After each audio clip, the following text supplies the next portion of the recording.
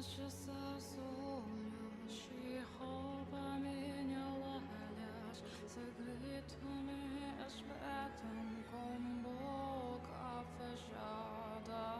Ainda tô buscando a paz, o fome interior de peles moças. Pouco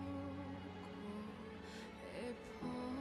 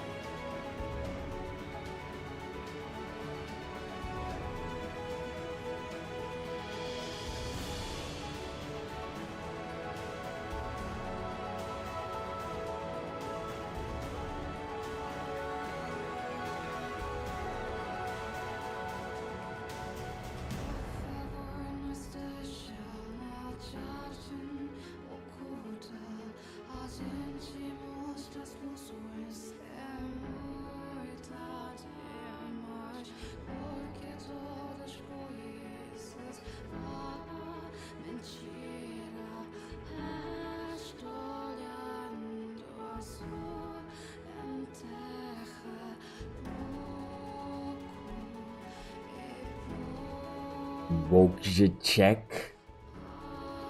Ah, right. I need to add woke.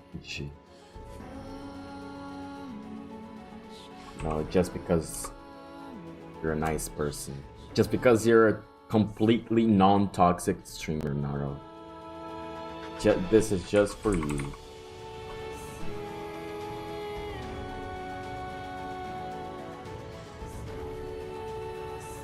And then, oh, wait, what's more? There's this one too? Oh.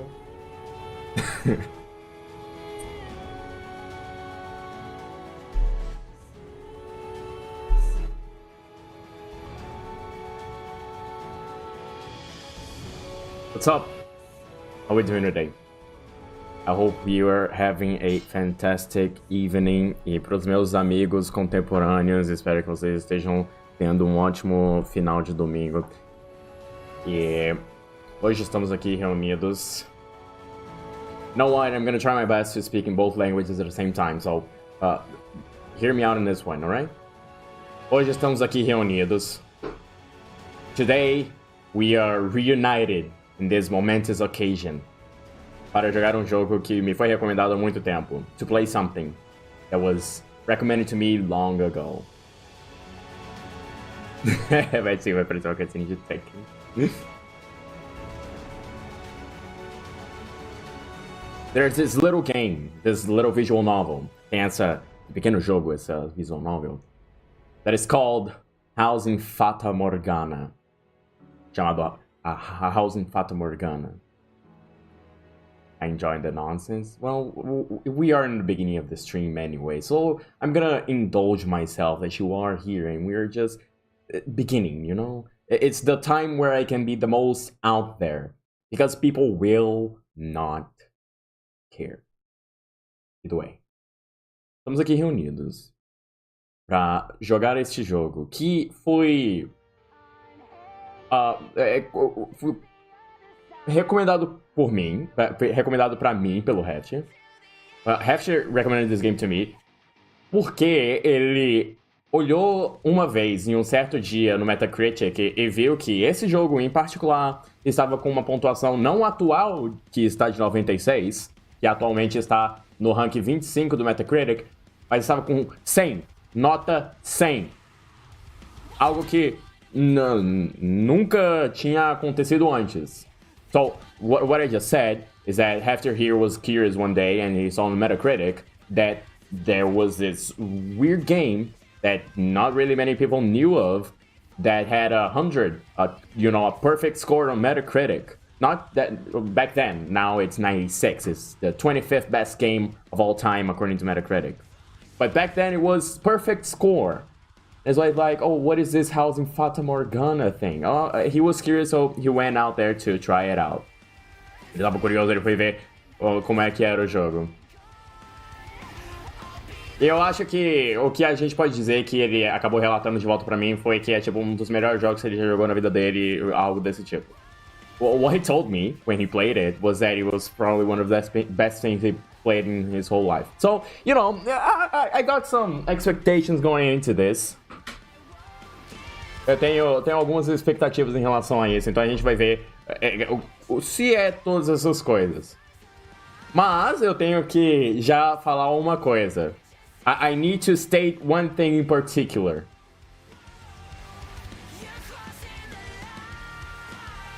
Isso aqui deve ser a minha primeira vez jogando uma visual novel pra valer, tipo um visual novel, porque antigamente eu joguei alguns jogos que são visual novels, mas tem um elemento de gameplay nele, que, sabe, dá pra meio que passar o tempo com um gameplayzinho e tudo mais, mas esse não é o caso. Isso aqui é uma visual novel, tipo, Higurashi da vida, que eu ainda tenho que ter um tempo pra poder jogar. This is one of those cases where it's a visual novel-ass game, where it's totally visual novel. In the past, I played some games like 999 and I had some new files where there's some gameplay elements, so Phoenix Wright, where there is some gameplay elements. This one doesn't, really. This one is like actual visual novel, through and through. So, I refuse to translate this thing in real time. Otherwise, I will be spending my goddamn life in this game. It's gonna be twice as long. Plus, there might have voice acting, I'm not sure, but if there is, fuck that, bro. Rip my voice. Yeah, bro, I'm not fucking translating this shit. It's not happening. It's gonna make it twice as long, and it's probably a 45-hour game already, so fuck that. Eu não vou traduzir esse jogo. Eu não vou fazer isso, vai demorar pra caralho, vai fazer o jogo durar 2 vezes mais do que já é, porque eu tanto teria que ler tudo. Eu no máximo consigo ler, sabe? Isso, mas eu não vou traduzir. Não, nem fudendo. Vai fazer durar muito mais do que deveria e eu às vezes vou parar e tentar traduzir o negócio e não. Quem conseguir acompanhar, consegue. Quem não entender, pergunta. Ok? Estamos feitos aqui. With that said, let's prepare ourselves. Let us get inside the Fata Morgana. Oh my fucking god. I'm so good, you know, guys. I'm so good at this streaming thing. I was like, oh, I'm gonna play House in Fata Morgana today. Okay, cool. Do I have the game installed? No. And it's installed now. Good, great, let's go.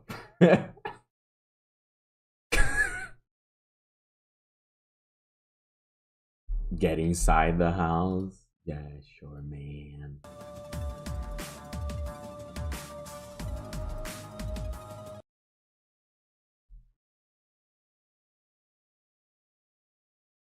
Now, let's just take a look at some things here real quick. I think the first of all is not being captured in full screen thing, so we're gonna have to do this. Fata.exe. Cool.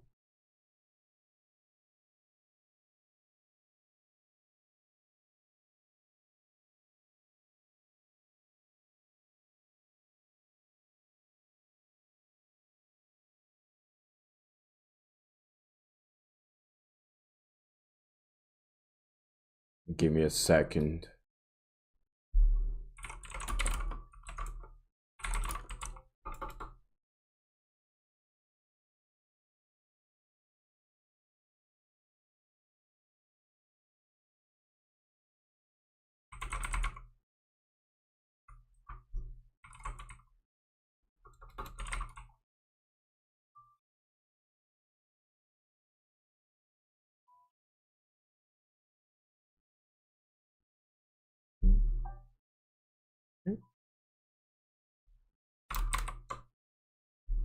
Work? Please? Please?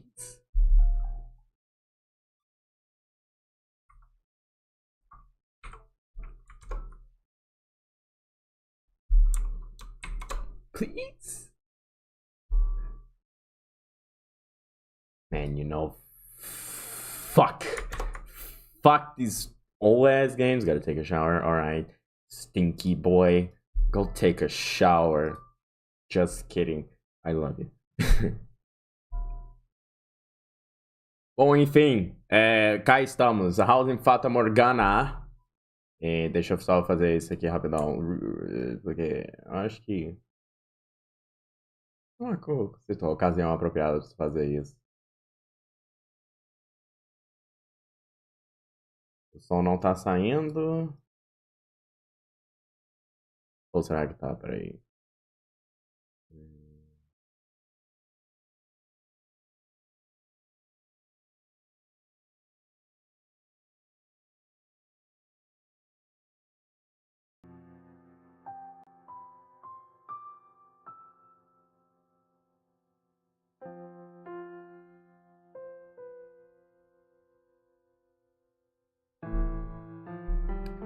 Wonderful. Look at him, look my girls. Yeah. Eu acho que uma coisa que é necessário comentar em relação a isso. Deixa eu tirar o contador de FPS rapidão aqui. Onde é que faz isso mesmo? Não. Acho que é uma boa ativar a entrada do Steam pra eu não precisar ficar sentado no teclado o tempo todo. Uma boa isso, enfim. Back. Deu. Configuração da Steam.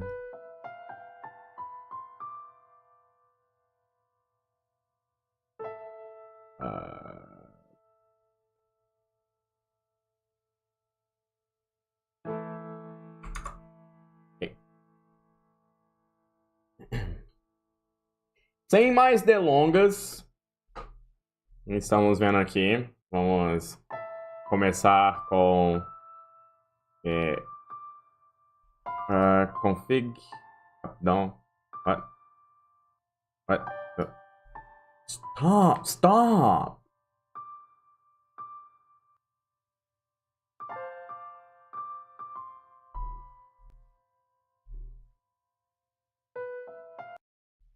Pera aí, vou tentar de novo. A segunda tentativa é quando funciona, quando as coisas funcionam pra valer.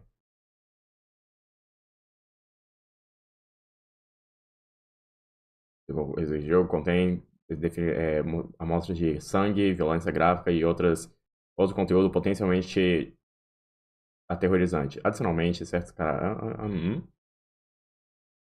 Recomendamos usar fone de ouvido... Oh, sério? Perturbadores, sim, essas...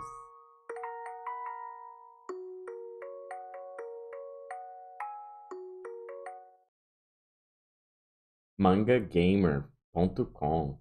Isso sim é um sinal de qualidade.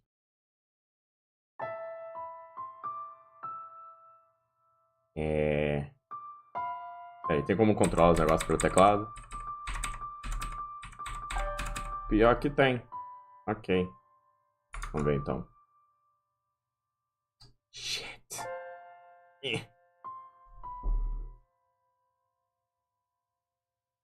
Pera aí que tá meio complicado, porque eu não tenho... Tá com offset. Não mais Nocte... Novec... What? O nome do negócio lá?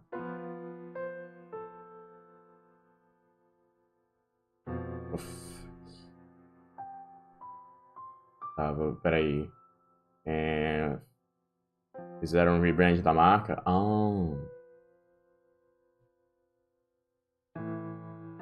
Teclado. Isso aqui tem que ser seta.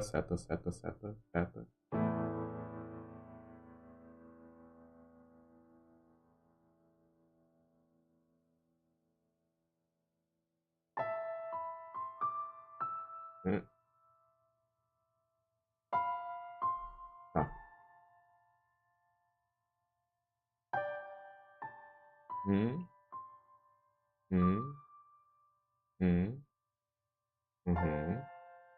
Acho que tá no Vect agora. Provavelmente que tem deve ser o que tem na versão que lançaram pro Switch. Era isso que eu queria falar também, que eu não tenho a menor ideia qual que é os botões que usa. Provavelmente Z, costuma ser coisa desse tipo. Enter? Ok, eu sei que Enter é um que funciona. Z talvez funcione também, costuma ZXC. Não? Espaço? Entre o espaço?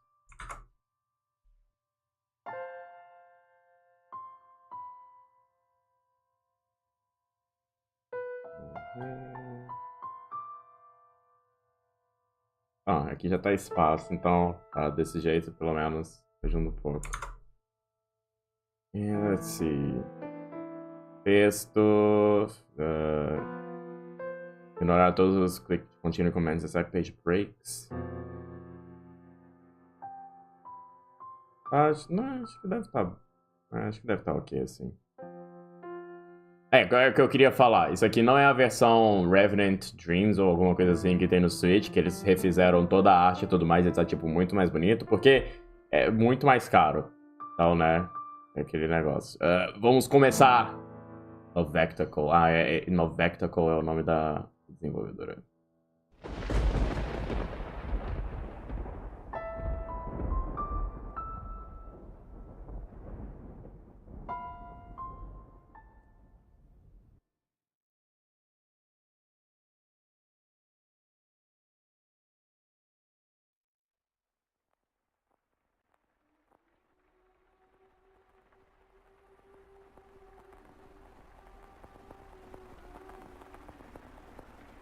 Isso aí eu posso traduzir. Há uma casa.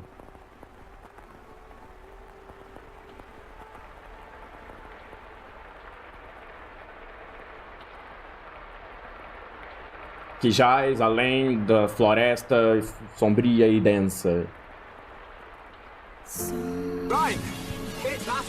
O mundo... Quer saber? Oh yeah, baby! Oh yeah! You see that, eh? Leave it to right! Bibilo Bilu. Obrigado pelo sub night, pelos 14 anos.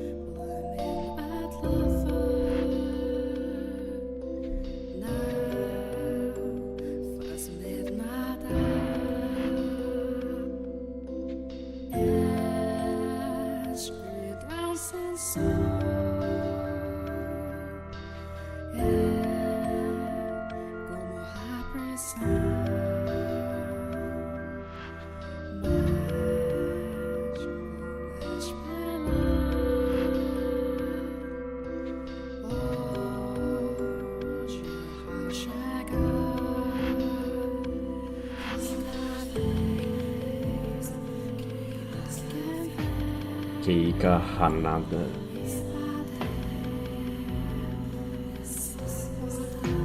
Arte de Moyataro.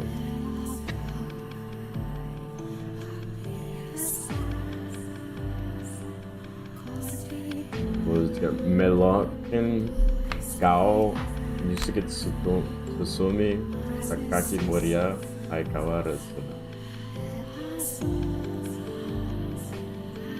Várias pessoas fazendo música, né?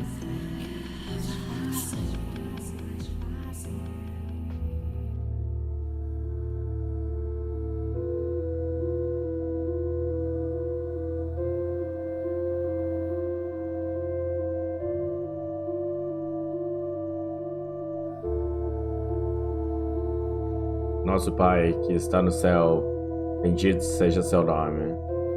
Pai nosso que está no céu, santificado seja o vosso nome. Pai nosso, tenha piedade de mim, ó Pai.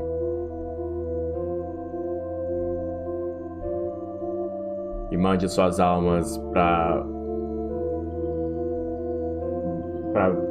eterno inferno. Sim. É aqui que paramos as traduções. Cristianismo nos seus jogos. Acredite! Mas enfim, eu posso fazer as vozes.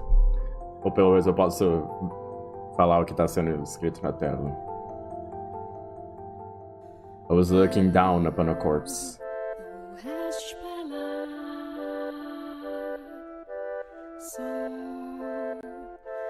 Oh, fuck.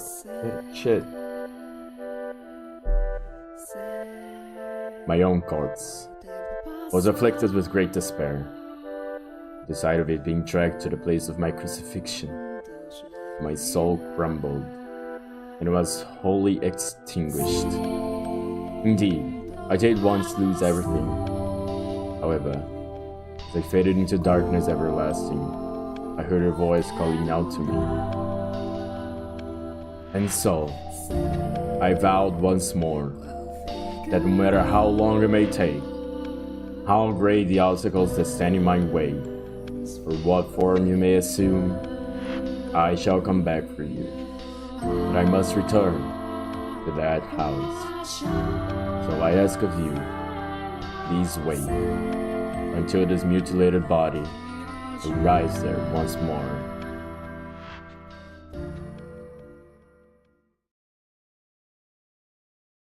Só ficar offline aqui no Steam. Eu vou ficar incrivelmente incomodado. Vou ficar incrivelmente incomodado com o pessoal começando os jogos deles e tudo mais e aparecendo, mas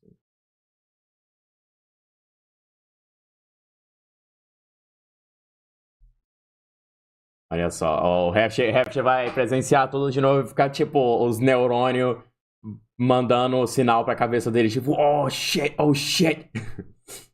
Your consciousness, wavering like a ship at sea, was slowly drawn back to the surface. Sir.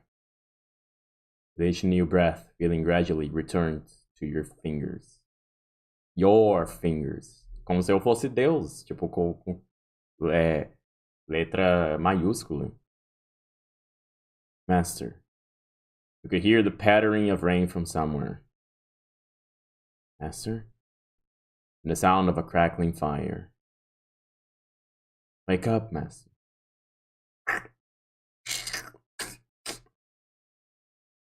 Wake up. When you came to, you were rocking back and forth in a rocking chair. The room was dimly lit. Aside from the flickering of the fireplace, there was no other illumination. No light shone through the closed windows. There was only the pitter-patter of rain on the glass. It was as though the whole mansion had been enveloped in darkness. Oh, splendid. You have finally awoken. Someone called out to you. You were about to search the room, but that turned out to be unnecessary. The source of the voice was crouching beside the chair, looking up at you with emerald eyes. Good morning, Master. Good morning.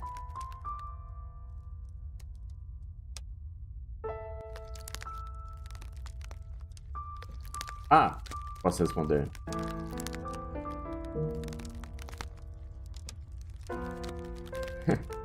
What's the matter? Are you still waking up? You seem rather drowsy. Come now, you must gather yourself. Though I am glad to hear your voice. I have simply been waiting so long for this moment. Essa é a menina, é a The House. Ai, Fata Morgana! Eu acho que ela é a Fata Morgana. I have simply been waiting so long for this moment. Came into the mansion all by my lonesome, ensuring it was ready for your return, whenever that time may be. When I caught sight of you through the window, my heart fluttered. The time had finally arrived.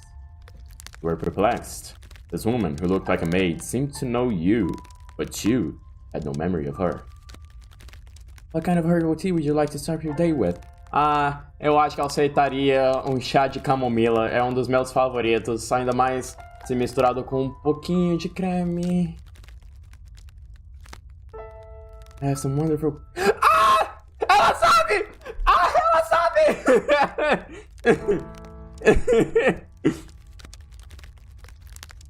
Outro amnésico, exato. A gente tá com uma tendência esses dias, hein? Or perhaps your tastes have changed since last we met. Tell me, Master, what would you like? I beg your pardon. I allowed myself to get too excited. But I hope you will be sympathetic, Master. I am just utterly elated that I could see you again. The woman appeared to be genuinely delighted that you had awoken. She seemed to lack the energy typical of her age. Or perhaps life was a more appropriate word than energy. But the gloom extended beyond the maid. It seemed to encompass the entire mansion.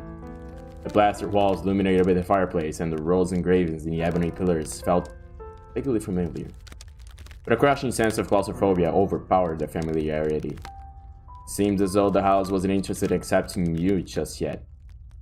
Oh my, you do not know who I am? Do you not know who you are either? That is quite the predicament. If you cannot remember who you are, then who am I to serve? The woman's face was pale, almost as though a faint chill ran down your spine. You are the master of this house, though it would seem you have no memories as such. Quite the dilemma. You know not who you are, then you are no different than a stranger to me, no? Indeed, you have returned. But from where? That I cannot say. Then how about this? I am a servant of this mansion. As such, I am familiar with the many incidents that have taken place here. I shall show you the history of this house, Master. That will surely allow you to recall who you are. The freshly awakened gears in your... Gears? Que isso, gente? É sério? Essa é a coincidência? Estamos aqui, dois amnésicos e a súbita referência a Gears? The freshly awakened gears in your head began to turn as you mulled things over. The maid had called you the master of this house, but without a single mirror in the room, you had no way of seeing what you looked like. Unable to decide, you reflexively nodded. Let us be off then. And fear not, I merely entreat you not to let go of my hand. Should you hold it tightly, you need to worry about being washed away by the waves of history. No matter what happens, you mustn't let go of my hand. Certo. Nem que eu pensaria numa hipótese dessas. Your hand in hers, you followed the maid's lead through the hall. The air within the mansion was oppressive, as though a black miasma hovered within. The house was bleak and barren, hardly a trace of color to be found. You came across an open window. Beyond it lay nothing but darkness. Neither sunlight nor moonlight could be seen. There were no chirping birds, no rustling grass, no signs of life at all.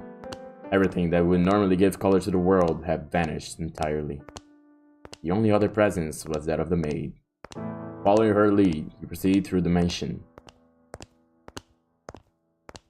Eu acho interessante como a arte de fundo para cada lugar é bem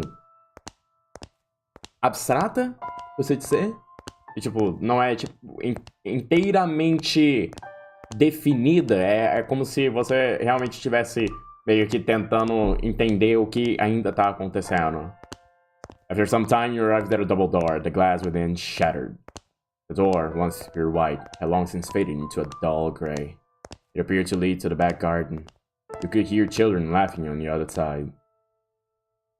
Though it is in the state you now see it, a beautiful, beautiful garden once lay beyond those doors. The owner of the time enjoyed a gathering rare species of rose from all across the world. At its grandness, it seemed every flower was in constant competition for the most majestic bloom. Would you like to see this wonderful air of splendor and prosperity? I very much hope it is to your liking, master. The maid opened the doors to the back garden. A sudden gust of wind brushed across your face, forcing you to close your eyes as you followed the maid to the doors, out the doors. When you next opened your eyes, the world was no longer blanketed in shadows.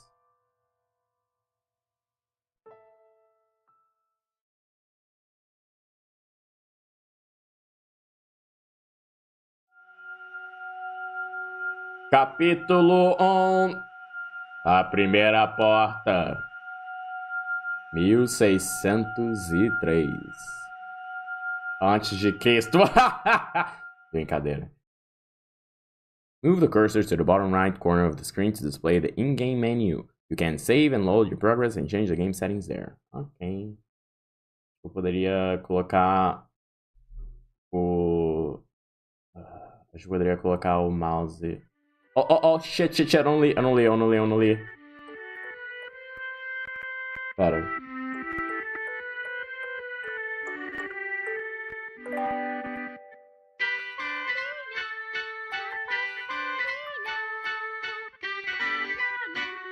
Tem backlog? Ah, sim. O clássico, eu esqueci disso. Cadê?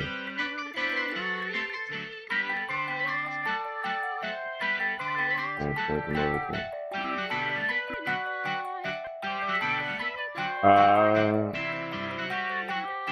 The mansion had an alluring air of beauty about it in that area. It was almost like something out of a fairy tale. Ok. Eu... Salvar... Eu acho que eu não preciso me preocupar muito com isso.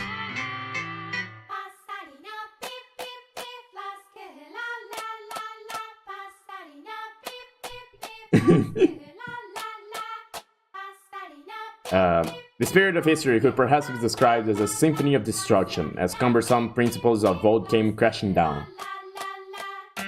Freed from the day-to-day oppression of these antiquated precepts, the people seemed to hark back to the more poetic, expressive ways of old. They took these newly blossoming emotions in hand. For them, they wrote literature, painted portraits, composed theater, and found love. Even the church, which had maintained authority throughout the Middle Ages, embraced the changing times, adopting the culture's flowering sense of aesthetic. War would break out not 20 years from then, plucking the ripened era from the tree of history. That is of no concern to us now.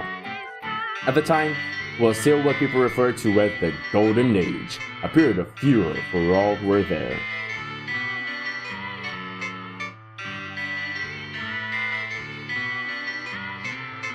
Now, let us take a slight detour.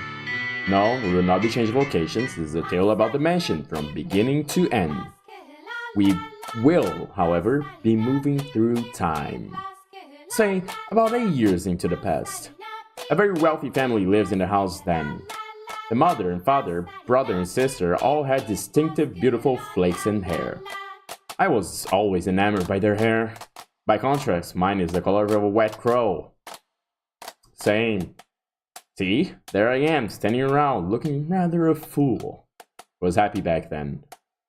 And what reason did I have not to be, afforded the opportunity to attend to such a beautiful home? So I poured my heart into serving that family. Listen closely, if you would. That soft, fleeting sound that could only be a young girl singing. Can you hear it?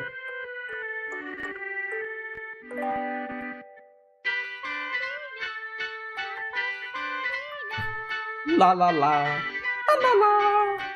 The girl you see, cheerfully picking crimson roses and singing like a songbird, was called Nellie. Though young, she sang with elegance. Nellie was deeply fond of the house's garden, and she would often spend her afternoons there. Gorgeous roses gathered from all across the world bloomed in the garden. They were given the utmost care, and even had their thorns removed. So young Nellie would not hurt herself naturally. The light brown-haired girl carefully plucked petals from the roses, gathering them up as she sang. Her voice was like music played by the fairies. Nay, the sight of her was like an angel descended from heaven. Oh dear, please don't look at me like that. I admit I was being rather fanciful. But that is a woman if not... What is a woman if not fanciful?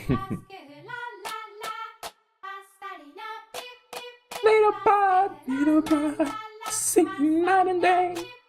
For your little birdie heart, sing her walls away. Pretty flowers all around the little bird. And even when the sun comes up, dearest Mel, I've forgotten what comes next. Are you listening? Nellie was, as a matter of fact, not the only visitor to the rose garden that day. She always came with her older brother, Mel. The young siblings were inseparable.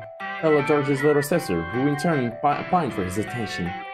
The sight of the two innocent children cuddling together, not yet shackled by fear for the future, was truly heartwarming. That day, Mel was sitting in the shade of a tree reading a book. Sure, you are aware in their time, books could not yet be mass-produced. What he was reading had been copied by a scribe. I presume he had borrowed it from the church. The book, having passed through many hands over many years, was visibly worn, but I suppose that just speaks to its importance. It was, in fact, a Latin grammar textbook he was reading. Mel was a clever boy. He had attended church from a very young age, where the priest would instruct him in Latin grammar. So at that time, I believe he was capable of reading even an advanced texts. Oh, dearest Mel, please! Lá vai ela. The young girl approached her brother, who was consumed with the text. In her hands, she carried a large pile of rose petals. Though his sister's shadow overlapped with the trees, the boy still did not notice. So Nellie puffed her cheeks, thrust out her slender arms, and let the petals fall. Ah! Look, your head is covered in roses, Mel! Ah, Nellie, I got petals on the book. This isn't mine. I can't afford to let it get dirty. It's your fault, Miss Mel. I tried to get your attention. And besides, flowers won't get a book dirty. Miss raised the white flag. Eh? When did my little lady find herself such a sharp wit? Well, I'm waiting for you, dearest Mel. I waited and I waited, so they didn't go to so much as glancing. I'll be an adult by the time you're done reading the book. Wow, that soon? That soon? Understands girls grow up fast. She may be right. In that case, we should do something together before you're all grown up. Surely you won't play with me any longer when you become an adult. That's not true. I'll still play with you, even when I'm grown up. But grown-ups don't play, Nellie. Fine. I'll stay that child forever, then. Didn't you just say you were about to grow up? You're so mean now, Mel. I'm sorry. Please don't pout, my little lady. How about this? To make it up to you, I'll play whatever you want today. Really? Do you mean it? I want to play make-believe. Make-believe? Make-believe! I will be a princess taken captive by a new kingdom. And you, dearest Mal, will be my valiant knight. And then you turn into a prince when you rescue me. A knight can become a prince? Impressive. They can! Knights and princes both have to be charming, so of course they can! Which is why it must be you, dearest Mal! Bom, 1603. No one else can be my prince or my knight! Well, he may have appeared outwardly embarrassed at his rose-cheeked sister, proclaimed threateningly. I am certain he was smiling on the inside. After a few moments, he meekly knelt, bringing himself to eye level with Nellie and gently stroking her soft hair. All right, then. You're my princess, Nellie.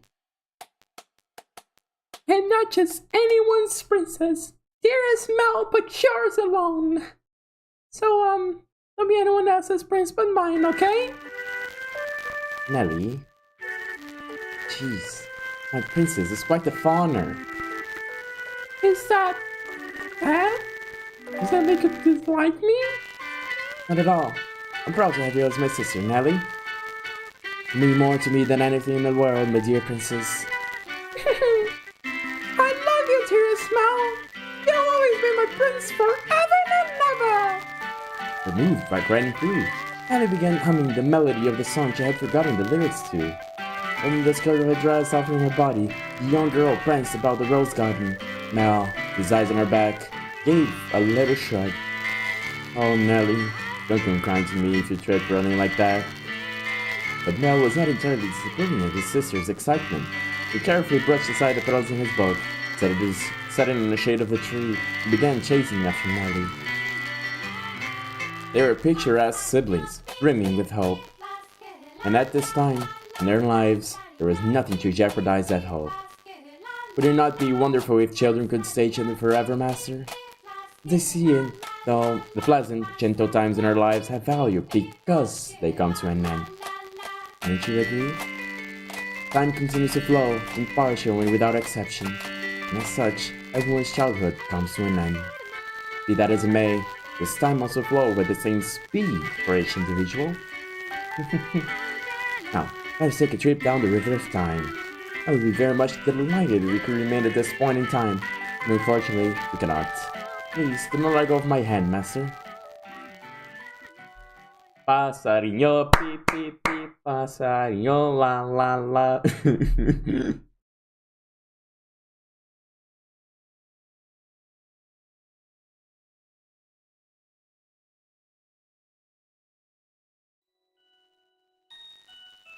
I'll be on my way then. Oh, you usually stay for longer. Yes, I have an errand to run today. Thank you for your time, as always. Would you like the book back for some time next week? Caraca, ele realmente andou lendo esse livro por muito tempo, hein? Next week or the week after. Hold on to it as long as you like. But surely there are others who want to use it? The honor shop with you, Mel. Put yourself in my shoes and you understand. I want to give you any advantage you can get. Oh, do you not believe me? No, I believe you, Father.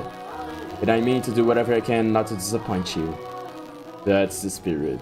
If you need anything, don't hesitate to ask. I'm proud to have you as my pupil. Ah, yes, and Mel, do consider what we were talking about. Going to university? Indeed.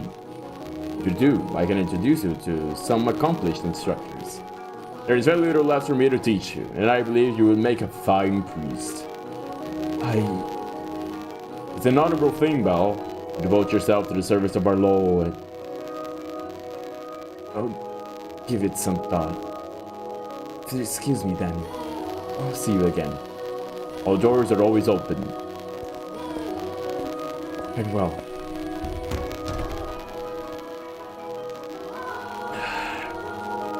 That is in the service of God or the servant of the church. It is an honorable profession, but theology. I wouldn't mind attending university, but I'm unsure. It's kind of like to do something different, something more fitting with the times. As for what, though, I'm stumped. But I need to make up my mind soon. If I drag my feet for too long, even my father is liable to grow impatient. Mercy me. Young sire, bless young sire, alms for the poor.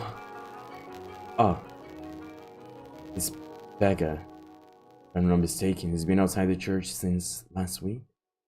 Alms. The way he shakes his head, I can get a glimpse of his forehead from the other side. He's completely bald. Sou eu. Chat, sou eu.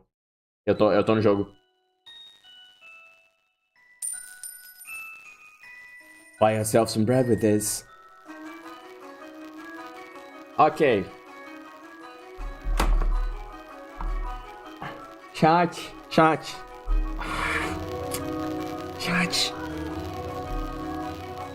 Pera aí. Chat, um trocadinho, por favor. Ah, olha a minha situação, chat, um trocadinho, por favor. Por favor, ajuda pra uma pobre alma.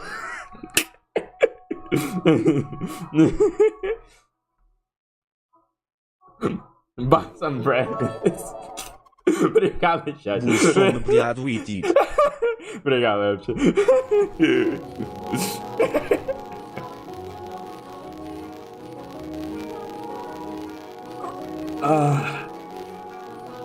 Thank you. Thank you very much. May the Lord bless your soul. Oh, minha mãe tá ligando. Um momento. Já volto.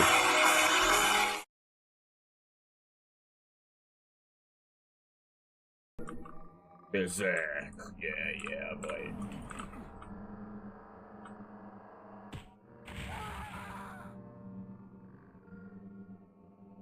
Bom, é isso. Obrigado por aparecerem na stream hoje. A gente se vê na próxima quando eu deixar de ser uma fraude. Obrigado.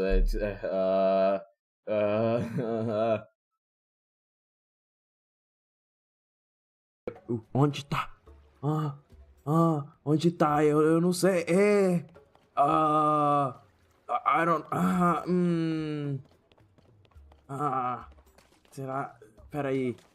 Tem uma dica? Não, eu continuo. Eu vou procurar. Vamos lá. Onde será que tá? Eu preciso de visão. Vamos usar link. Por favor. Tem que tirar a foto pelo menos, né?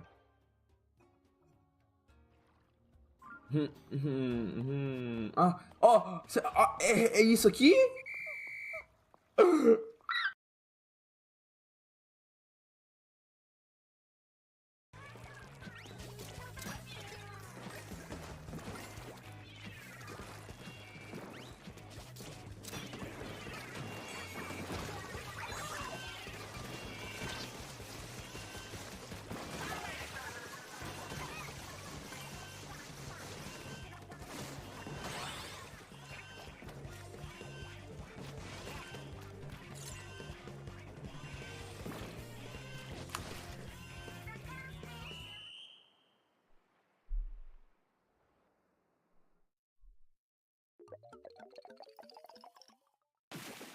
Jogo de equipe.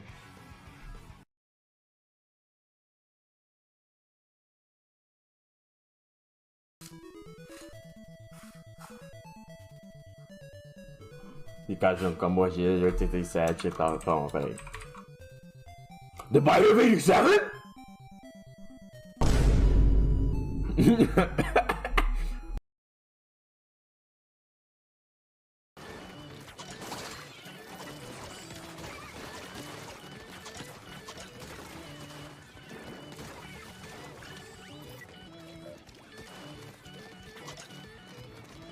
What? Uou!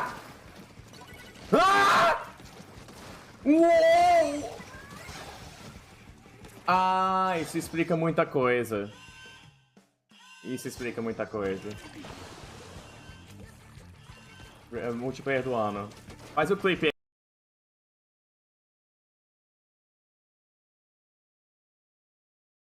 aí. Wait. Checkpoint. Vai tomar no cu, checkpoint.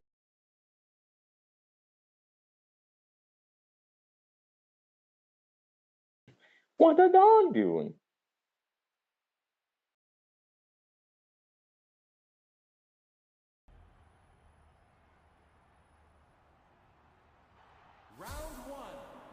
Me? 狩りの時間だ。 Essa música parece muito com...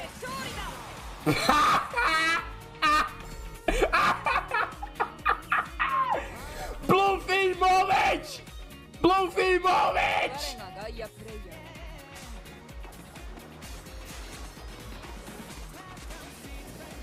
ー。 Você sabe que o mapa não é exatamente bem feito quando esse tipo de coisa acontece.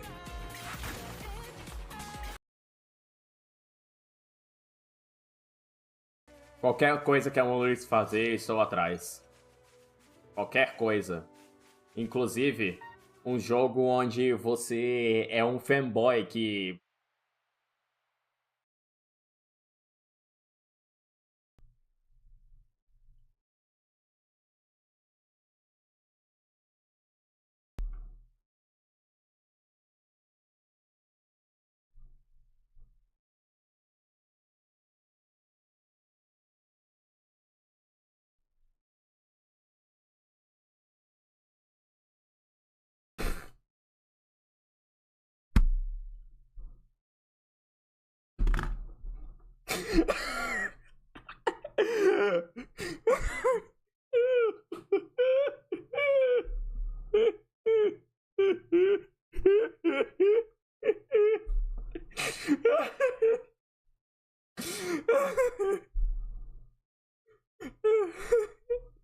Porra, é... Gente, que idiota. Muito idiota.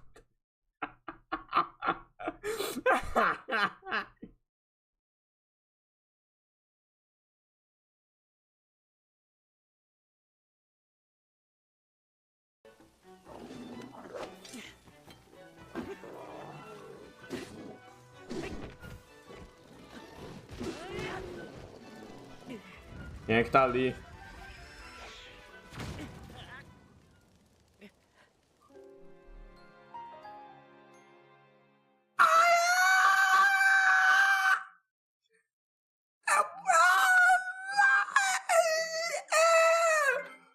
Ataque aéreo! Eu morri pra ataque aéreo! Vamos.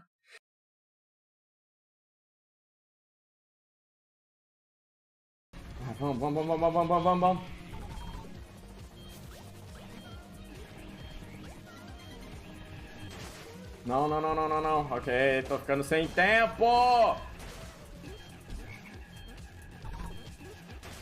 Uau! Ah!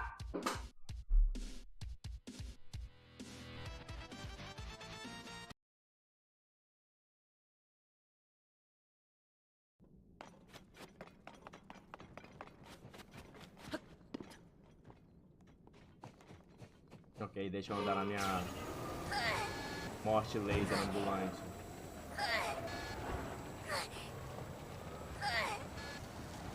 O que ele tá fazendo? O que o Yunobo tá fazendo?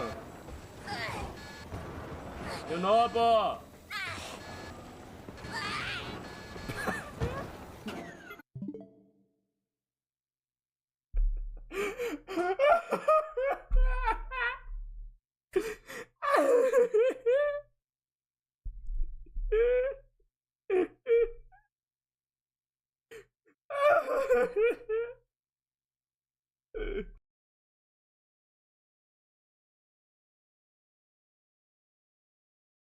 Eu não sei como que volta pela saída de emergência. Boa sorte. Ah! dá pra matar os bichinhos. This next test involves turrets. You remember them, right? Conheço. They're the pale spherical things that are full of bullets. Oh wait, that's you in 5 seconds. Good luck.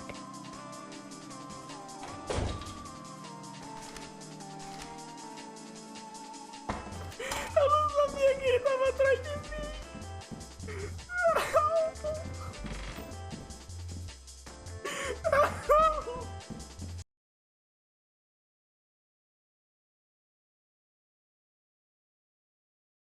Então, vou ter que ir lá pra aquele lugar, sabe? Sabe, chat? Aquele lugar. Ah!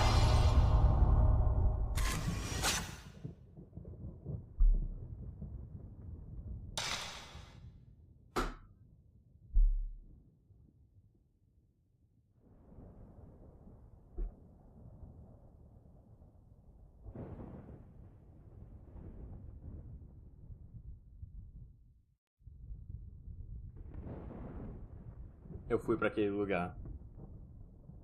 Eu fui pra aquele lugar.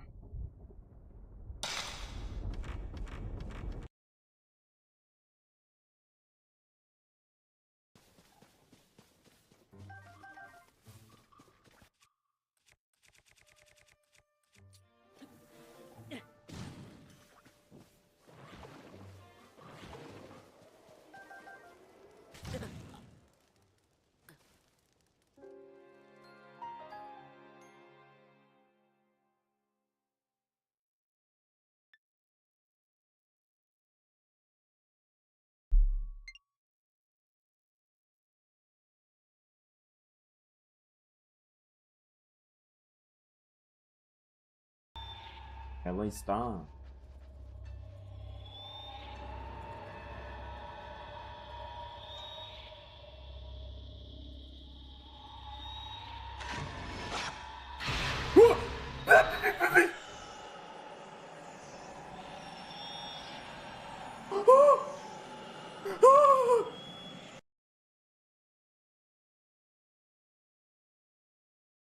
Acho que a intenção aqui é fazer o balão. What is this?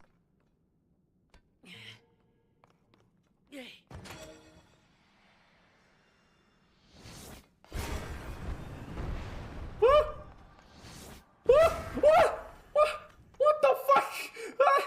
Ai!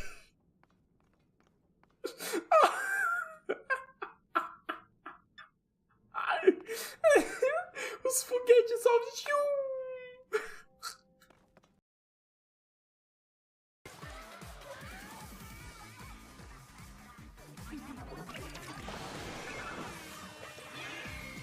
Uou! Ok.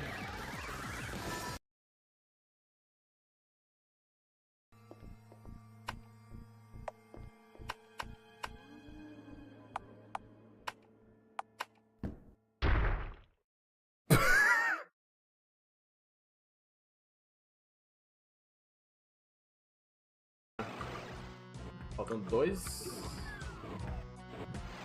monstros. Um deles é... Ah!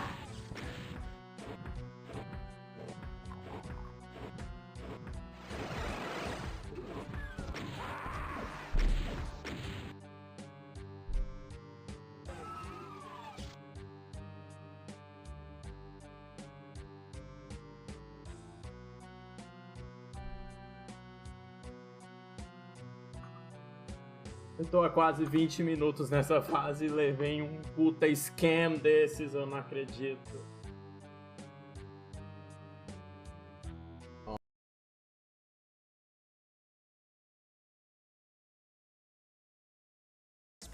Comprou o Superstar, jogou total de uma vez. É por isso que eu me seguro, é por isso que eu me seguro. Chega assim, parece ok. Mas eu não vou. O meu dinheiro tem que ir pra coisa melhor. Tipo, Unicorn Overlord de novo. Eu dou pros meus amigos. Não tirem isso de contexto.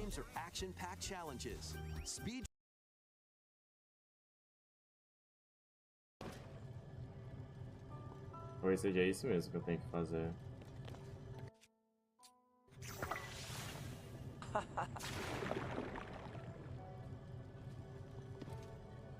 Ó, ainda tem que acertar o bagulho dentro. As if.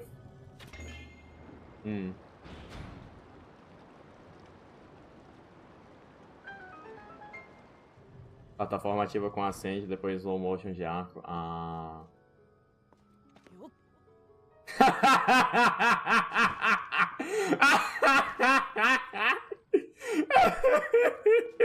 Hate everything! Casualmente acerta o negócio full speed 2 vezes certeira.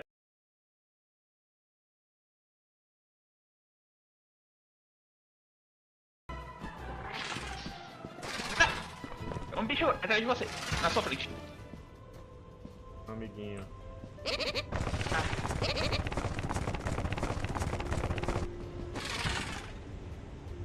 Nossa, a família toda colou em você. Até mais, otário. Caralho. Nossa. Teatro. Desce agora então, filho da puta.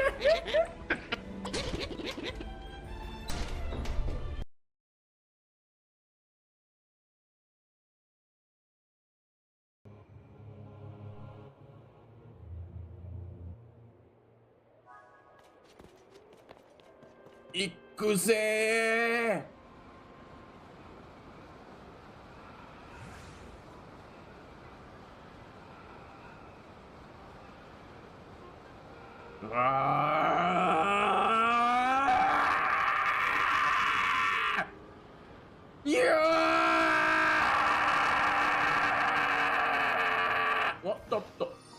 Okay. Oops. Shit. Nothing that fried egg and rice doesn't solve.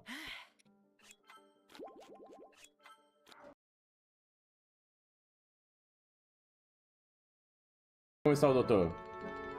Meu marido está mexendo com... Tinkering with his junk! Out in the backyard now!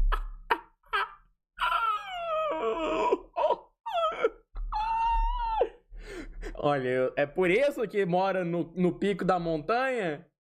É por isso? Pra ter privacidade? Eu entendi. Tá bom. Beleza, eu saquei a ideia do cara.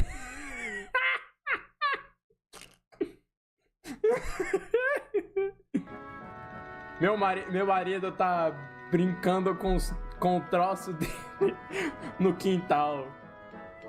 Ele devia ter adivinhado. Ele nunca fica... Ele fica cansado de ficar brincando com o negócio dele. Oh, tá bom então, eu vou dar uma olhada.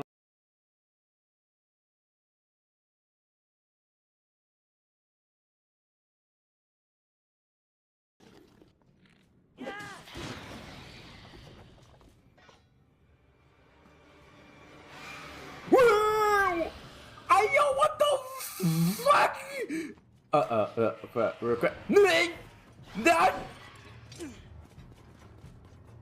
Pera aí, deixa eu tirar uma selfie aqui. Me and the best.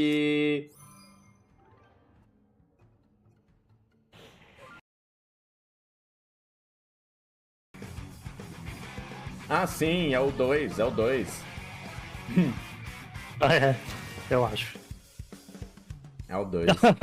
Só eu se dando. Eu colocando... Obama dando medalha pro Obama.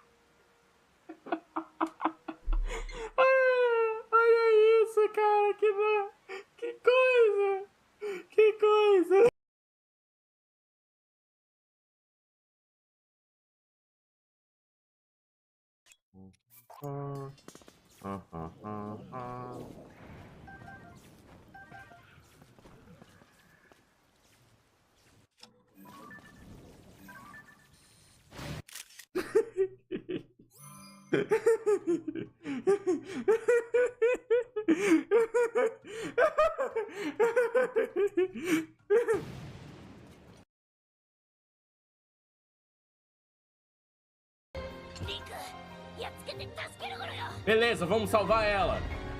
Pode deixar, cara. É aqui, eu tô aqui pra fazer isso. Mas primeiramente...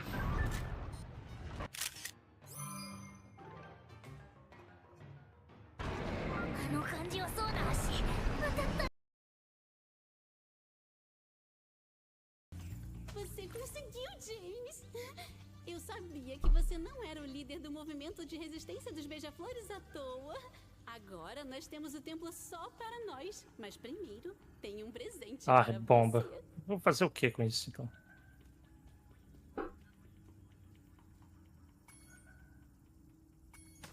Ah...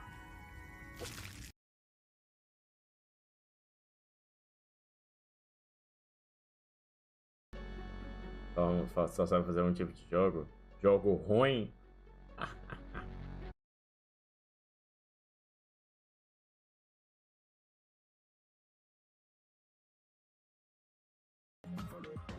Vazio.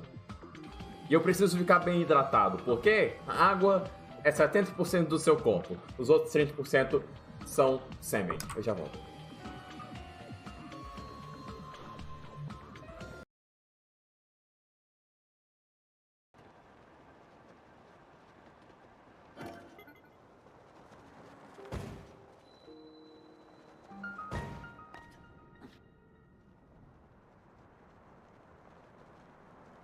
Eu vou entrar no buraco do Dorf. Ele mesmo.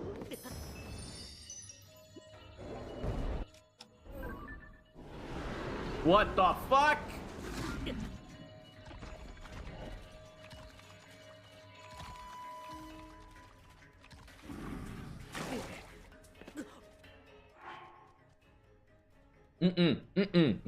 Não. Ó.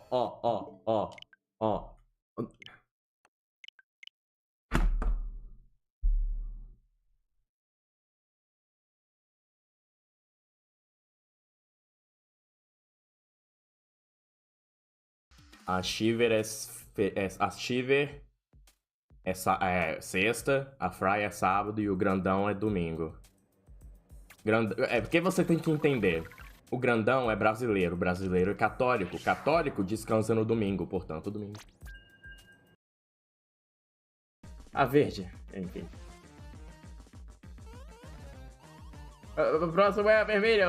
Pegue, por favor, rapidamente, agora!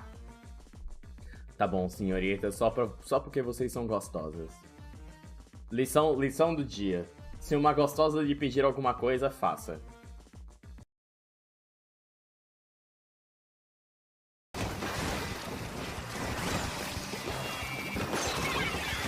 Normal.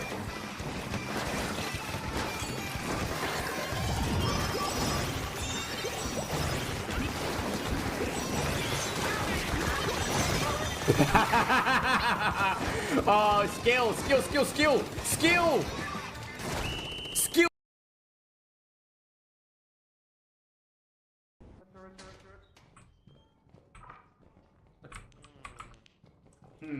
There's a gift. Oh, right there. No, I want to grab the gift.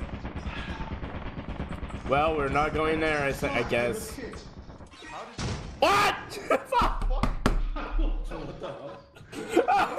Fucking tried to scare me with a boombox. Flashlight, asshole. Oh, that was so hard. God damn.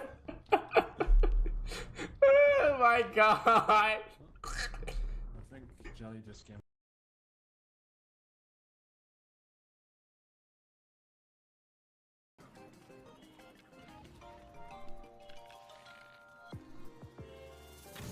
Oh shit.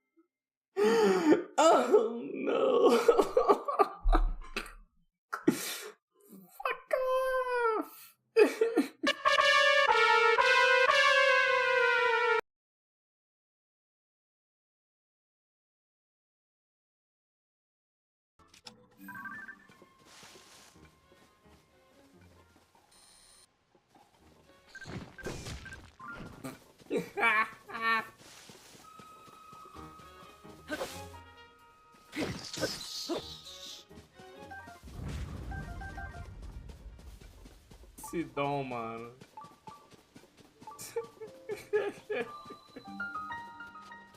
Eu vou pedrada na cara.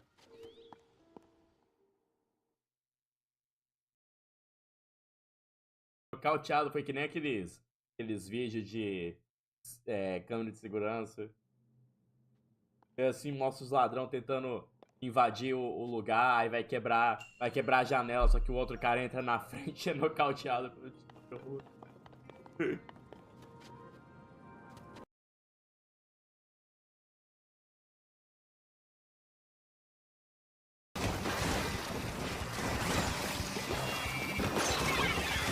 Normal.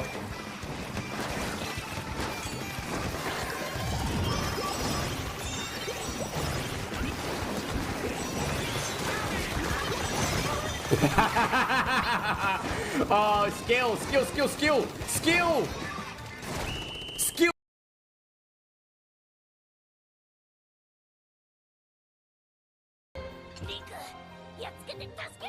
Beleza, vamos salvar ela. Pode deixar, cara. É aqui, eu tô aqui pra fazer isso. Mas primeiramente...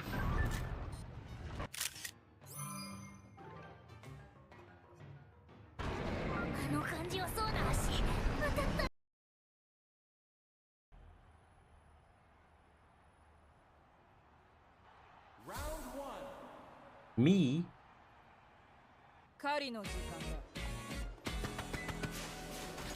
Essa música parece muito com...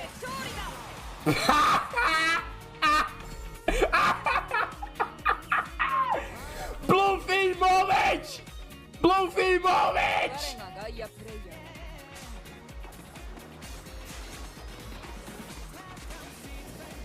Você sabe que o mapa não é exatamente bem feito quando esse tipo de coisa acontece.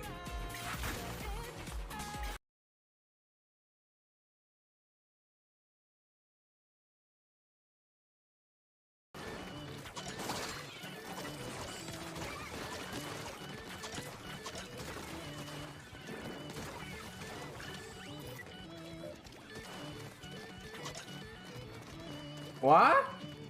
Ah! Ah! Uou! Ah, isso explica muita coisa. Isso explica muita coisa. É multiplayer do ano. Faz o clipe aí.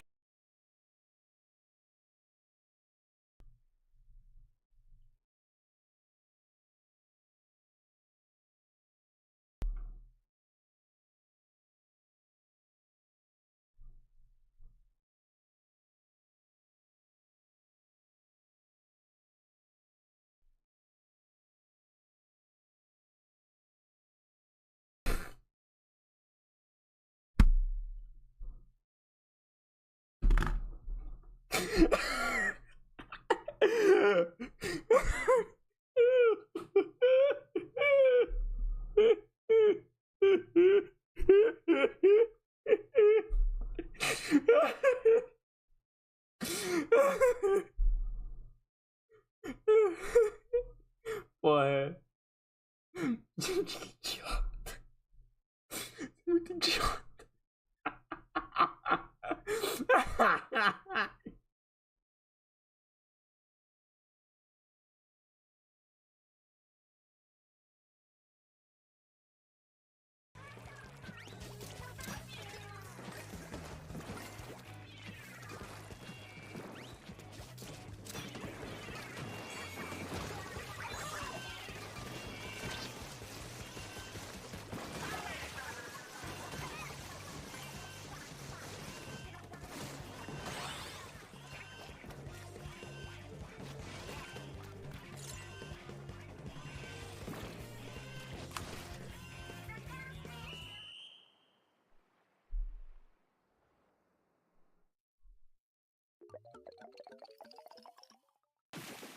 Jogo de equipe.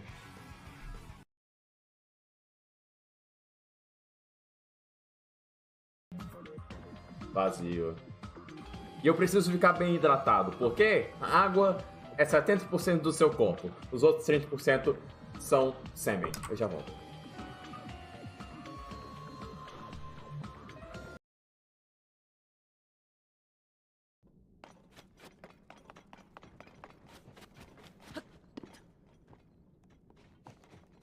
Ok, deixa eu andar na minha morte laser ambulante.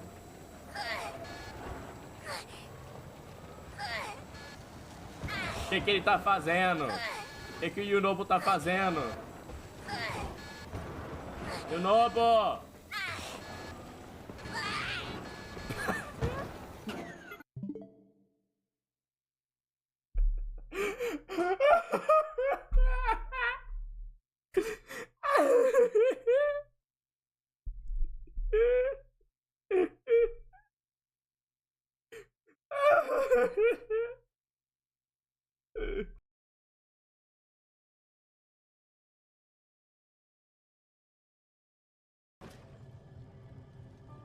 Talvez seja isso mesmo que eu tenho que fazer.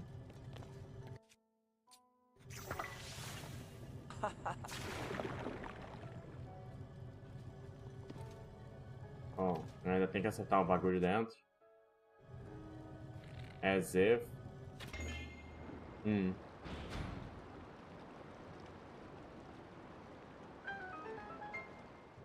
Plataforma ativa com acende, depois slow motion de arco. Ah.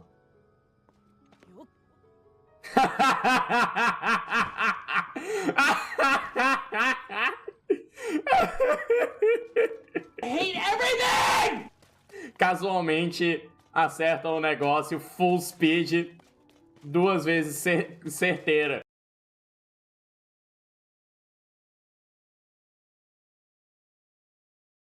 Como está o doutor? Meu marido está mexendo com... Tinkering with his junk! Out in the backyard now!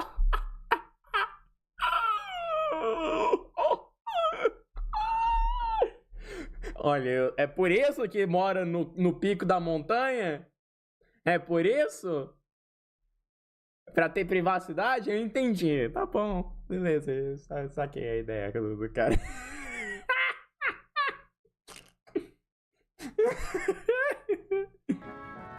Meu marido tá brincando com o troço dele no quintal. Ele devia ter adivinhado. Ele nunca fica... Ele fica cansado de ficar brincando com o negócio. Ah, obrigado por esperarem. Eu me ligo daqui.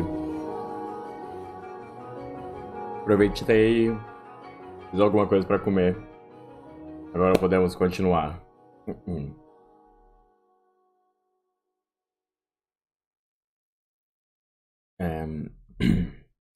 Thanks.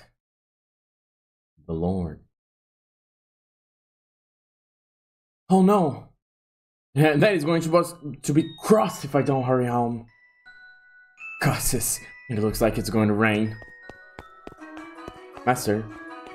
Master? Oh, thank goodness. You appear to have a firm grasp on your consciousness. I was afraid that I'd accidentally let go of my hand. Now, Master, this is a period of time I truly wish to show you. The boy reading in the rose garden was now a fine young man. Nonetheless, he still bore the same gentle eyes as before, and he would from time to time show remnants of that innocent young boy. He was, in his own mind, still making the transition into adulthood, I suspect. Now frequently visited the church, on Sundays to participate in Mass, of course, but more often to be tutored by the priest. In addition, he also attended a private school run by an eminent marquis, though it was not a school where students had desks and sat in rows. They studied at the marquis's estate. Secondary and higher education was not the same it is today.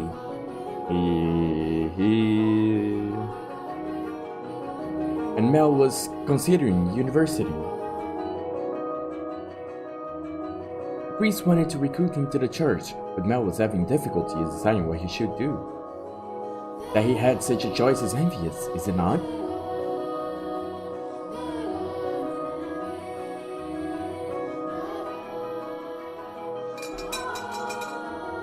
Good afternoon. I'm here to pick up my order. Is it ready? Aye, ready and waiting, young Master Rhodes. Oh, don't call me young master, please. I beg your pardon. Can I see me to get me out of the past? Your order's right here, sir. Mel had stopped at a jewelry store in the center of town on his way back from the church. Beanie was both a workshop and storefront, and the nobles of the area were deeply fond of the master's wares. He was so skilled that even the royal family had commissioned work from him. As a matter of fact, the wooden sign out front was engraved with a replica of a piece of his jewelry said to be on display in the palace. As artistry flourished in its golden age, the number of shops selling luxurious items such as jewelry rose in kind. However, the clientele of these shops was comprised of a very narrow range of people. May I have a look? Of course! Good. Came out just as I hoped. Splendid work. Can I afford to disappoint a loyal customer like yourself? And a matter of work ethic. I'm sure she'll love it. Such a kind lad, young master. Boy, back home could do well to learn a thing or two from you. Every man ought to show women some cordiality. Coming home to a cold fireplace is a sad thing indeed. Ha ha ha! Again, please don't call me young master. My apologies. I'll take this and be on my way then. Good day. If you find yourself in need of all else, just let me know. I can make any jewelry you ask for. Come to me and your sweetheart's day will be sure as made. And I guarantee that Julia will have all sorts of fun when you give it to her. Please, I don't have a sweetheart. Huh? Well, that's a surprise. I'm sure many girls are vying for your hand too, Mr. Rhodes. Fine family, good looks, charming, and your future's all but... I'll be on my way then. I'm in a bit of a hurry. Good day, come by anytime. Goodness. Maybe I'll say I want to study abroad or something. Patient as my father may be, that would certainly anger him. I can hear it now. Embrace your God-given talents, boy. I can renounce my name and rank, go somewhere far away. That sounds like the kind of plan Nelly would come up with.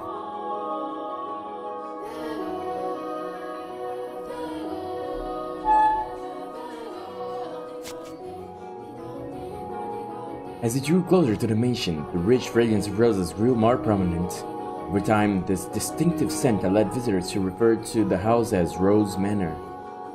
It was also probably a play on the flaxen-haired family's last name, Rhodes, which you heard the owner of the jewelry store say just moments earlier. The mansion looks quite different than it does now, no? No thickets of ivy covering the walls, and no rotten broken doors to be found. I wonder what the Rhodes family would think if they saw the house in its present tragic condition. The sight of their abundantly blooming roses, a veritable symbol of prosperity, long since withered and turned into soil. My apologies, I got a little sentimental there. Let us forget, for a moment, about our own time.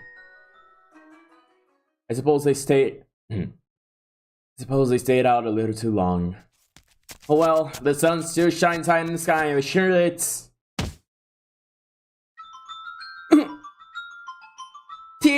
Tears, Mel. What took you so long? Wherever have you been? I've been waiting forever. Nelly, you're not in the house. Nope, you were taking so long I decided to wait by the gate. But you didn't even notice me at all. Is that any way to treat a lady? All that studying got your head stuck up in the clouds. No, it hasn't really. Also, you're heavy. Could you please get off my back? Heavy? I've been gradually reducing the amount of sweets I eat, and I love sweets. So I take my finger for a new dress, and you call me heavy? I didn't catch that. Were you saying a tongue twister? You're such a dimwit, Mel. Just jerk, blockhead, weakling. And I'm not just a boo. Whatever happened to the delightful little girl who was once my sister?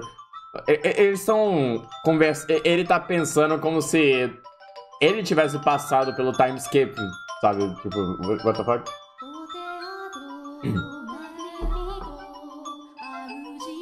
You probably throw a fit if I said that out loud. Should you really be outside, Nelly? You are the start of today's event. It's fine. They can call it a birthday party, but I know it's just fraternizing. It's obvious what father's true motives are. We'll be gathering a bunch of boys from good families to look for someone to marry me off to. Ugh, I have no interest in that at all. Don't be like that, Nelly. They're all here for you. Please enjoy what you can of the party. I guess. And besides, it's not completely terrible. Look at this, dearest Mel. What do you think? What do I think? About what? About what? Mel! My new dress! It arrived! I'm wearing it! How could you not notice? I did notice it was something I hadn't seen before, but I have so many dresses, Nelly, so... But this is a dress I had made just for today. Look at the colors, they're so pretty! It's a work of the renowned Daya. And this belt is just lovely! You see how it comes together to form a butterfly? Oh, I'm just absolutely in love with it!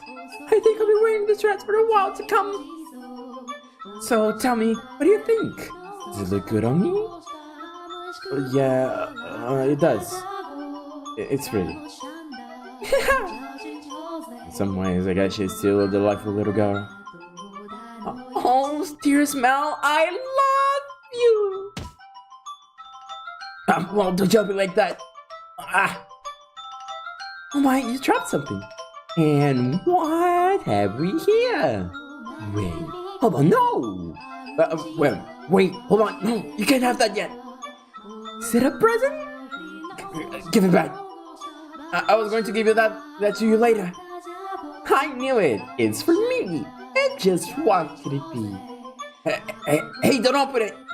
It's a big deal. It's going to be mine soon anyway, isn't it?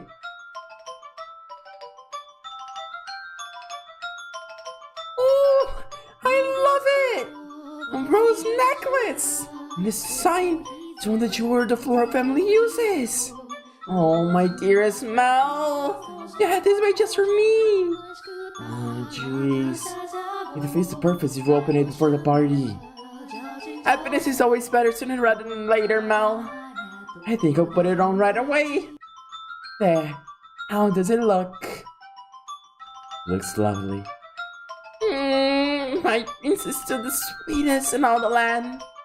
But don't make such weird noises. Oh, but why not?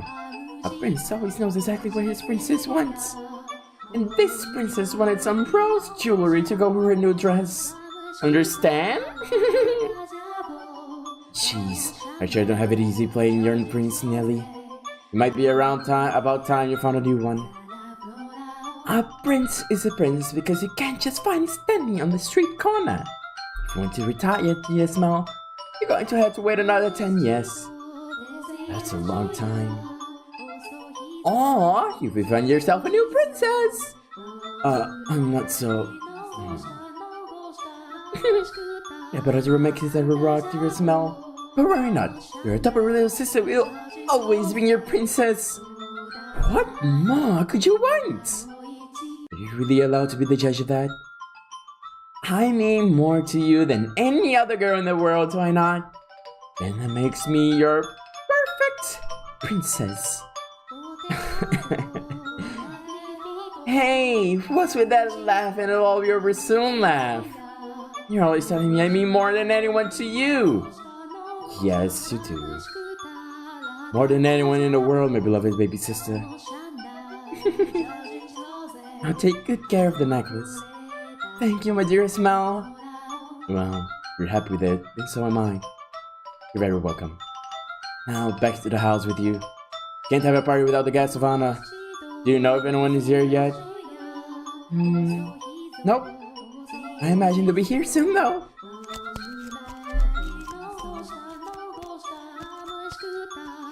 We're down at the church again today, Mel. Yeah, there was something I didn't know how to translate, so I went to look it up. Wow, so diligent. I can't say I really like the priest there, personally. Actually, I kind of feel the same way. What? Really? Why? Well, you know, I have many reasons. So even you don't always like the priest, huh? Let's skip Mass on Sunday then. We can go play. No skipping church. As grew the brother, so too did the sister. That day, Nellie would be turning 14, and Mel, 3 years a senior, was 17. We saw it with your own eyes, so you know just how much she has changed. She was always a cute little girl, but she grew into an even more beautiful young woman. Though she was only 14, she was well on her way to becoming a fine lady. As for her character, well... but a girl like that has her own charms, would you not say? Within the river of time, the two siblings matured into healthy young adults. The core of their relationship did not change in the slightest. Nellie was very much attached to her brother, and as much as Mel complained, he still cared deeply for his sister. Around the time the sun had begun to set, carriages had started lining up outside as well-dressed aristocrats made their way into the house. As Nellie had suspected, the majority of them were boys.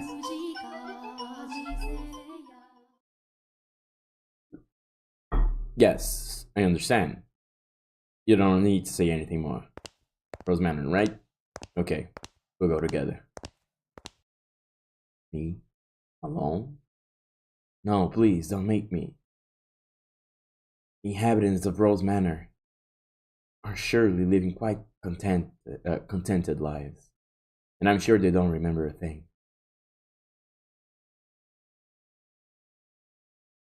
Que mistério.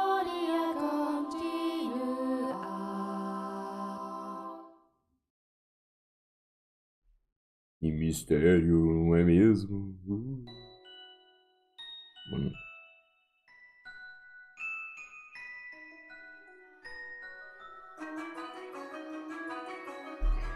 The room with the fireplace was kept in pristine condition so they could entertain guests at any time. Walls colorfully decorated with tapestries and stained glass windows gave testament to their great fortune. The furnishing's first assignment every morning was to clean this room. Pitchers, silver plates, and silverware were polished to a shine so they could be proudly put to use at a moment's notice. And for events like their daughter's birthday, the room served an even more important role. The tabletops were removable, so they had ordered new tabletops with designs made especially for this occasion. And once the banquet had drawn to a close, tables speckled with half-empty wine glasses and leftover candied fruits were moved off to the side to make room for, of course, the festivities. Good evening, Lady Nellie. You're looking particularly lovely today. Nellie, I had the jewels cut. Oh, cara. Né? Não, ele não tá falando do jeito. Nellie, I had the jewels cut just for you. You let me at this dance, won't you?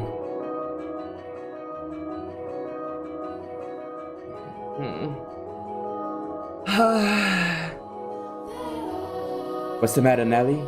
You look exhausted. These are pretty good. Which one? I know you like sweets. Your apples, candy, and rock sugar, I think. You disappoint me to your smell. What do you think is the matter? You just keep coming, it never ends. It's driving me up the wall. Everyone's just repeating the same lies they've been taught. They all think pretty jewels and requests to dance are enough to make a girl swoon. But I think that is true for you, Nellie. So, why is she disappointed with me? I think I'm done with the birthday party after this year. They'll probably throw an even bigger one next year. Huh? Why? Well, you know, you're about that age, Nellie. We are a reasonably distinguished family, so there are a number of different houses that would like to have connections with us. So what you're saying is, do it for the family? No, that's not... I won't date or marry anyone. I have no interest in being used as a pawn in their inter-family politics. Pawn? I wouldn't go that far. And I'm sure father wants to let you choose for yourself. You know, someone you actually love. Love? I never thought I would hear you talking about love, dearest Mel. You don't even understand what makes Shakespeare's play so beautiful, and you're talking about love. You fell asleep during Romeo and Juliet, and you're talking about love? We went all the way out to the Globe Theater, too. Well, pardon me for being ignorant when it comes to romance and the arts. But you're not Nelly. Shakespeare's make-believe story made you cry like a baby. Anyone would cry at that. You have to be crazy to sleep through it. That's not what I'm saying. Someone as emotionally vibrant as you, Nelly, we have no problem finding love. Ah, dearest Mel. We should dance. Wait, Nelly, could I have... Let's dance, dearest Mel. What? Me? Wait, come on, I really like this song. Quit pulling me on me, Nelly. What's the point of us dancing? We're siblings. Mother and father are staring daggers at us. No matter. What day is it today, dearest Mel? Your birthday. Exactly. So I can do what I want. Now attend to your princess. It's a proper prince should. Oh jeez, did I get myself into this? Nelly's skirt fluttered along with her as she stepped in time to the music. She was not only a skilled singer, but a skilled dancer as well. Mel, on the other hand, fumbled over his own feet trying to keep up. One would be hard-pressed to describe his dance abilities as good, even as flattery. Though boys of his pedigree were taught to dance as part of their etiquette lessons, he found himself more being dragged around by his sister. He could hardly be said to be attending to her. This is humiliating. Because his parents had been hands-off in raising him, largely giving him free rein to study and learn where he pleased, Mel looked like a tangled-up marionette. From throughout the hall, you could hear giggling and comfortable chuckling and people coughing to disguise their laughter. Come now, dearest Mel. This is the best you can manage. What are you going to do when you find a girl that catches your eye? I won't, so it doesn't matter. Follow my lead, Mel. 1, 2, 3. 1, 2, 3. Nelly, alone, enjoyed their time with their brother, and quite thoroughly at that. It did not matter to her that he moved awkwardly, or that the cats were giving them cold stares. It was their parents who first cracked under the pressure. Just as their father was about to give an exaggerated cough and stop the music, a ruckus suddenly swelled up near the entrance. What could that be? Who knows? Whatever's going on, I've been spared. The music came to a stop, and the party guests began bustling. The siblings' father spoke up sternly above the noise in order to quell the spreading commotion. He ordered the silence to investigate, and the music restarted, gave a short apology for the interruption, and set the party back on course. I went to go check on the entrance with the other silence, as I recall. Oh my, why are you looking at me like that? These are not my memories, but those which dwell within the mansion. Do you think we should be following what happens next from my perspective, then? That is not what confused you? Well, your question shall be answered in time. In time. Now, let us return to our tale. Though the party had fallen still for a moment, their father's decisive actions restored the guests' festive moods in short order. So it was not, by any means, the commotion that caused the ball to conclude earlier than planned. Oh dear, I hear thunder. It was rather loud too. Sounds like we had quite a storm brewing. They lived in a country where the weather was nothing if not unpredictable. Rain was a freaking occurrence there.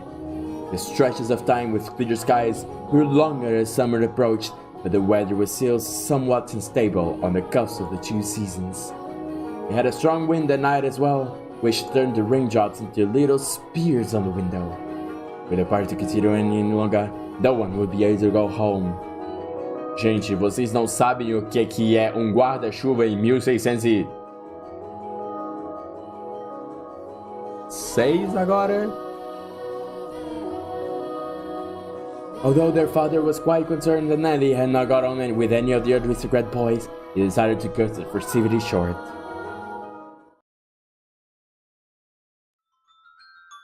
Thank goodness, United Ali. How lucky am I? This must be a blessing for always being such a good girl. I'm not sure having your birthday party cut short counts as lucky. But it was no fun. I can't help it if I'm not enjoying myself. And for heaven's sake, Arthur was here. I had no interest in dancing with that dunce. Arthur? Who's that again? Someone who was here? Unbelievable. You don't remember anything, do you, dearest Mel? He came over to play a few times when you were little. He's covered in gross speckles, and he's a huge chap. His head in my hair looks like the color of falling leaves. Falling leaves! Just thinking about that guy's mark has been fuming. And yeah, he acts like nothing happened. He even calls me Lady Nelly, for goodness sake. Are you listening, dearest Mal? I'm listening. I'm listening. I wonder what the ruckus earlier was. Oh! You weren't listening, were you? Who cares about that? Sorry, but aren't you curious? There probably wasn't another guest, at least. Maybe a cat sneaked in. Do you think so? I do. But enough about that. Do you like to play cards in my room, dearest Mal? Seriously? I'm exhausted, John. It's not even that late. Fine. Something feels kind of off. A cat? I want to go check. Come on! Hurry up! Hold on. You don't need to drag me, Nelly. My birthday isn't over yet, so you're not done attending to me. Oh, Nelly.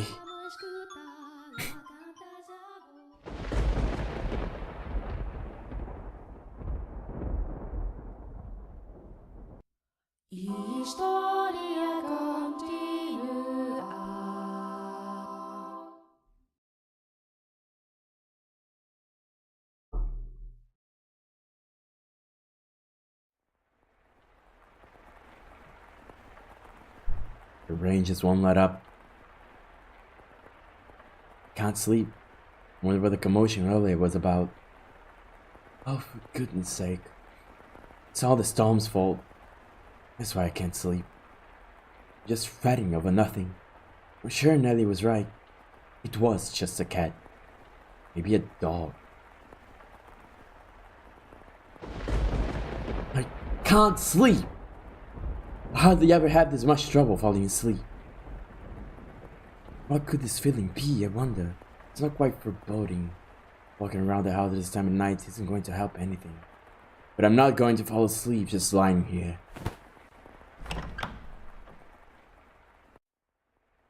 The only sounds that could be heard in the dark corridors were the sharp patter-patter of the rain, his footsteps, and his breathing.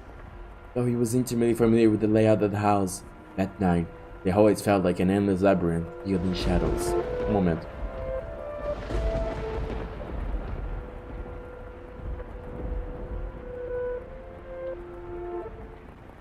Vou tentar usar o remédio pro nariz que eu tenho ali, porque tá meio difícil. Eu realmente tenho um problema com o meu nariz.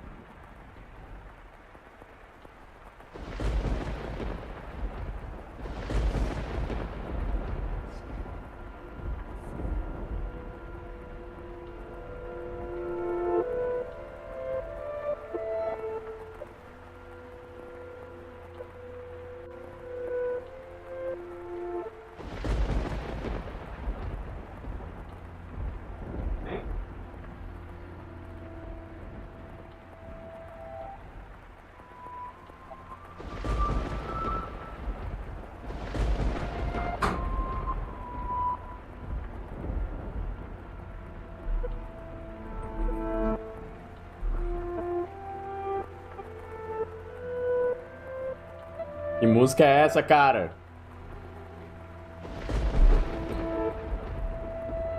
Though he was intimately familiar with the layout of the house, that night, the hallways felt like an endless labyrinth viewed in shadows. Seus olhos não estão muito bem. Though moonlight shone through the windows, so he naturally found himself moving cautiously despite being his own residence. Keeping the palm of his hand pressed up against the chilly wall, he put one foot in front of the other. But where was he supposed to head? Well, of course, had no way of answering the question himself. If he had anything, it was guidance from above, a path to his destination lit by flashes of lightning. Or perhaps there was something else leading him along. Though he progressed with a fair bit of hesitation as a step, Mel was slowly but surely drawing nearer to one room in particular. He made his way through the seemingly endless halls, past the living room, its fireplace, lawns, and school, into another corridor, and then stopped outside in Abigail's back chamber. The dim glow of a lamp spilled through the cracks in the door. A gust of wind is not necessary to make a flame flicker. Restless movements or vibrations in the air from someone speaking.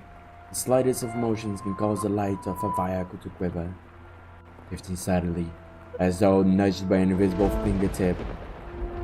Eu ia pesquisar isso daí. O que? O quarto, esse tipo Abigail bedroom, alguma coisa assim? Abigail é um tipo específico de mage. Oh, ok. Me dê um resumo.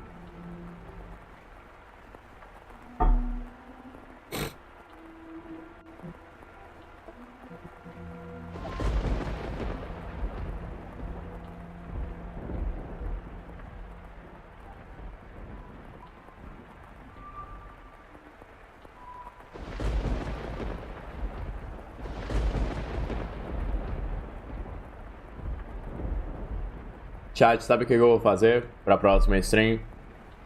Um layout 4:3.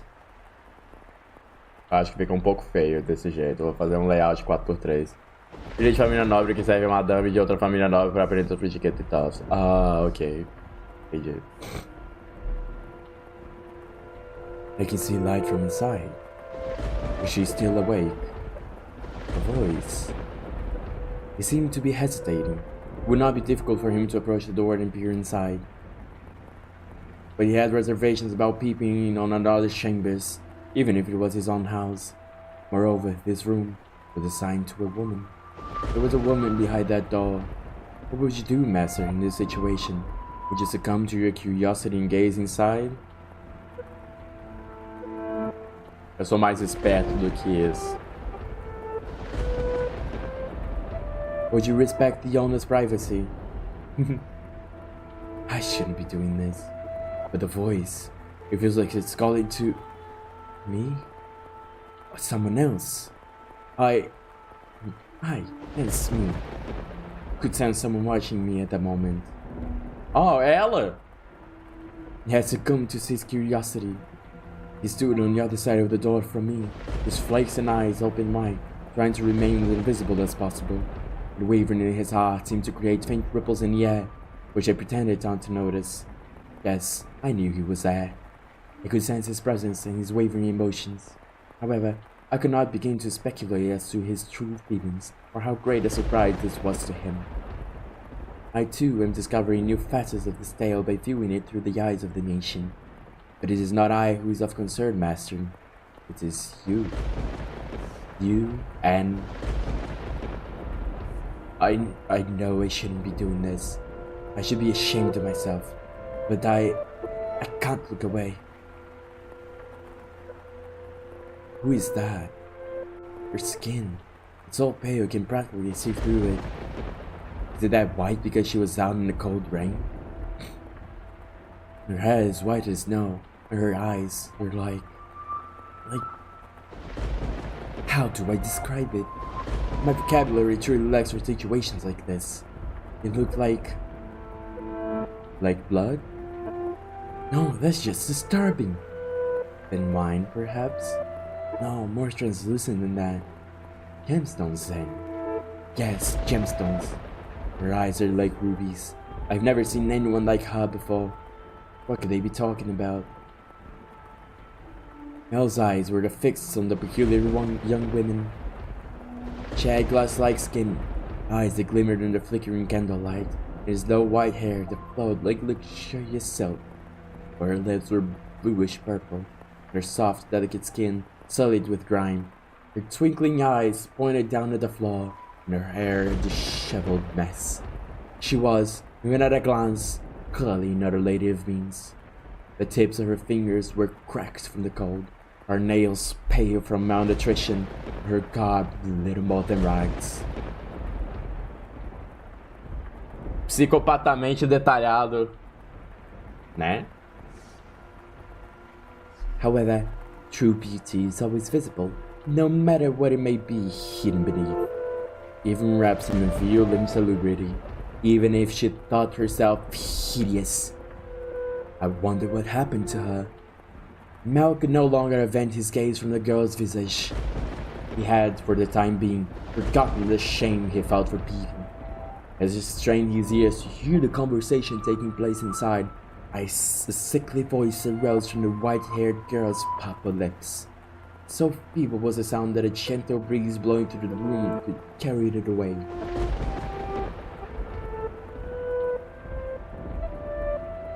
I apologize for the trouble. Think nothing of it. Give your apologies and thanks to the mistress.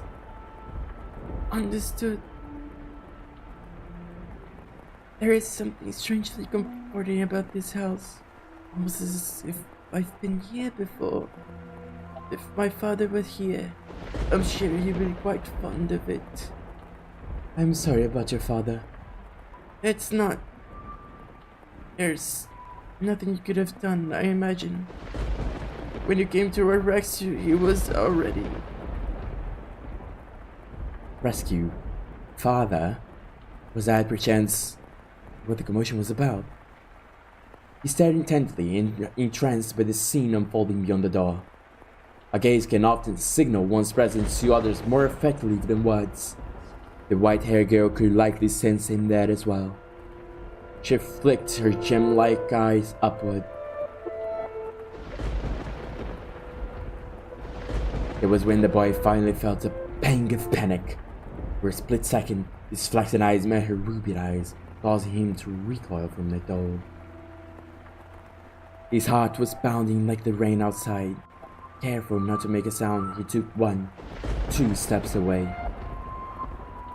Did she catch me shimmy? Oh, I'm not sure. It was only for a moment. She can't have seen me. The boy did not have the courage to peek him on a room a second time, so he cautiously returned to his bedchamber as quietly as he could manage.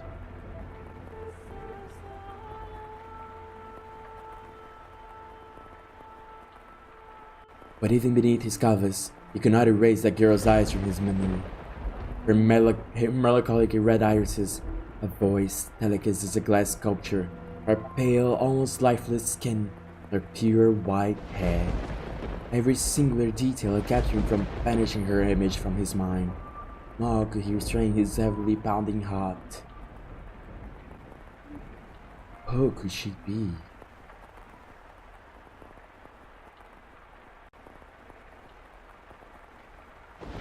Is something the matter? No, just thought I felt someone watching us.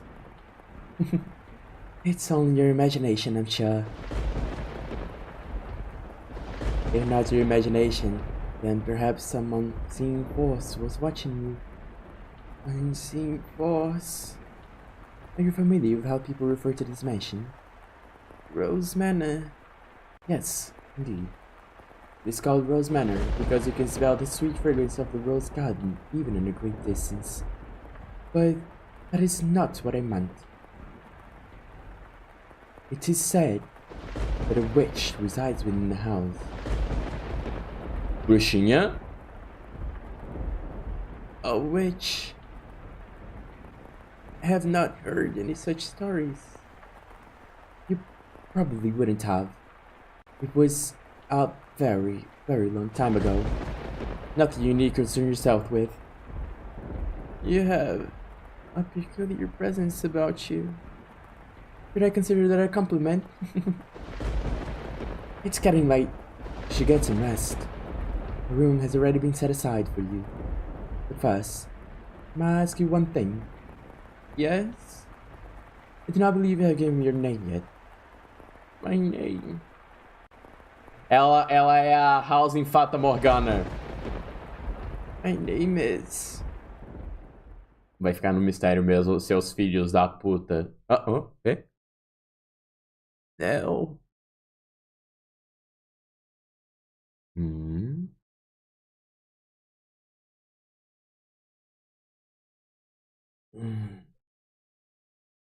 Wake up. Get up, Mal. What? Huh? It's morning. You disappoint me, dearest Mal. It's very much long since morning. I didn't see you at breakfast, so I came to find out what the matter. I've really been asleep that long. And father's too lenient on you, dearest Mal. Oversleeping is hardly better behavior for a firstborn son. I know. But before that... Yes, dearest Mal? What are you doing in here? You can't just go pressing into a boy's bedchamber. Leave that to the servants. I did send one for you. You're the one who refused to wake up. Besides, it's not like we're strangers. We used to sleep together all the time. That was long ago. Things are different now. Oh, you're overthinking it, silly. Now hurry up! Whoa. This way.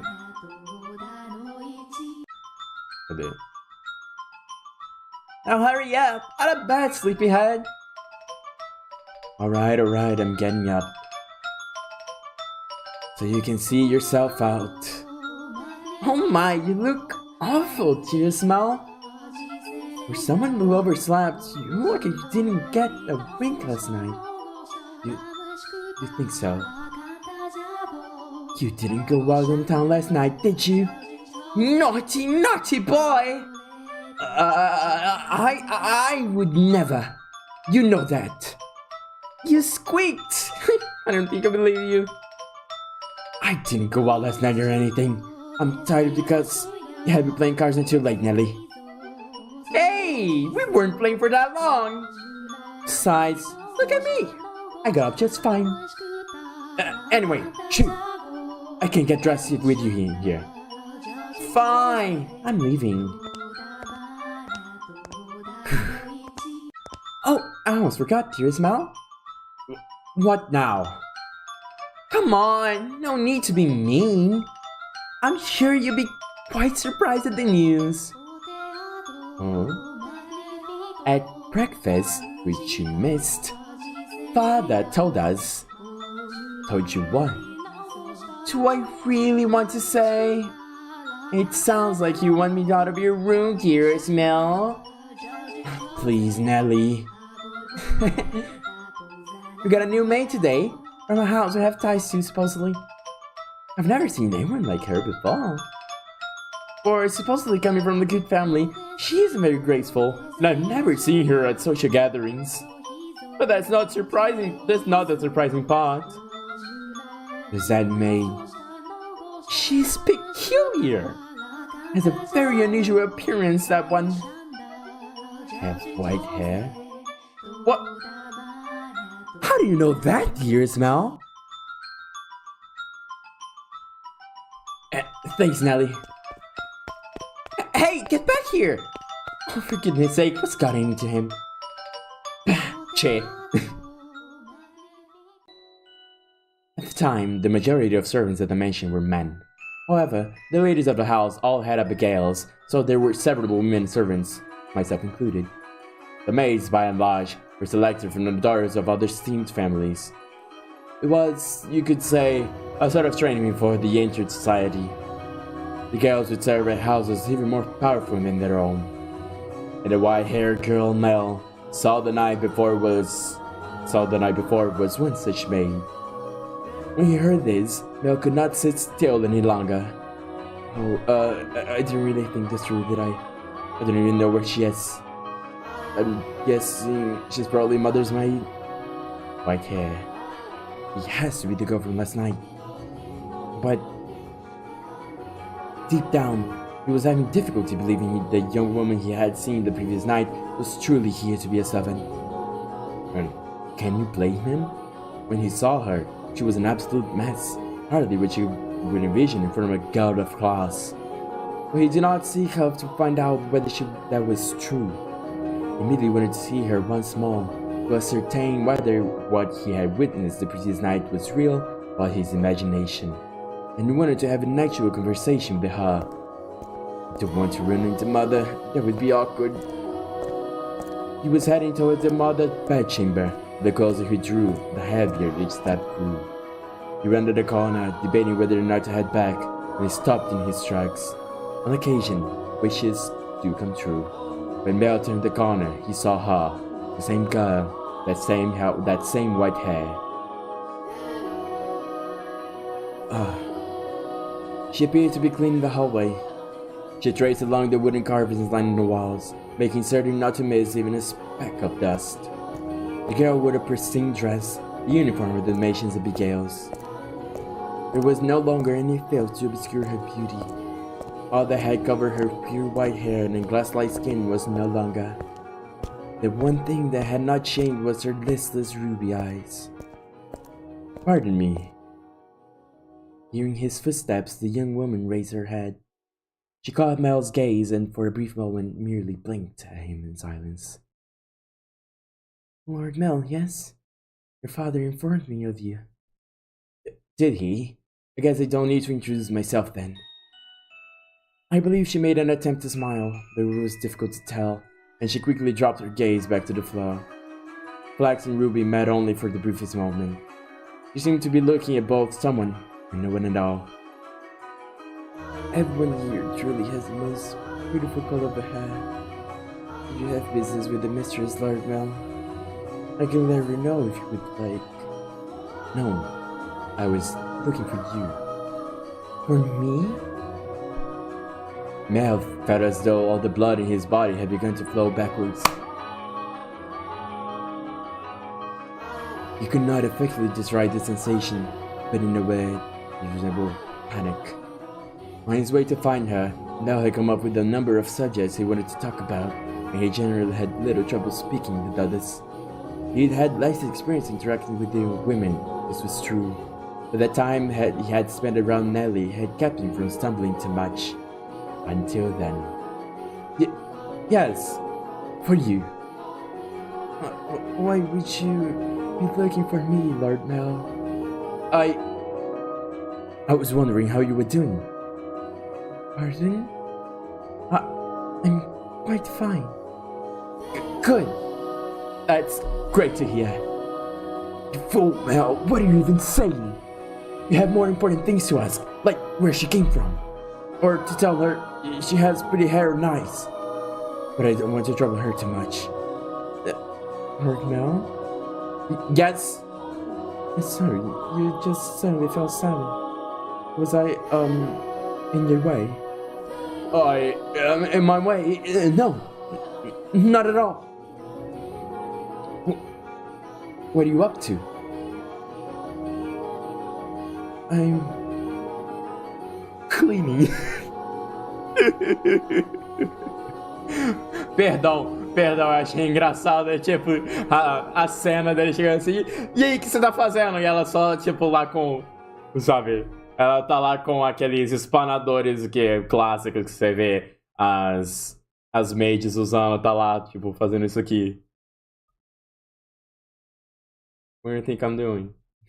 The fuck you think I'm doing, fucking idiot bastard? I'm fucking clean, look at me. Look. Sim, espanador com penas de cisne. Well, yeah, I didn't even need to ask. You're cleaning.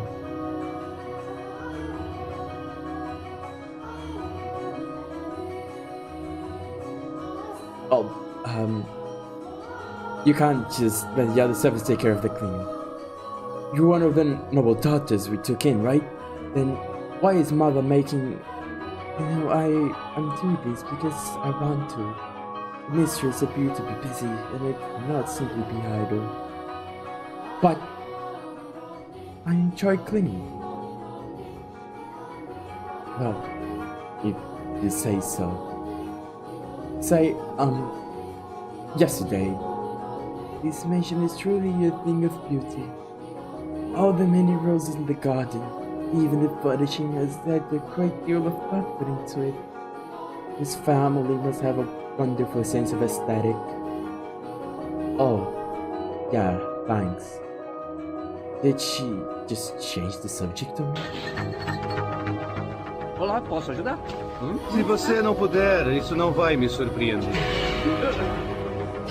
Seto Kaiba! Kaiba? Eu vim ver uma cara. E aí, Mori, e aí, gente, bem-vindo todo mundo. Eu estou aqui jogando uma visual novel.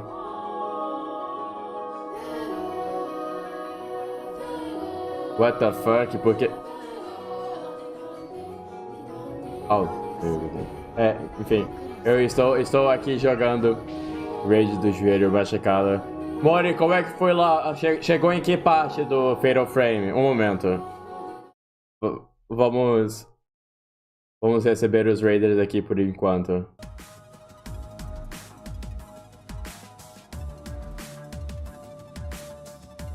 E aí, gente? Tem como... Eu tenho como pausar o negócio de alguma forma? Acho que não, né? Negativo. Tem que escutar... Ah, não, é só usar o mixer.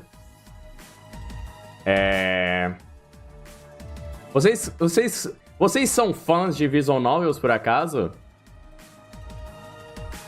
A vagaranha voltou pra montanha atrás da amiga dela. Sei essa parte. Eu acho da hora que chega assim, você faz de tudo. Você vai pros quintos dos infernos pra pegar a menina, você literalmente tira ela de uma caixa. Aí chega assim, ok, você está salva, te resgatei. Aí ela vai e volta pra montanha. Massa, obrigado. Ih, show de bola. Gastei a minha última hora aqui fazendo absolutamente nada. Pois é. Eu tô aqui jogando House of Fata Morgana, que é recomendado pelo Heft, e é uma visual novel. E assim, ele é em inglês, eu estou fazendo tudo em inglês, porque nem fudendo que eu vou traduzir esse negócio em tempo real, porque eu sei que vai ser um bagulho incrivelmente trabalhoso. Então, assim... eu espero que vocês tenham curtido os seus tempos lá. E obrigado pelos beats, Mori. Obrigado pelos beats, Heft, com o celebração na tela e o Splunk gigante. Mas eu vou ficar jogando isso aqui durante os próximos domingos. Então vai ser uma experiência e tanto. O Heft falou que é basicamente o melhor visual novel de todos os tempos. Palavras dele. E eu estou a presenciar isso. Eu joguei um pouco de visual novels no meu tempo, só que mais aqueles que tem um pouco de gameplay no meio. Obrigado pelos mais 10 bits. Bom, de qualquer forma, sintam-se à vontade, aqui tá basicamente tudo liberado, é aqueles negócios lá. O streamer aqui é quem... melhor VN de todos os tempos. Já joguei 2 VNs na vida, o que já é algo importante, diga-se de passagem. Mas aqui é uma stream onde o streamer tem 0... respeito, sabe? Ninguém respeita o streamer. Aqui a galera só fica falando: nossa, Sorra, como você é calvo. Meu amigo, você poderia ter um pouco de cabelo. E eu incentivo esse tipo de coisa também, como pode ver. E nos vários comandos que tem aqui, eu acho, coisa desse tipo, alguma coisa assim. nenhum bot respeita o streamer? É, nenhum dos bots. Nenhum bot me respeita, pra falar a verdade. Pensar bem. Mas assim, o bot também não respeita ninguém. Sim. Exato. Aqui é só... Aqui é o lance de, ok, você vai me xingar, beleza. Mods banam ele imediatamente, só que os mods estão caindo em cima também. Então, sabe, é esse tipo. É verdade, tem um negócio engraçado aqui. Tem esse comando. Isso aqui é só pra sub. Tá funcionando, né? Deixa eu ver.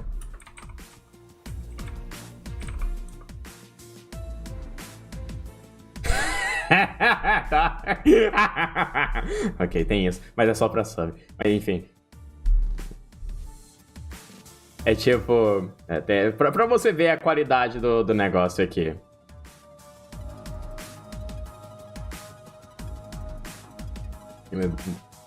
Eu deveria ter enchido mais de água quando eu tive tempo.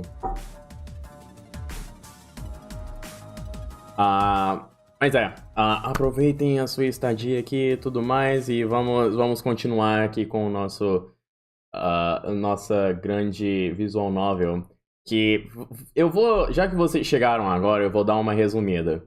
Basicamente, estamos fazendo uma viagem ao tempo, onde uma maid está nos passando pela história de uma mansão.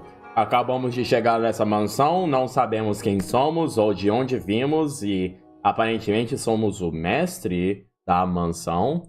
E agora estamos aqui no momento onde o Mel, esse é o Mel, à esquerda, ele está bem atraído, sabe? Meio que interessado na maid à direita, que não sabemos o nome dela por enquanto. Sim, é verdade, é a outra maid. A gente tá com duas maids na história por enquanto. Se chegasse mais cedo, você ia ver uma possível relação incestuosa entre irmão e irmã, mas assim, é 1606, então ok, a gente entende, é da época. Garante uma manhã e uma na noite.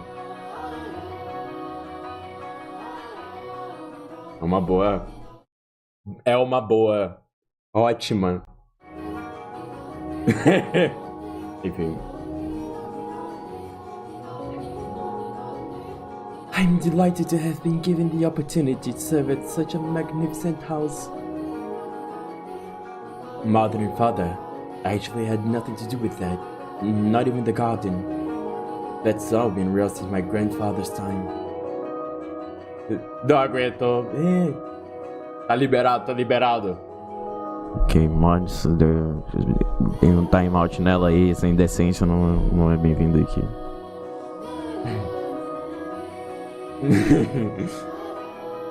That's all been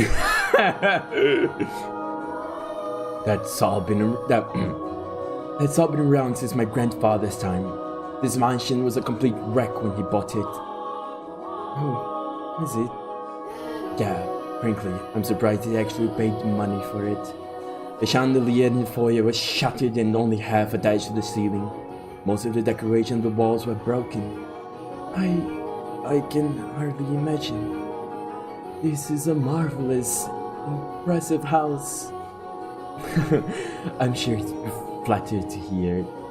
My grandfather is a bit of an eccentric. He liked to do things people didn't expect just to watch the looks of surprise on their faces. He was the kind of man who would buy a mansion that was beyond repair just to give it a completely new life. Everyone who had seen the property before it was renovated was astonished. They regretted not taking the opportunity themselves, seeing the transformation it underwent. Huh? I was just thinking that you were kind of like this house. What do you mean by that? I mean, when you first arrived. Oh, no. Never mind, forget it. She figured out you were peeping her, stupid. She hasn't yet, has she? Yes? It's nothing. The more I think about it, you and the mission aren't really comparable. Huh? The truth is, it being a run-down mess isn't the only reason nobody wanted to buy the house. They say, that all who dwell within this house shall be met with misfortune. Eita, imitando a voz da Mage. Tô tentando, pelo menos. Eu tava tentando fazer a voz da irmã dele e tava muito pior. Mas pelo menos da Mage é um pouco mais fácil. Um pouquinho. I try. Do you believe it? I'm just kidding. It's not actually true. It's all rumors and hearsay, embellished to make the tale more exciting. The rumors only started because of how it used to look. If the mansion truly begot misfortune, then we wouldn't still be here. And it wouldn't explain how my grandfather died. Do you know how he passed away? No. How did he? Inside a lovely lady. Damn. Queria ser eu.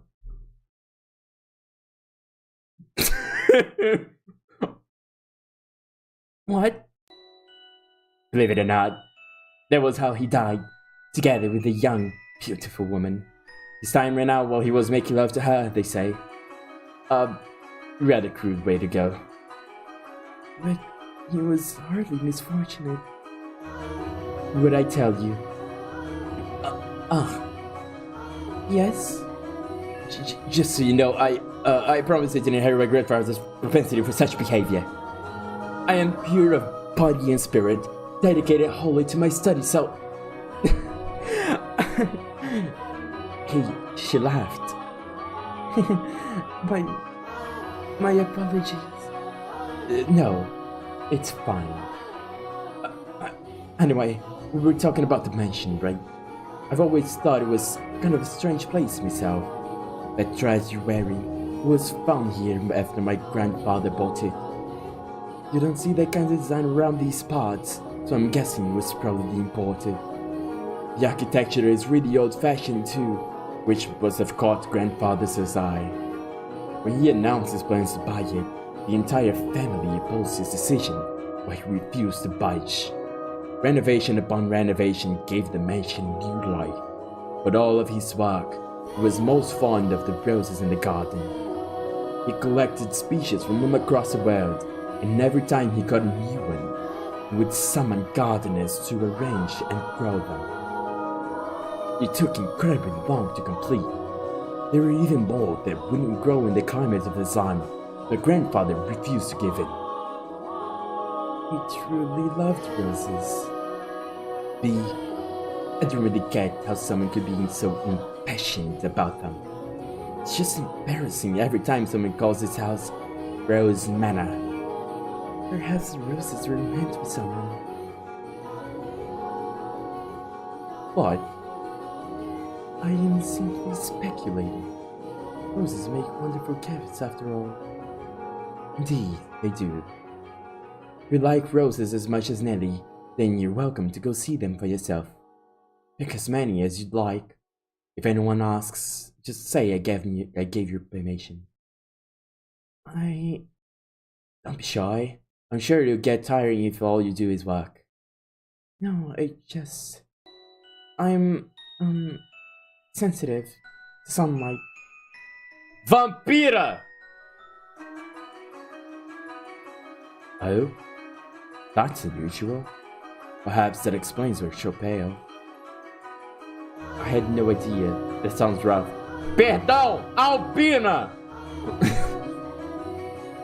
Your skin is so pretty too. You Don't seem terribly surprised. What? Oh, no, I'm very much surprised. Considerando a época, exatamente o que acham é verdade. Would you have preferred a more dramatic response? No, I expected you to find it disturbing. I'm sensitive to sunlight and can hardly spend any time outside. That makes me sound like some kind of demonic creature. Vampira! Chega nessa época, ele chegou assim e vem, você é pálida, cabelo branco, não consegue ir na luz do sol, ok, você tem tudo pra ser uma vampira. Toma essa estaca de madeira direto no coração.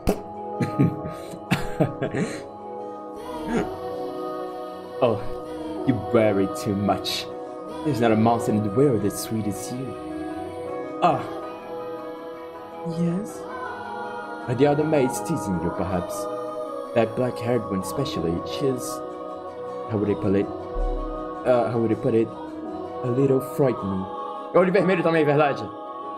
Almost as if she has a steel heart or something.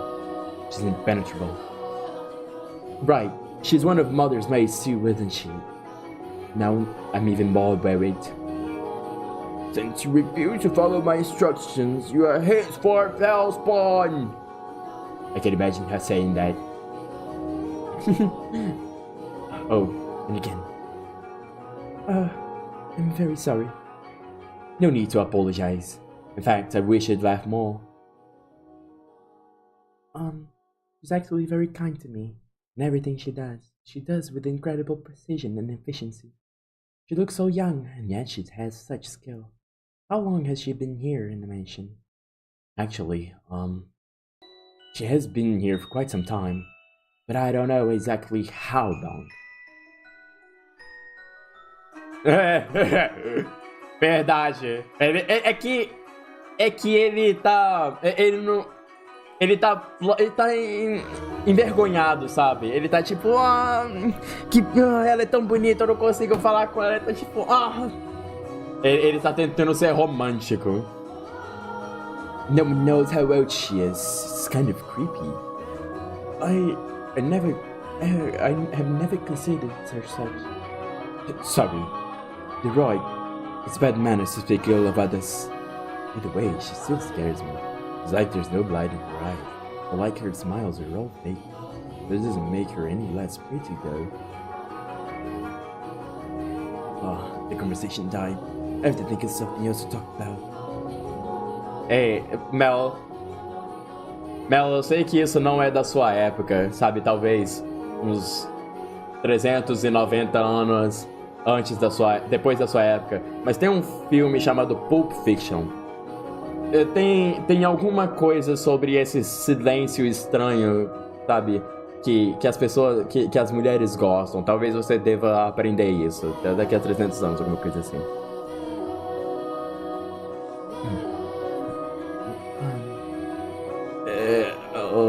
Yes, you can ask me anything.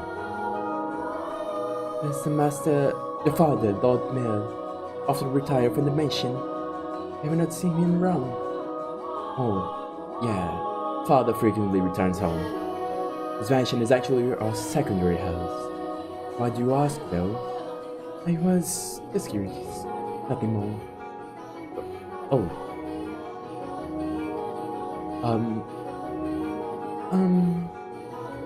Yes, what is it? One of the maids asked to see me, so I should be on my way. If you'll excuse me. Alright. See you later, then. Goodbye. Considerando a questão de saúde dessa moça, ela vai ter que ser a maid da noite. Real, né? Vai ter que ficar dentro do quarto dela, isolada, com as cortinas completamente fechadas. Só apenas a luz de velas, fazendo rituais demoníacos e talvez bebendo um pouco de sangue de cervo, pra depois chegar à noite e conseguir fazer pelo menos algum tipo de trabalho, sabe? Com toda a movimentação do dia. É algo que vai ajudar muito as maids que estão durante a manhã. Oh, right, one moment. Since you're sensitive to the sun, I can build some roses from time to time for you. For you to decorate your room. Lord Mel. That's all. Sorry for holding up.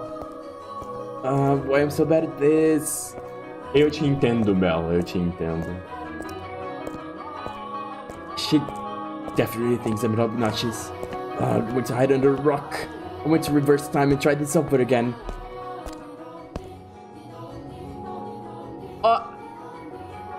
Ora, pois, não seja por isso. Não seja por isso, Mel. Vamos fazer então. Não quer fazer isso de novo? Faremos. Brincadeira.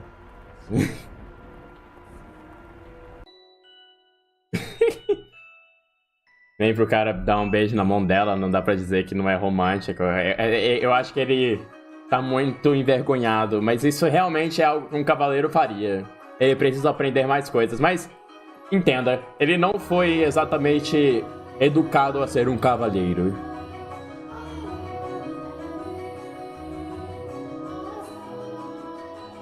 Roses are not becoming of me. He is too kind.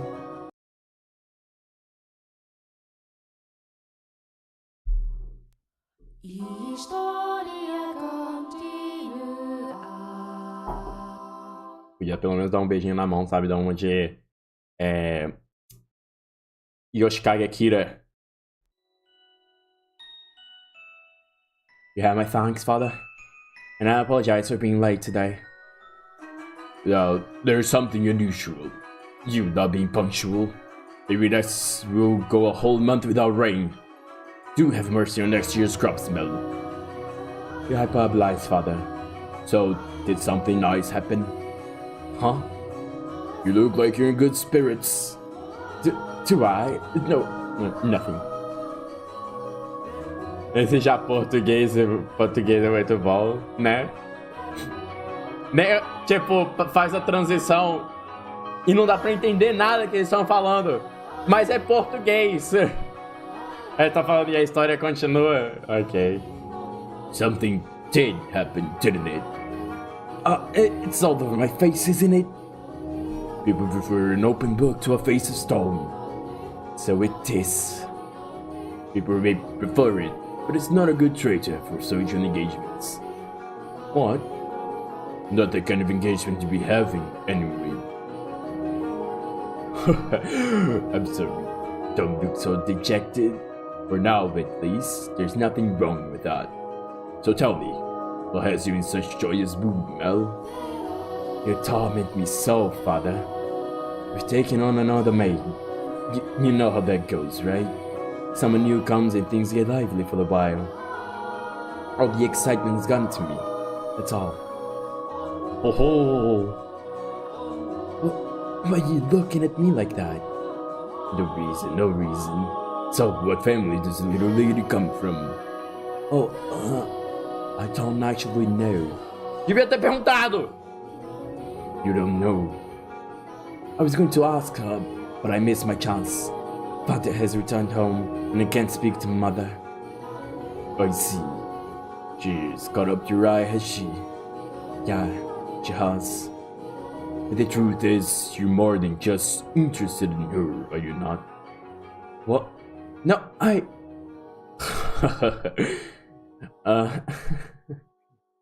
You truly do enjoy tormenting me. Well, I should be getting home now. Mel. Yes? Make certain you find out where she's from. If you're genuinely interested in her, it's your responsibility to determine if she's actually suitable for you. Thank you. And excuse me.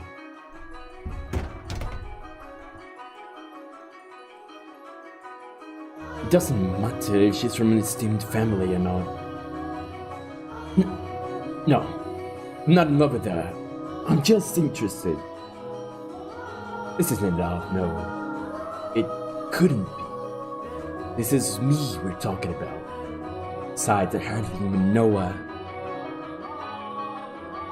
Young sire. Peraí. Young sire. Bless young sire. Alms for the poor. Meu amigo, a calvície ela ataca a todos. Por favor, um trocadinho, por favor. Nós estamos aqui nesses tempos difíceis. Você sabe como é a situação para alguém que está em situação de calvície extrema. Senhor.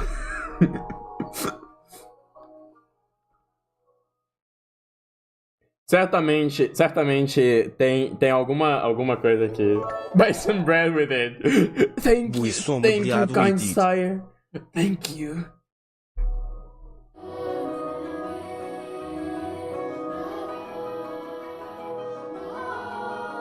The same beggar as before. I don't think he's moved since then. But he looks skinnier than last time. He's going to have trouble making it through the summer. Should give him something while we still have the chance. Alms for the poor. Have mercy. Sorry, but this is all I have to give you. Ah, thank you very much. Blessings upon you. Sabe?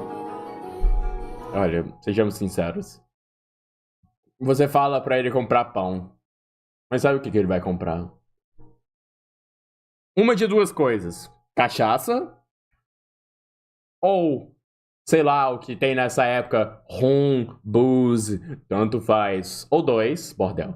Sabe? O clássico. Ah, um Lannister. Um Tyrion Lannister da vida.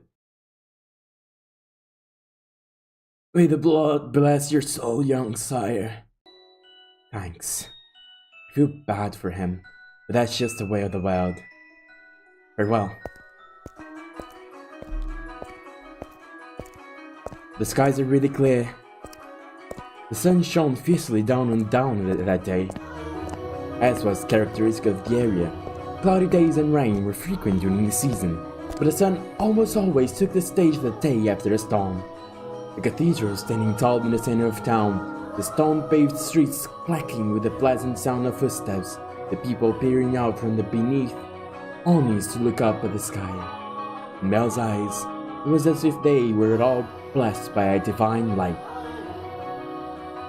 However, not everyone living in the same land was equally blessed. Pô, tamo junto. E obrigado pela rage, obrigado pelo look e vai lá.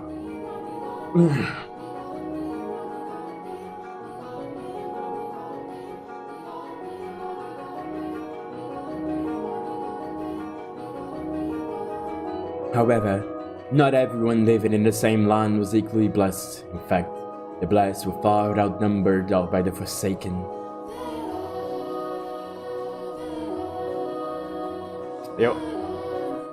Eu agradeço. Eu sou apenas um humilde servente. O estágio é seu. Acho que... I'm merely a humble servant.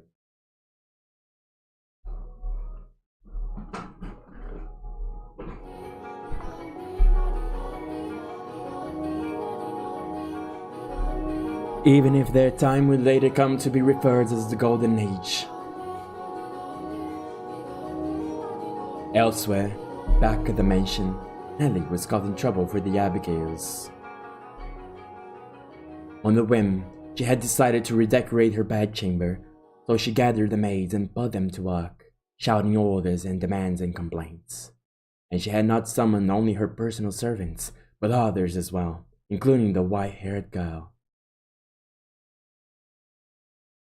No, not like that. How many times must I tell you? The tapestry goes by the door. And I don't like the carpet's pattern. Is there anything else we can change it with? Hey, who put this ugly vase here? Nellie appeared to be rather irritated. It was the servants who bore the brunt of her frustration. Though they found it similarly vexing, none of them showed it. She was a girl who spoke her mind, a trait particular to that time in history. Women of the Golden Age were so vivacious. In fact, that had inspired parody and satire in foreign countries. But no matter how hands-off her parents were, had Nelly been born a generation earlier, or a generation later, she likely would not have been able to act so free-spirited. That day, however, Nelly did not seem to be her usual self. Though she always spoke her mind, and rarely went beyond being childishly adorable. It was unusual to her in such foul mood, not even a smile on her face. Ah! Get rid of all of it!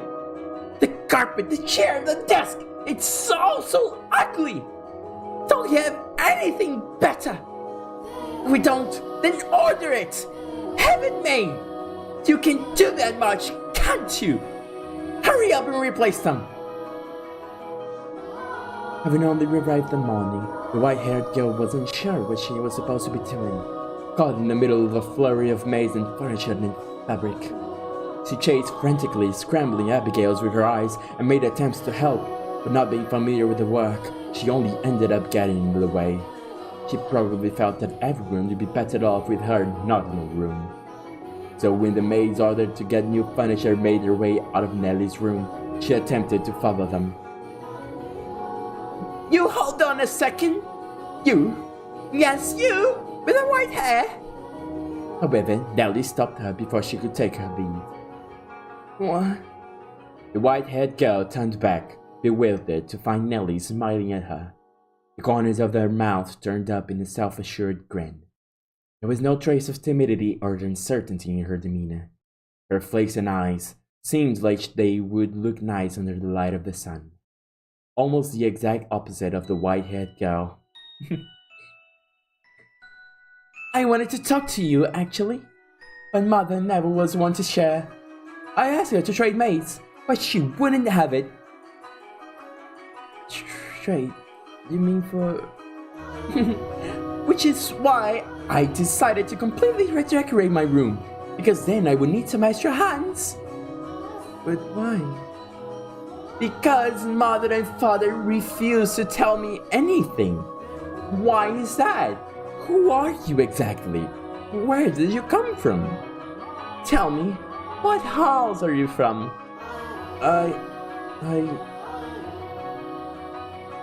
Why can't you tell me? If we took you in, you must be from a fairly decent family. As a member of the Rhodes family, I have a right to know. Do I not? You can expect me to welcome a girl into my home who won't even tell me where she came from. I don't know anything about you. I haven't seen you at any parties. I came from another country. Another country? What country? Somewhere very, very far away. Ah, sim! Polônia. Eu entendo, realmente dá pra entender. É lá longe, cara. Ou melhor ainda, onde fica a Transilvânia mesmo? Fica em algum lugar na Alemanha, eu acho. E pro tipo dela, né? Eu acho que é por lá. Enfim, eu não sou muito bom em geografia. Oh, România? Ah, sim. Ok, obrigado. Isso é também longe pra caralho. North of here? East? West? South? South. It's south of here. I crossed the sea to get here, which is why we have never met before. How far did you have to travel then? How many times did the sun rise and how many stormy nights did you face? Innumerable days and nights we sailed, heading ever not further north. Huh. So, tell me. Lady Nelly, that is a most wonderful painting. She just tried to brush me up. I won't let it get away that easy. Painting? It's in my room, so of course it's wonderful. Well, that one especially so.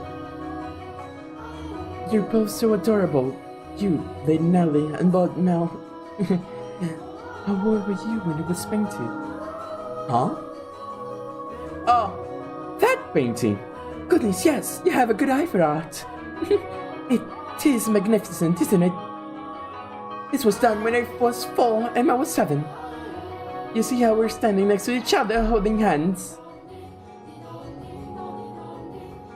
I was too young to remember it very well, but Mel looks like he was really embarrassed.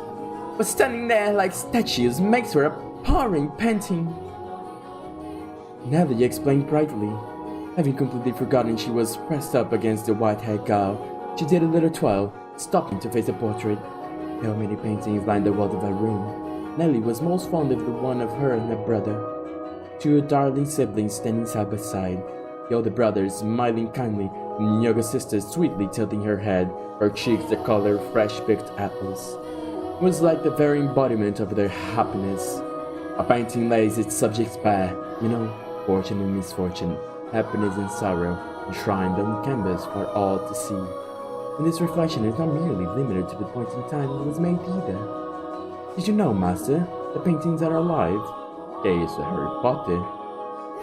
They were drawn with the brush over an extended stretch of time, unlike photographs, which capture a singular moment. The two have their own individual merits, but a photograph is still, while the painting moves. Lembre-se disso. Ok. Pinturas se movem. Ok, isso é Harry Potter confirmado.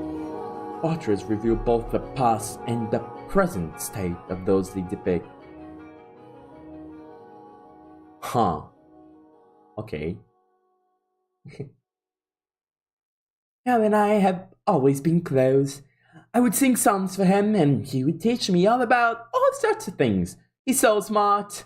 Nowadays, Mel hardly ever goes on walks with me, making excuses like, I made a joke now. We used to spend a lot of time playing together with the rose garden. Você esqueceu que ela falava isso? Ah. I see. The white-haired girl normally had difficulty smiling, but her lips naturally curled upward as Nellie reminisced. The vision of the two happy siblings had probably swelled up in her mind, and I imagined there was a faint trace of envy in her heart as well. Lady Nellie, you love Lord Mel quite deeply, I see. Yes, of course I do. Mel's smart, and he's studious, and is incredibly kind.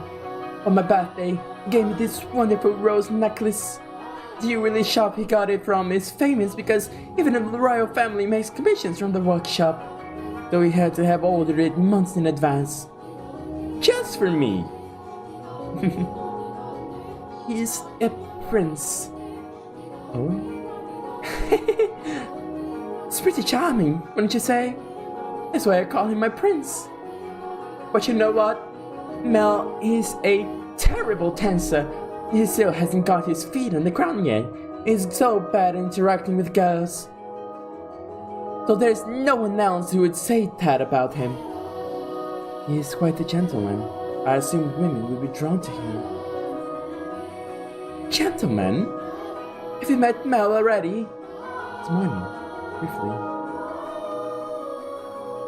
It reminds me, Mel seemed to know about her too.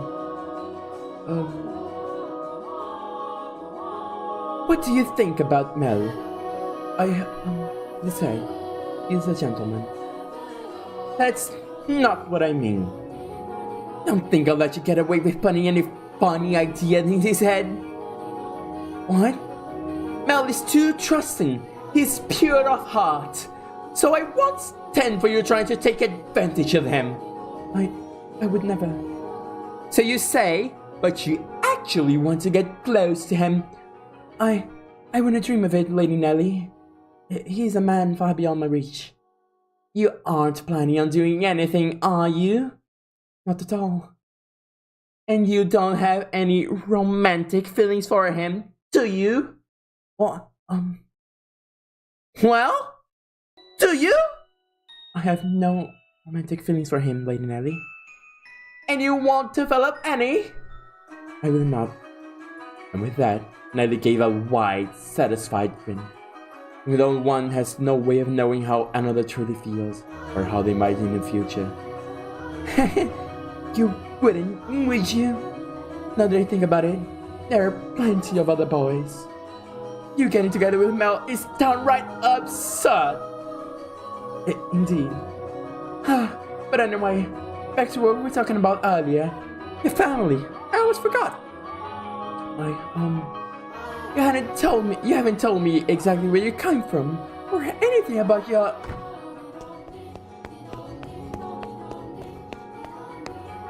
Um momento. Tô sofrendo um pouco de apóxia. Pera aí.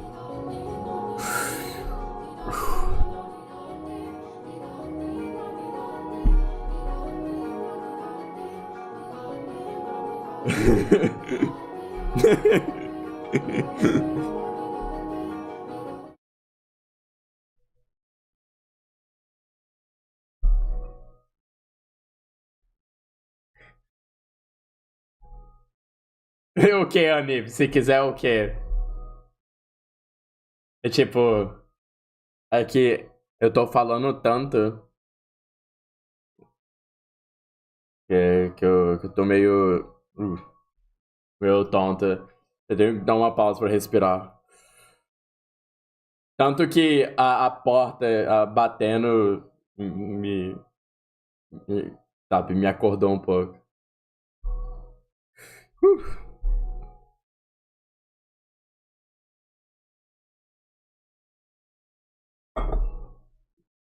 Quanto tempo pra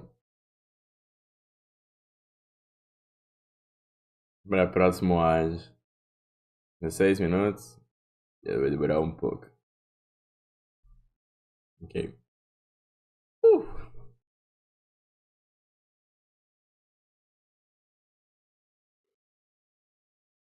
Ok, acho que é de boa. Nada demais, só um pouco de tontura mesmo. Falta de oxigênio. It's fine. We're Gucci. We're Gucci. Hey Nelly, I brought a new carpet. Just look at the embroidery. The work of a true artisan. I'm simply in love with it. Surely you find it to your liking as well. Wow, you're right. That's a furniture stitch, isn't it? I wonder whether someone mixed the style or if it was imported.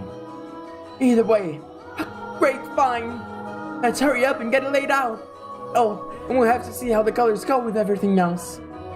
We'll have to finish redecorating quickly so I can show Mel. He'll be so surprised.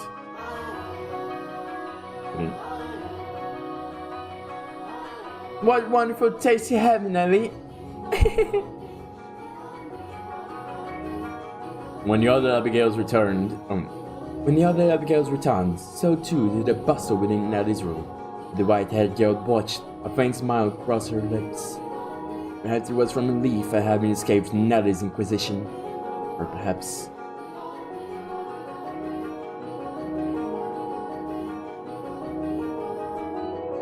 Nelly, I'm back. Did you eat something you're not supposed to, dearest Mel? You're unusually cheerful. I'm the same as always. Anyway. Never mind that, dearest Mel. Take a look at my room. I redecorated today. So that's what you've been doing, hiding away in the house all day, Nelly? How is that any different than what you were doing? You were in the church all day. I guess. Hey, we'll look at your room, I promise. But first, do you know where the new maid is? Now, don't get any strange ideas. I just haven't had the chance to introduce myself, and I thought I should, as a member of the family. Except you have, and I knew it. Being the eldest son, it would be shameful if she were to pass me in the halls not even knowing who I am, so... Don't ask me. But you were in the house all day. She attends to mother, so why would I know where she is? Though she did help redecorate my room. Made her help? That's work for the manservants. There was no reason to make the maids do it. Oh, so you're saying I should invite a bunch of men into my room? I go into your room all the time, Nelly, and you were in my bedchamber just this morning. Only one man is allowed in my bedroom, dearest Mel, and that is you. So unless you become a servant, which I will not stand for, I will not ask any of them for their help. Oh, Nelly, you ought to be a little more... A little more what? You're going to lecture me? I won't hear it! What am I going to do with you, my little lady? What? What? Why you look at me like that? We talked about you, Tear Smell. And I'm not going to tell you what she said. About me. What did she say? Please, Nelly. She said she has no romantic interest in you. What? Why did that even come up? Because we're both girls. We talk about things like that, what kind of boys we like, and who's the most handsome. Why do you look so downtrodden, dear Smell? You look like a sad little boy who can't get his crush to notice him. That face is unbecoming of the prince, Smell. Are you interested in her? That's strange. You haven't been met. I am not. It's just depressing to find out that someone you never even met doesn't like you. That's all.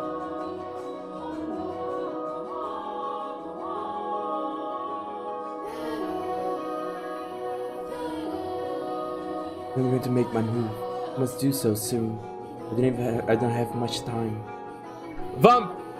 Não, pera. Vampiros vivem muito tempo, não. É o contrário. Ah, o Pirra! The master of the house is in the room. The next in line would be him.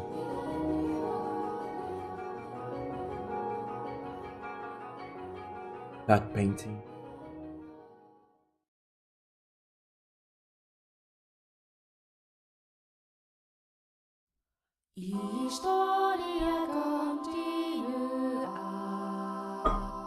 É, agora deu pra saber o que estão falando.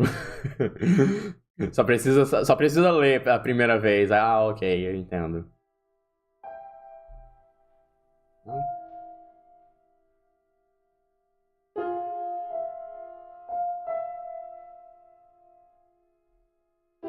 Despite his near devastation by Nelly's news, Mel's flakes and eyes continued to wander in hopes of catching sight of the girl.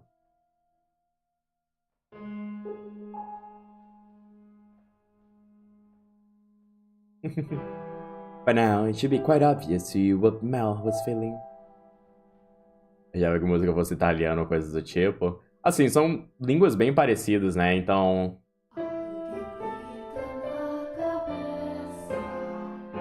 mais português. But the boy himself was having difficulty comprehending the things going through his heart. Emotionally, he was horribly unstable, like a ship without a sail.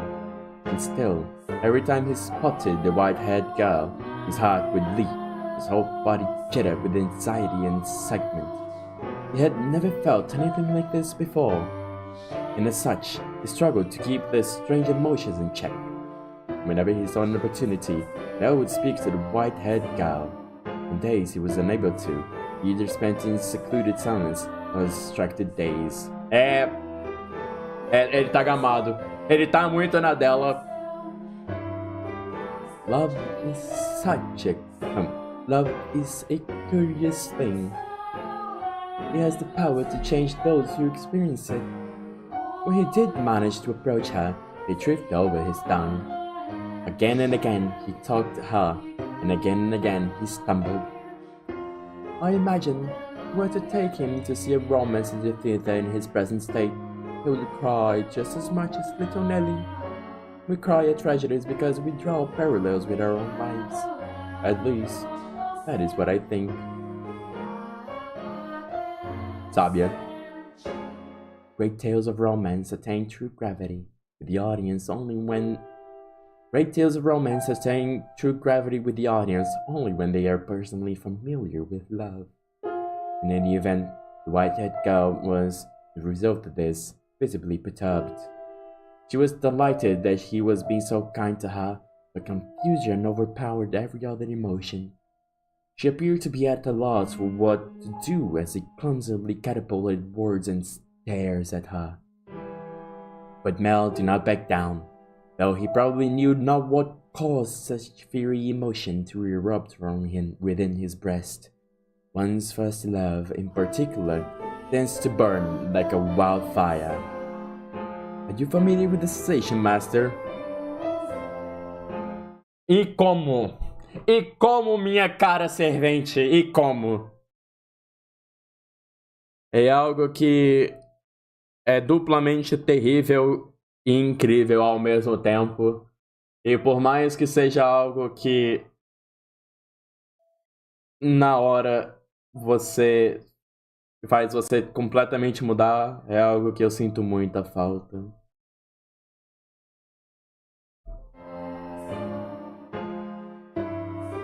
Oh. Ah.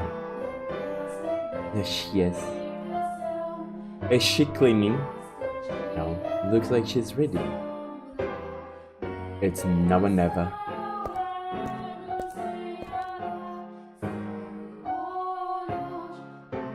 Ooh.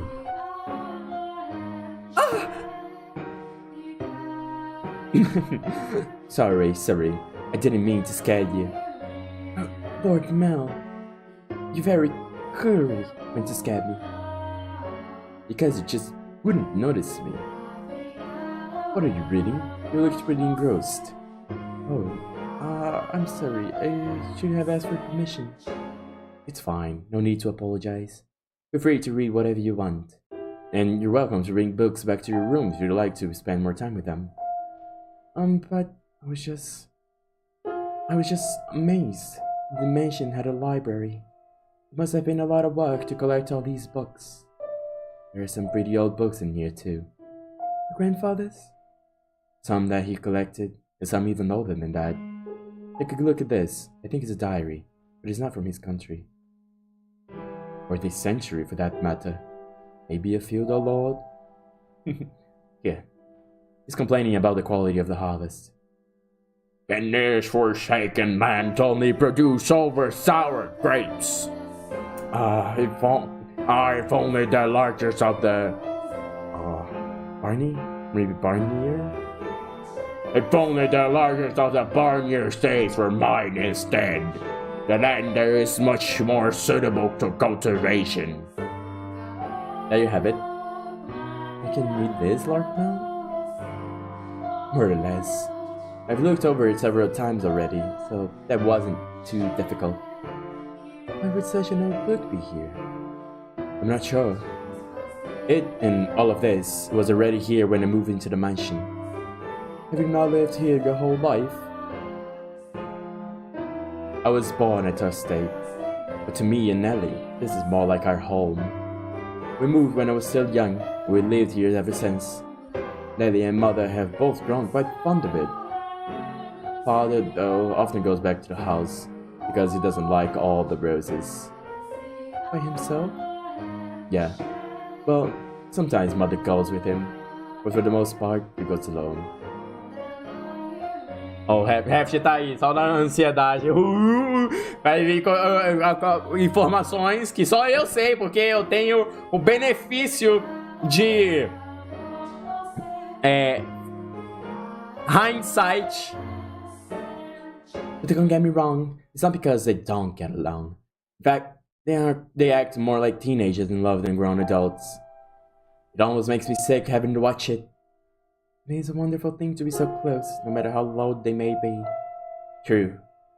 But still, there are those in the world that cannot be with the ones they care for, as much as they may wish. I'm sorry about that. Oh, that's right. The book. What were you reading? I, wasn't exactly reading. I do not enjoy reading lots of text, so I was looking at the pictures. Irônico, não é mesmo? O que estamos fazendo aqui? É engraçado, porque eu chego assim, eu estou aqui lendo um monte de texto, mas olha, tem figurinha, tem imagenzinhas. Oh, isso me deixa feliz, estou totalmente confortável com isso. Agora eu vou pegar um livro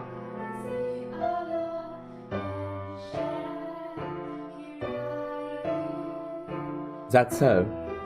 You seem very cultured, so I thought you would be partial to reading. Perhaps you're actually more like Nabi and eschew your studies? Yes. I wouldn't have guessed. But you like looking at pictures? I do. What else do you like? What? What do you enjoy doing? Can be anything. I enjoy being told stories. Stories? Yes. When I was young, my father would tell me tales. What kinds of stories did you like? There was one about an imprisoned girl. Tell it to me.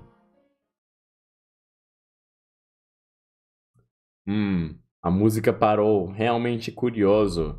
O que será que irá acontecer agora? Descubra depois desse intervalo comercial.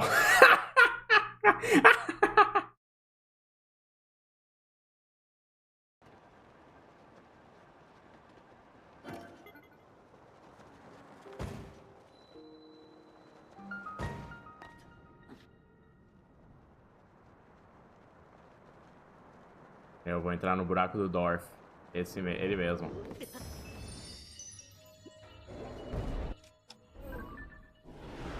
What the fuck?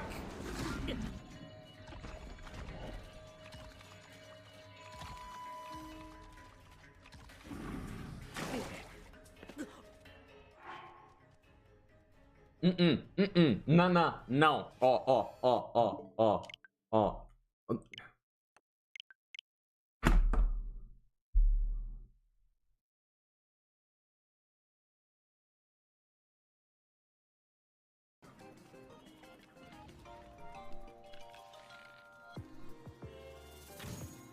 Oh shit.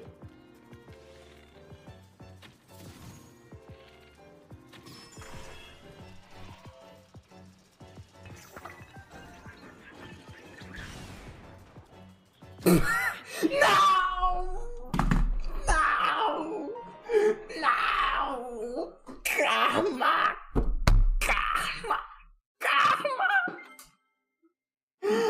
Oh no! Fuck off!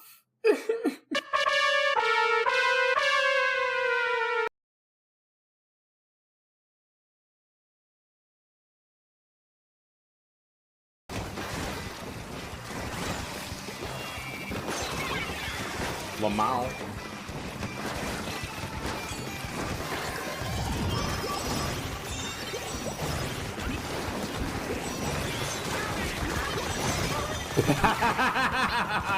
Oh, skill.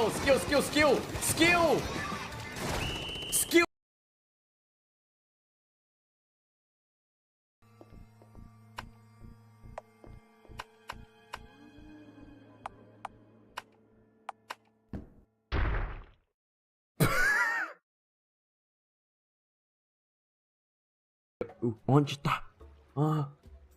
Onde tá? Eu não sei. I don't. Será? Peraí. Tem uma dica? Não, eu continuo. Eu vou procurar. Vamos lá. Onde será que tá? Eu preciso de visão. Vamos usar link. Por favor. Ó. Tem que tirar a foto pelo menos, né?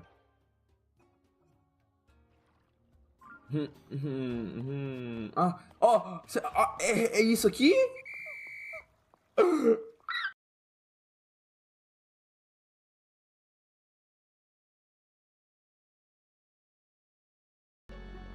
Então, só sabe fazer um tipo de jogo? Jogo ruim?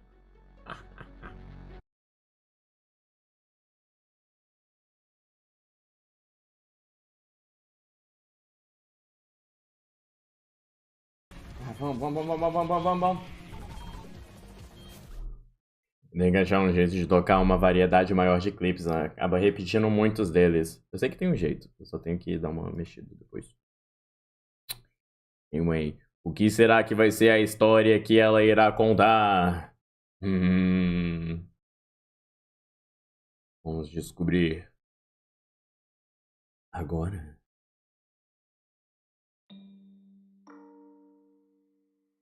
Once there was a girl. She was locked away in a mansion deep in the forest. É a história dela, já sei. Descobri. Mansion with only one window. The window sat high up the wall, far beyond her reach. It was always very dark inside, unlike this mansion. However, the girl did not like the outside world. There were lots of scary things out there, after all. Though she may have been all alone in the mansion, she grew comfortable with the darkness in time, so she had nothing to be afraid of. And then, am I doing a good job? You're doing fine. Keep going. What happens next? Okay. And then the girl grew up. By then, she had already forgotten where she was locked up, but she was content with the darkness. However, her eyes couldn't help but be drawn to the little bit of light that spilled through the one window. Though she was uncomfortable in the darkness, the sight of the light made her heart race. At first, the girl thought it was because she found it unpleasant, because she disliked the light and the outside. But slowly she came to realize she was curious about the outside world. What could be happening out there? For all she knew, the town, the forest, the people, all of it could have changed while she was imprisoned in the mansion. But she had no way to finding out. So the girl decided to write letters and throw them out the window. What began as empty grasping became routine, continuing for several months until she was finally ready to give up. But then, a beautiful white dove flew in through the window. Tied to the dove's leg was a letter. Her heart racing, she read the words contained within. It seemed to have been written by a man. The letter contained numerous questions for the girl. It also said that if she attached her reply to the dove, it would bring the letter back to him. She was astonished. She wrote him back anyway, taking care not to mention where she was. After having exchanged letters a number of times, the two felt very close to one another, as though they had known each other for many years, despite having never met. Web namoro? Em plena época medieval? And eventually, the man said he wanted to meet her. Indeed, the girl wasn't sure what to do. Should she tell him of how she lived? Should she reveal where she spent her days? She was afraid if she did, he would cease to send her letters. She was sure he believed her to be a young lady of noble blood, and not a girl locked away in the hells deep in the forest. The girl could not bring herself to write a response. She released the dove through the window with nothing attached to its leg, and yet returned with another letter, written in the man's familiar hand. You must surely have a grave reason for your silence, it said. I would like to know that reason, and I would like to help you. No matter what it may be, you have my word. She deliberated. Though his letters were kind, she did not know this man. He was from the outside. Would he still treat her the same way when he met her? And did she even want to step out into the world beyond? What do you think she did? Wrote a letter and agreed to meet him, right? Yes, she did. The girl made up her mind. She would write a letter. As always, when she tied it to the dove's leg, it flew off out the window. And for some time after that, she received no response from the man. This saddened her, but she thought it was for the best. She belonged in her own confined world, the world of darkness. But then one day, light shone into the mansion.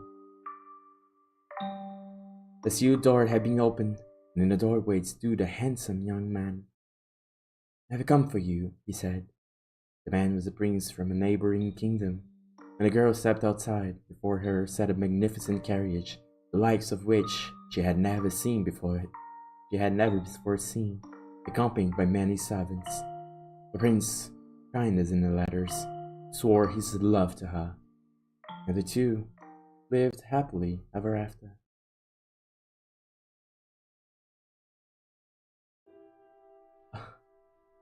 What a nice story.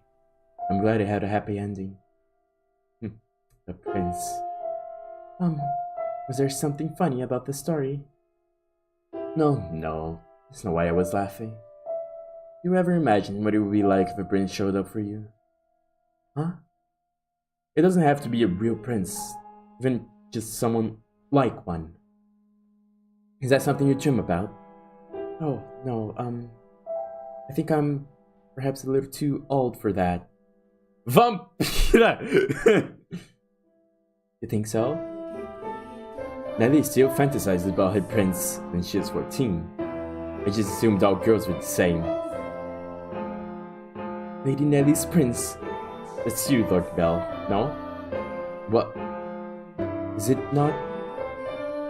I mean, we used to play make-believe a lot when we were kids, but I very much doubt she still thinks of me that way, honest. When she calls me her prince now, it's mostly in jest. If it weren't, that would be concerning. Oh? That story, do you know if it's original tale? One that's been passed down through the ages. I'm not sure.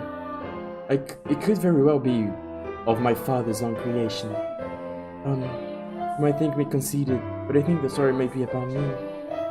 The girl trapped in the mansion is you. You haven't been locked up anywhere before, have you? No, thankfully. I've never been locked up before. Thank goodness. Certeza? With an appearance like mine, I can sympathize with her being afraid of the outside world. I have, at times, imagined how wonderful life would be if it were only me and my father. But the girl left the house in me. Your father really wrote this story, then I believe it contains his hope for you to end up the same way.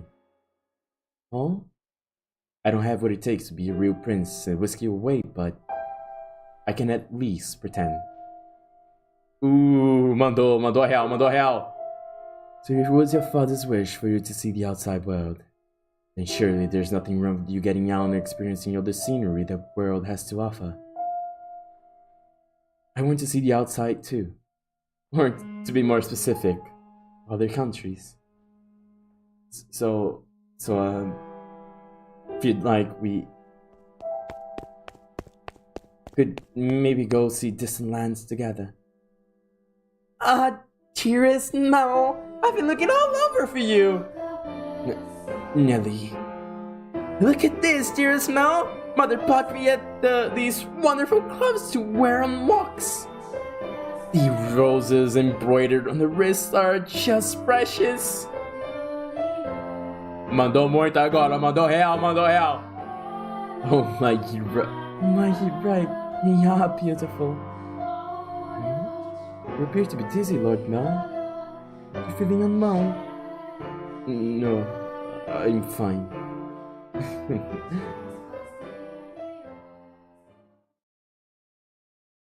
Mandou a real, só que não mandou tudo, infelizmente. Levou cockblock da irmã. É foda essa relação aí. Alabama que o diga. Mel was feeling frustrated at his inability to convey his feelings to her. And as his frustration built up over time, he developed, I suppose you could call it a severe case of love sickness. For several consecutive nights, he had been afflicted with a peculiar sensation, a presence in his bedchamber.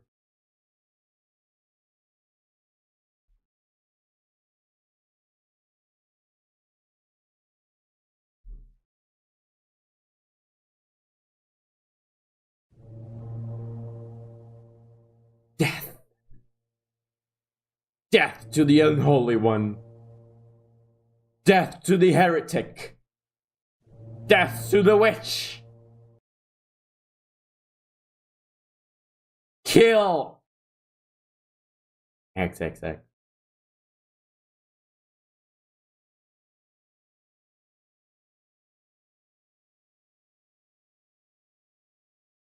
She's... Why?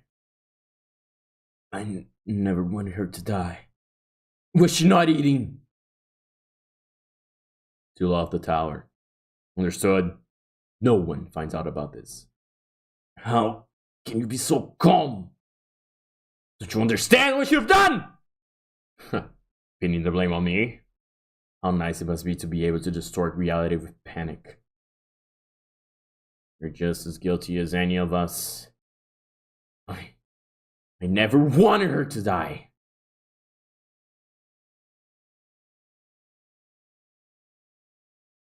The witch killed her. The blood of the witch killed my...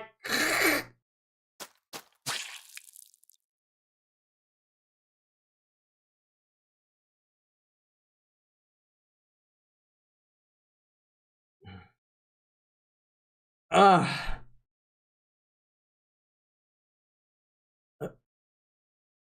A dream.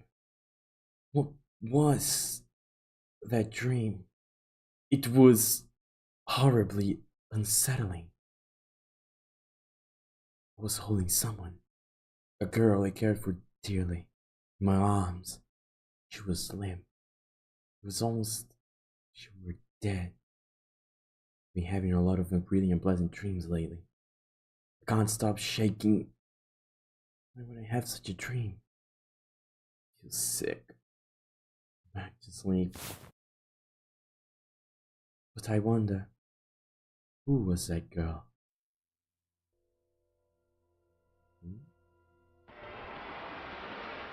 I can sense someone standing beyond my door.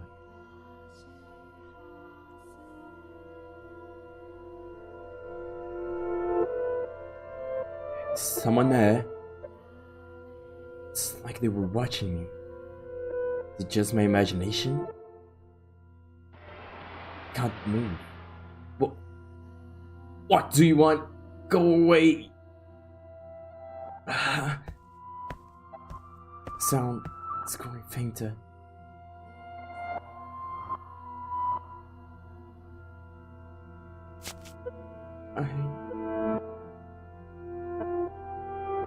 That really was your story meant, Father. But such a magnificent garden. Something we can never have had. My intentions misguided. What a beautiful red rose.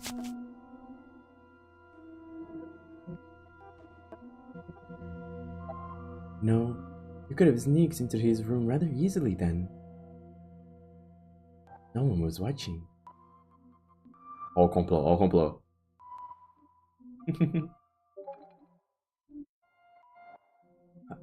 How long have you... Oh, you needn't pay me any mind.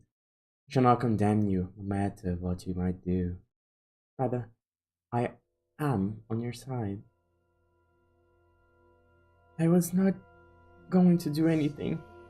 Oh, is that so?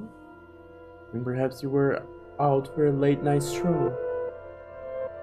I imagine you have less difficulties going outside at night.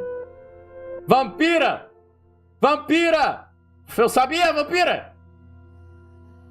I beg your pardon. I will return to the mansion immediately. Oh yes, that reminds me. It was also in the middle of the night when the grocer's servant broke into the safe. News of that spread quite far. I'm sure you would have heard about it. Huh? Although, was Gamache imprisoned? Dear me, I'm having trouble remembering. As duas são vampiras! But worry not. If you wish for it, the mansion we shall provide. You are in no danger whatsoever getting caught. You said that a witch lives in a mansion, did you not? I did. Does that sound perhaps bitter cake to you? No, I believe those rumors mockingly refer to me. Oh my. I have been accused of being a witch before. Talvez não bruxa, mas vampira, com certeza. Which is amusing. I don't have any magical powers. I simply have an unusual appearance. E?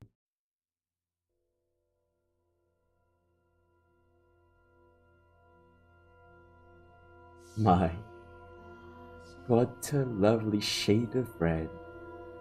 Rose. Is something the matter?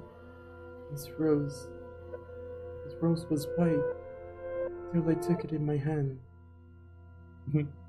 Is that so? I apologize.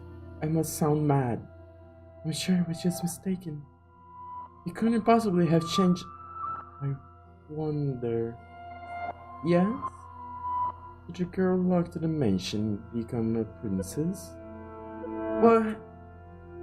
We should lock up and head to bed. Make sure all the shutters are closed nice and tight, and then draw the bar in the front door.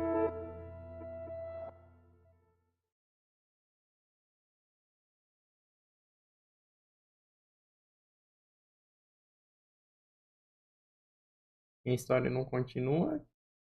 Caraca, essa música, mano, me deu calafrios aqui. Real, oficial.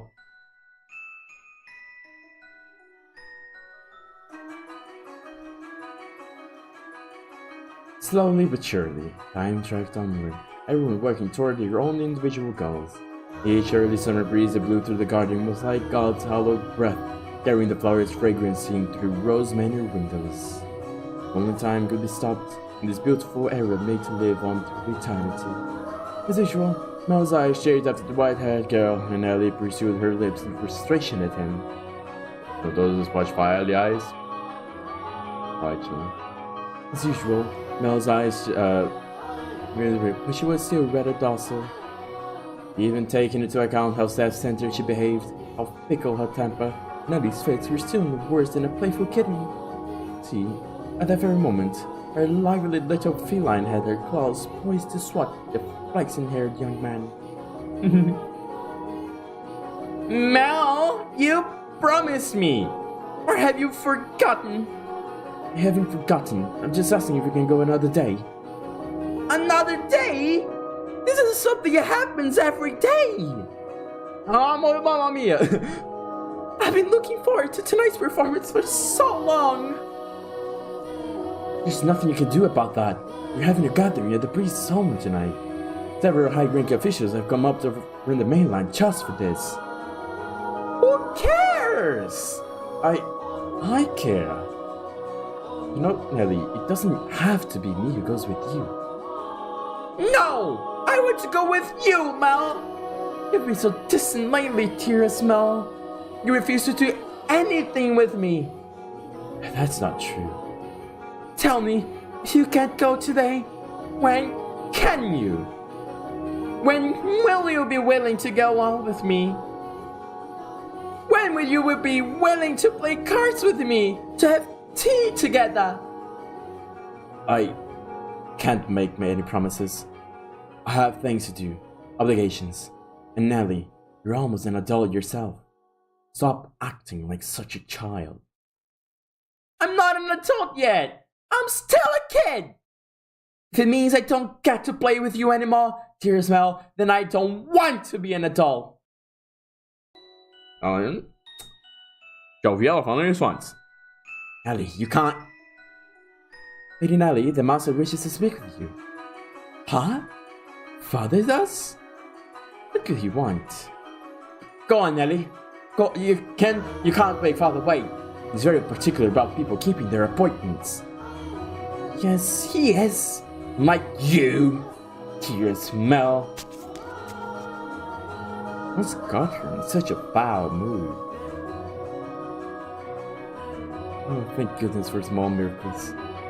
Letty just won't seem to take me at my word lately. It mustn't be so harsh on her. She is your one and only partner with the sister. You're right, but still, you think it a bit too far of late. I'm not so sure. It does not seem to be behaving any differently to me. Am I the one acting differently then? Well, enough about that. Can I ask you a favor? What can I do for you? I was thinking. Physically, I was undeniably a young man. The smirk that crossed his lips as he schemed against his face, the sweet look of a little boy. Or perhaps that was simply part of his charm. And it was not the age disparity, but his character that made his smile so heartwarming. What did he ask of me? You shall find out soon enough. Pilantra. Sua... Fazendo traminha, né? Você tá fazendo traminha, você. Ah, tão espertinha. Tô vendo aí o seu mistériozinho.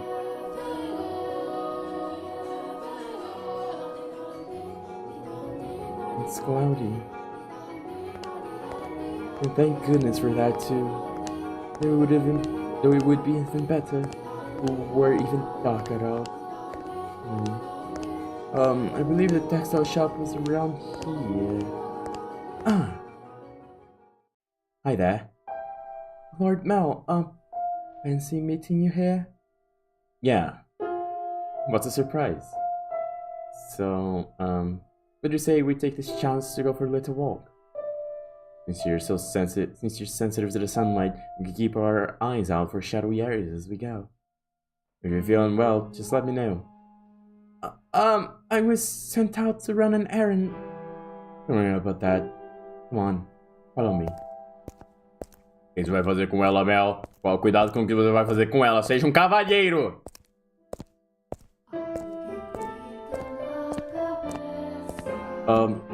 I'm sorry. Shit. Entrou no auto mode. Entrei no auto mode sem querer. Esse controle aqui tá configurado de umas maneiras estranhas. Analógico pra esquerda, auto mode. Tá, peraí. I'm sorry. It actually wasn't an accident that we crossed paths. I planned this out ahead of time. As to have you send out on a fake errand, it feels like I'm always on alert back at the mansion. Can't relax in my own house. It's actually kinda funny. Sorry. That was inappropriate of me. I just thought, since the sun's supposed to be blocked out, it would be alright if... I'm feeling just fine.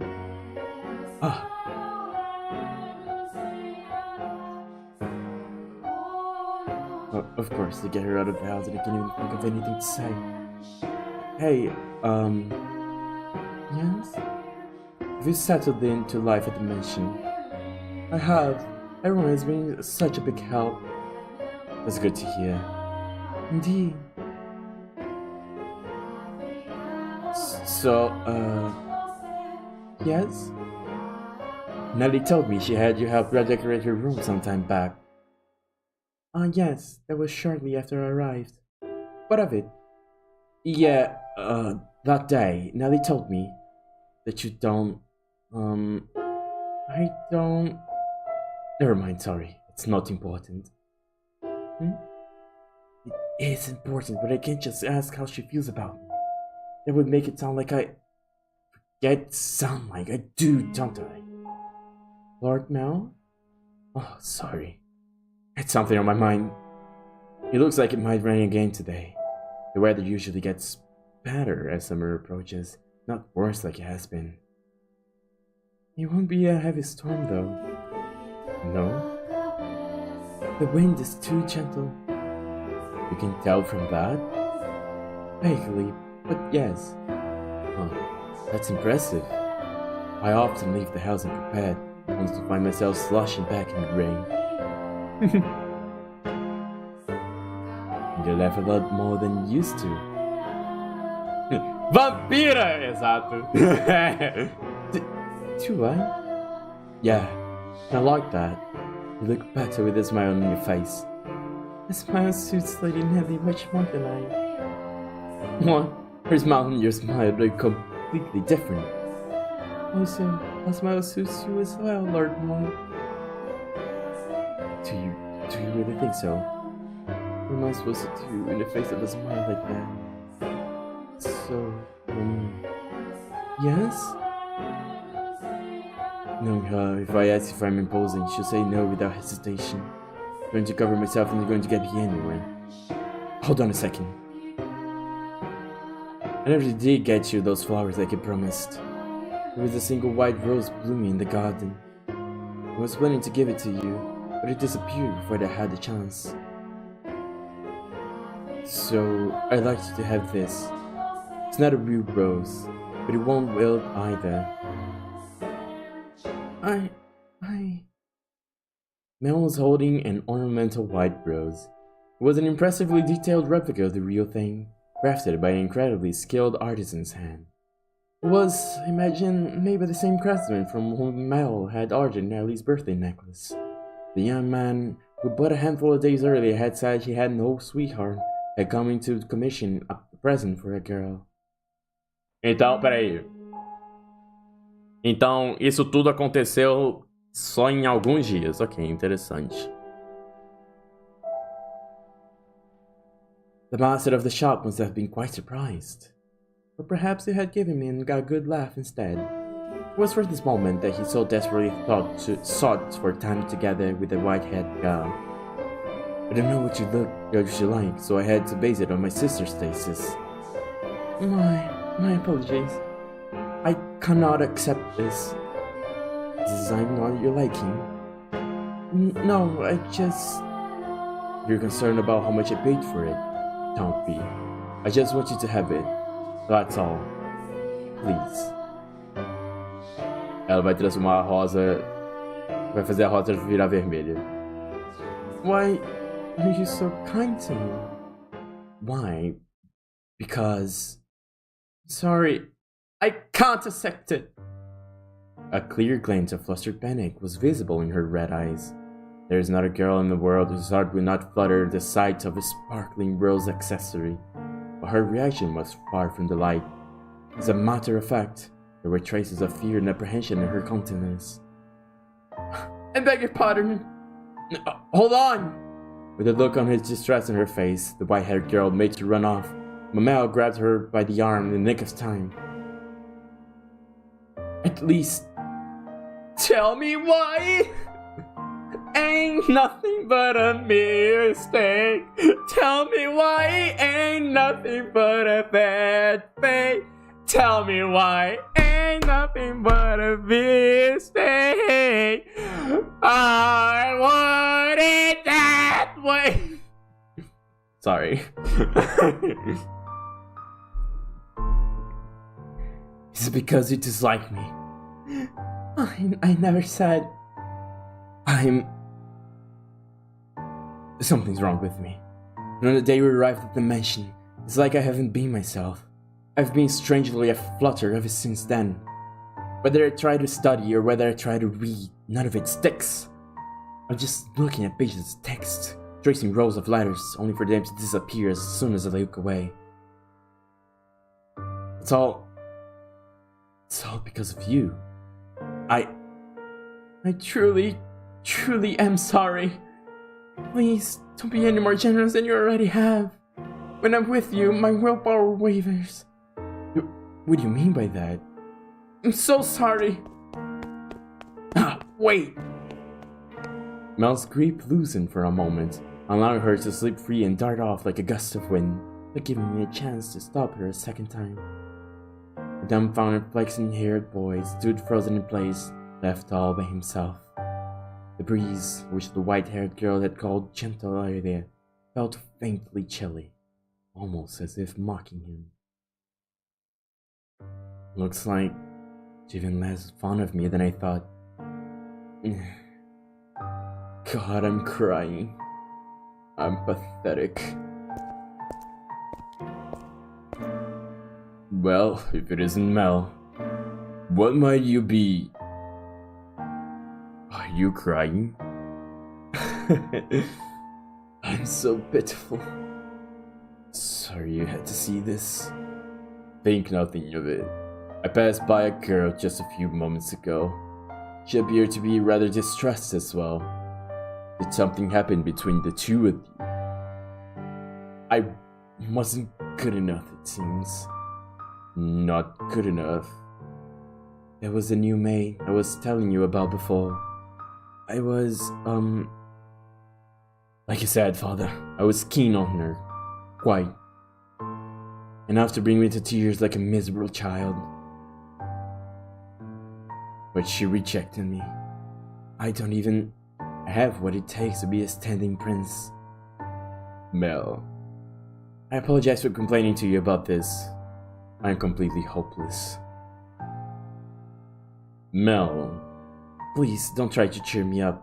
I just don't need any sympathy, I just... No, Mel, listen to me. What? I've seen the girl before. What do you mean? But, you said she was a servant at your house, right? In which case... Yes, she is. Please tell me, father. Where did you see her? Why must you be so evasive? It was... probably someone else. Someone else? You're saying you mistook someone who stands out as much as her?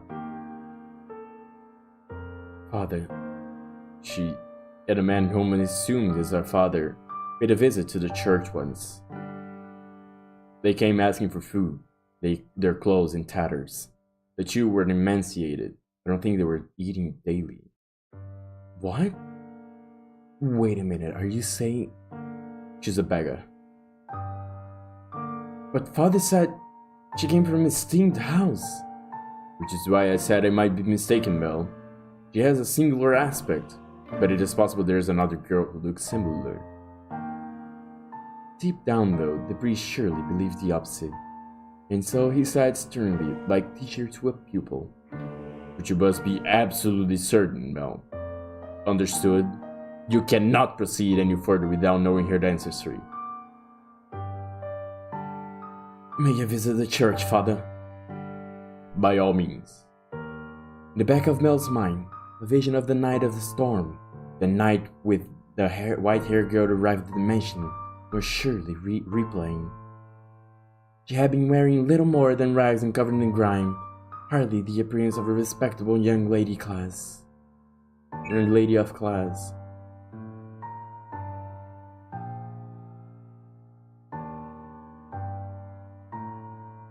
Have I been putting her through unnecessary stress? If she actually turns out to be nameless, to be rankless. No matter where she comes from, my heart has decided I will not fool myself about how I feel any longer. No, I cannot fool myself. But how does she feel? What will everyone else think? I have to find out why she was welcomed to our house. I'll ask her mother or father. No, if for some reason they don't know she is an aristocratic, I'm better off not saying anything. But if they don't, then does that mean she's been lying to us? And to them? I have to find out. This time, I must get answers.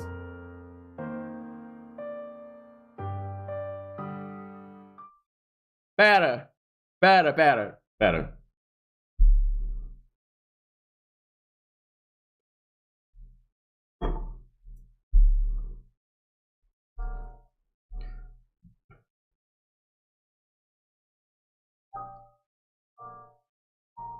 De família pobre, recebida por uma família rica como um servente ou assim, de família pobre, recebido por uma família rica dentro da mansão deles. Vampira. Gilbrando. Conodio da Cookie. I cooked.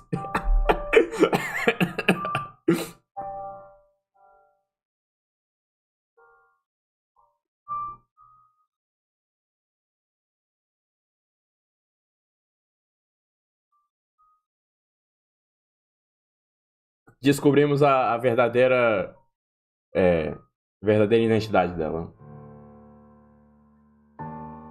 I have to find out. This time, I must get answers. No! Absolutely not! You come back, and the first thing you say is that? I hate you, father! I will not stand for this! É verdade, só falta matar um cachorro. Why? Why would he just suddenly throw that on me? He didn't even ask for my opinion. No, I won't do it. I'm fine with the way things are. I'm just fine. Dearest Mel, I need your help. I don't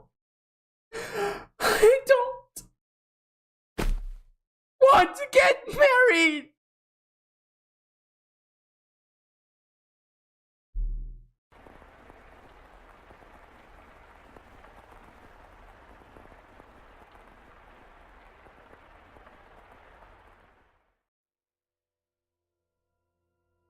Oh, lá vem música estranha de novo.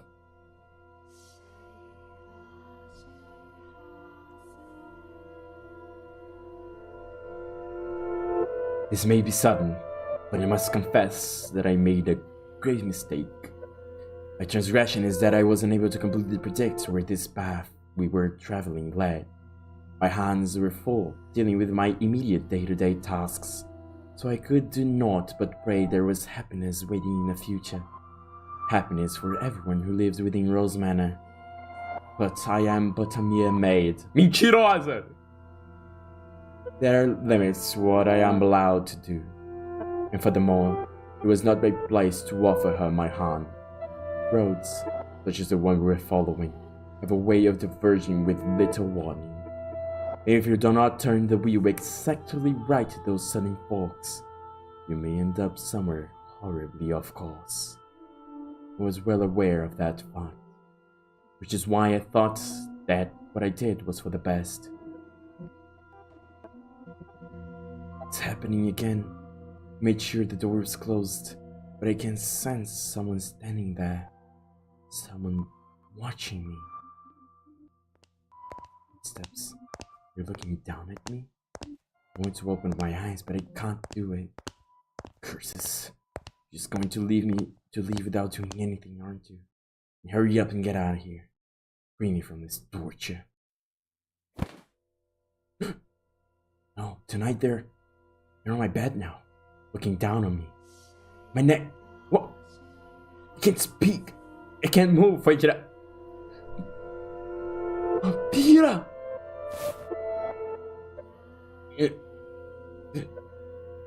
These cold fingers, this soft breath.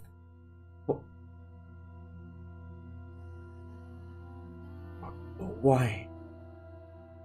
I can move my body, but that's not important right now.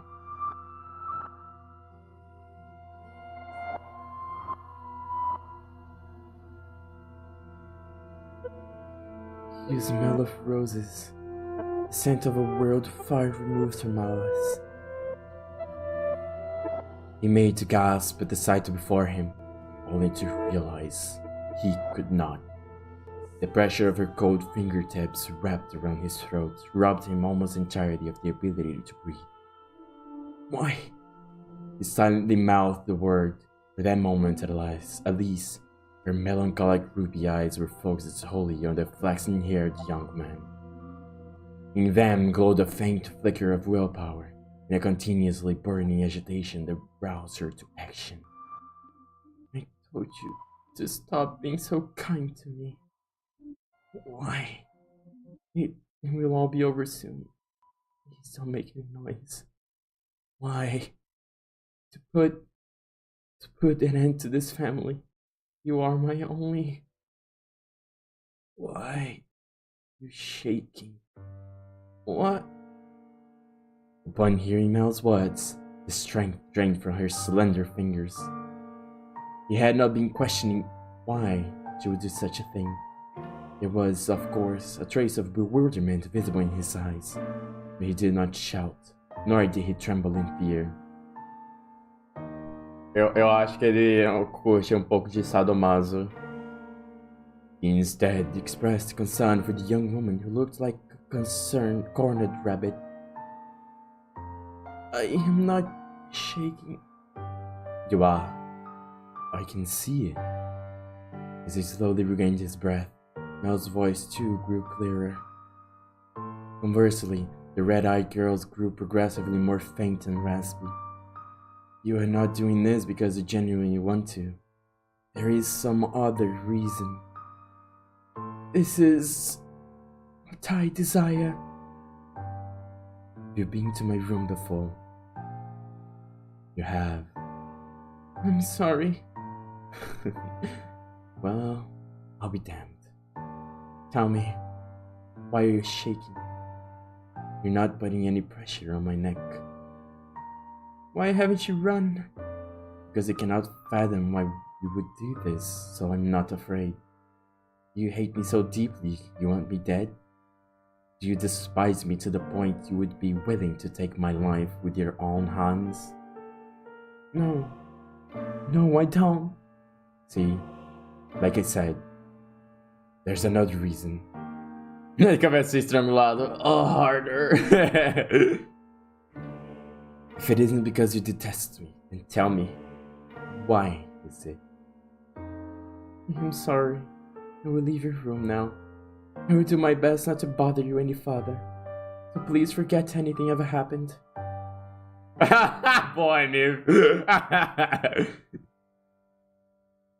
Do you think I'm just going to say okay and let you go? Why can't you tell me the reason? I'm sorry. Alright then, I'll try harder and guess. What? It has something to do with your lineage. You're troubled by it somehow. Am I right? I thought so. How do you know about that? The priest at the church told me he had seen you before. He also told me, a little about your origin. But that's all I know. The only difference between us is social rank. E pouco de vampirismo. I don't know what would cause you to do this. Please, tell me who you really are. Tell me why you came to the mansion and why father allowed you to be a maid. I haven't said anything to mother or father. You're hiding the truth from them. They still don't know. But I want to. I won't get mad at you or have you punished. I'll even swear to God if you'd like. I want to be the prince who whisked you away. I want to be like the prince who rescued the girl from the dark mansion and showed her the world. I know I'm not that dependable, but I want to help you. Why do you show me such compassion? Why do you treat me like this? I have my hand around your neck! Why? I thought it would be obvious. Or have I not expressed myself well enough? I love you.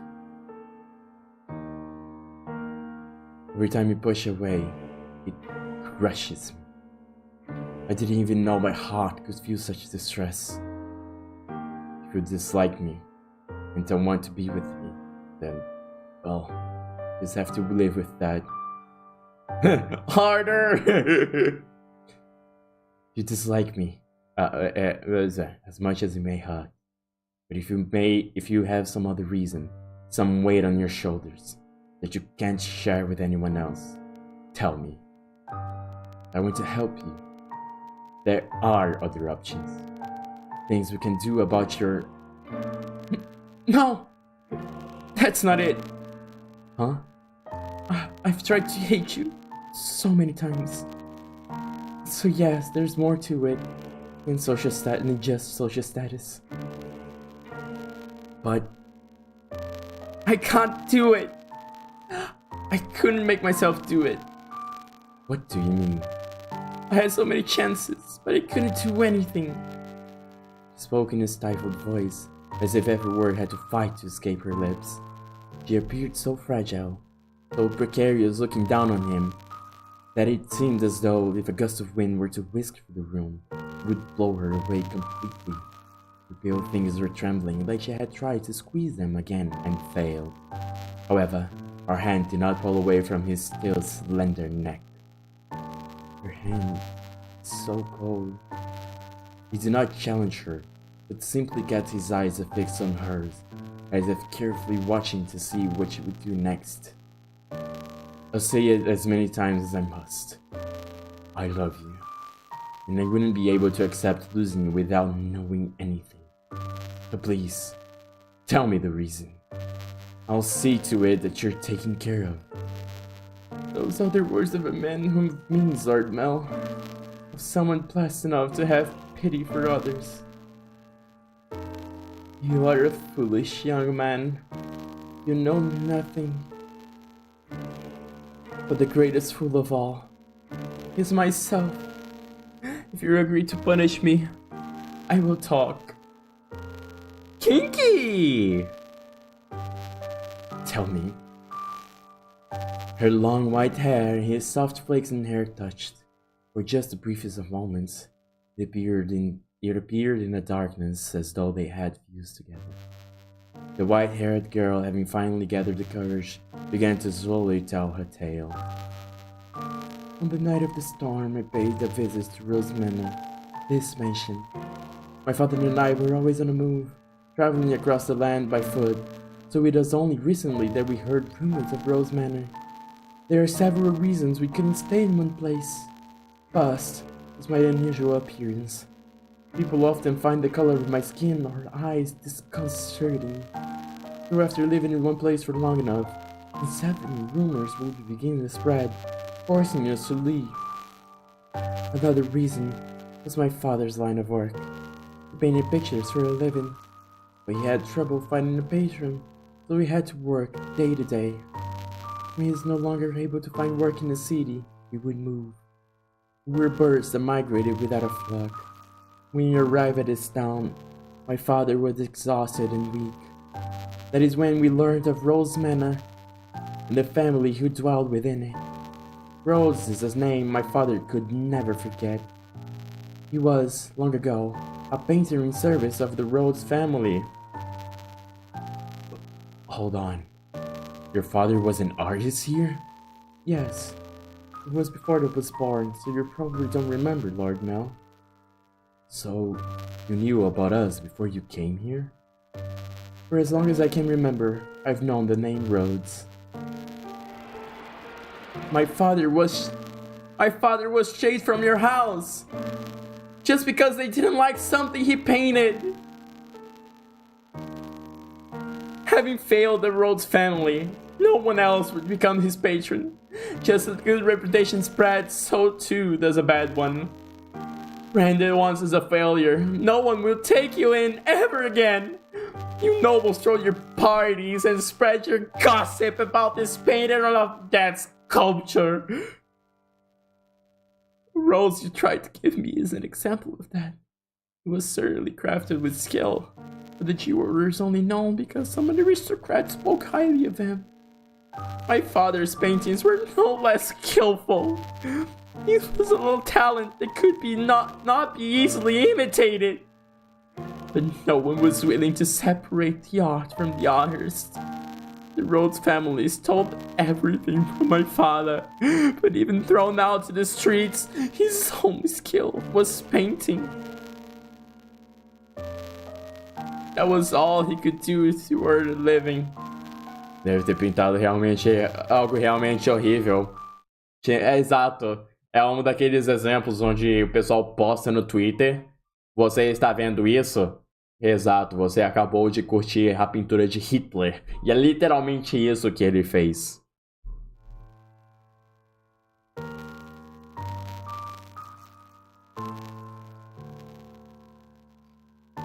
Mas é curioso, porque a única coisa que a gente viu até agora foi aquela pintura dos dois juntos. Mas é de antes disso, então não deve ser. Se bem que eles chamaram outro pintor, bem provável. Deve ter alguma coisa que ainda deve ser mostrada. What little money we had for food, he gave to me. He did anything he could to ensure my survival at the expense of his own well-being. My father passed away in this town. Up until his last breath, he was only ever concerned about me. He held me in his arms and ran his fingers through my hair, an apologetic look on his face. If I had a normal appearance, I'm sure life would have been much easier.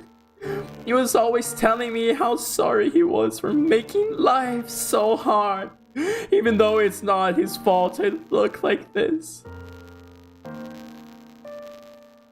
I disdain the Rhodes family for putting my father through such hardship. I imagine you were still living in decadence, acting as though nothing had ever happened. No, you wouldn't even care about the fate of one simple painter. Eu quero fazer uma piada, vou ter que esperar, ok. Our lives meant nothing to you. And so, I sought to bring misfortune upon you. And that's why you tried to kill me. In truth, I had wanted to take the master's life, but your father spent so much time outside the mansion. And so, You're right. If you lost me, you would put my family in a very difficult position. that is the whole of my tale. You now know about my father and how I feel about you. Having told you of the blackness in my heart, I cannot go on living like nothing has changed. Please, give me punishment. Why? Why would you have put the one I love through any more misery? I am not fit for your affection. Not only because I am not aristocratic, but because every time I spoke with you, I did so holding this darkness in my heart. Does that not unnerve you? In the end, it was my family's actions that caused you so much suffering. With that your father was still alive, perhaps I could have done something. I'm sorry. And besides, you hesitated. You didn't actually kill me. What am I even to punish you for? As you said, you had countless opportunities, but you could not bring yourself to do it. Tell me, why couldn't you kill me? Because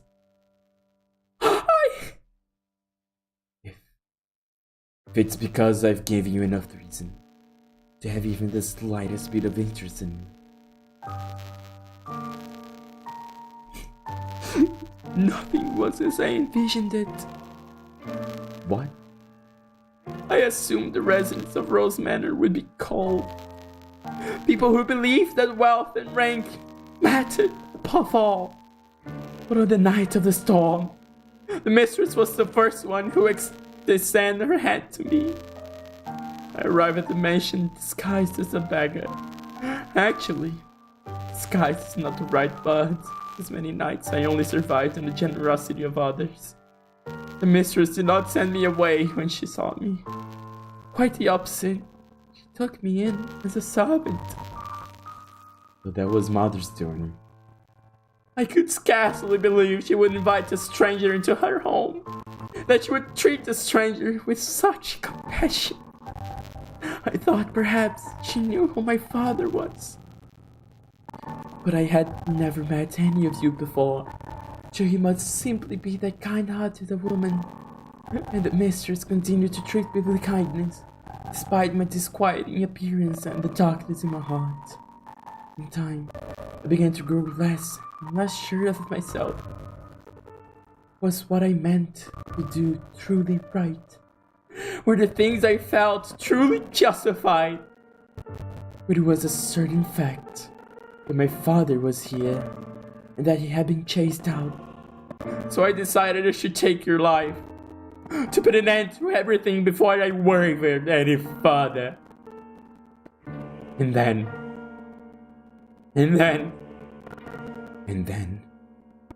you were too kind to me.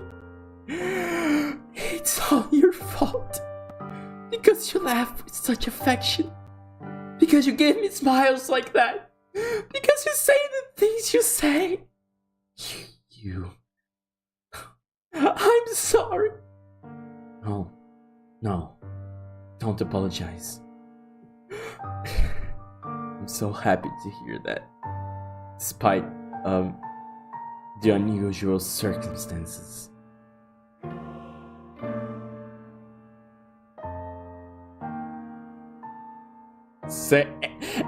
Que isso, Rapture? Essa mendiga tá esquecendo de uma regra muito importante. Se a esmola é muita, o santo desconfia. E realmente, você traz um ótimo ponto.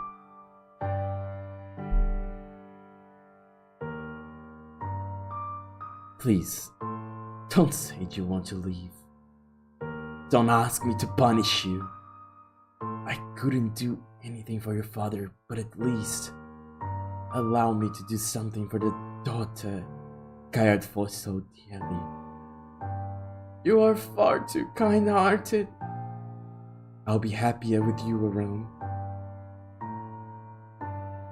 You can become a real aristocrat. Huh? There are families that would be willing to adopt you, especially knowing you would bring them ties to the Rhodes family in the near future. Are you saying, as long as you're okay with that, of course. I don't understand. How could you possibly say that? I have my hand around your neck as we speak. It seems reasonable enough to me. I'm desperately looking for some way to not have to lose you. I couldn't. I don't have any etiquette or social customs. How could I?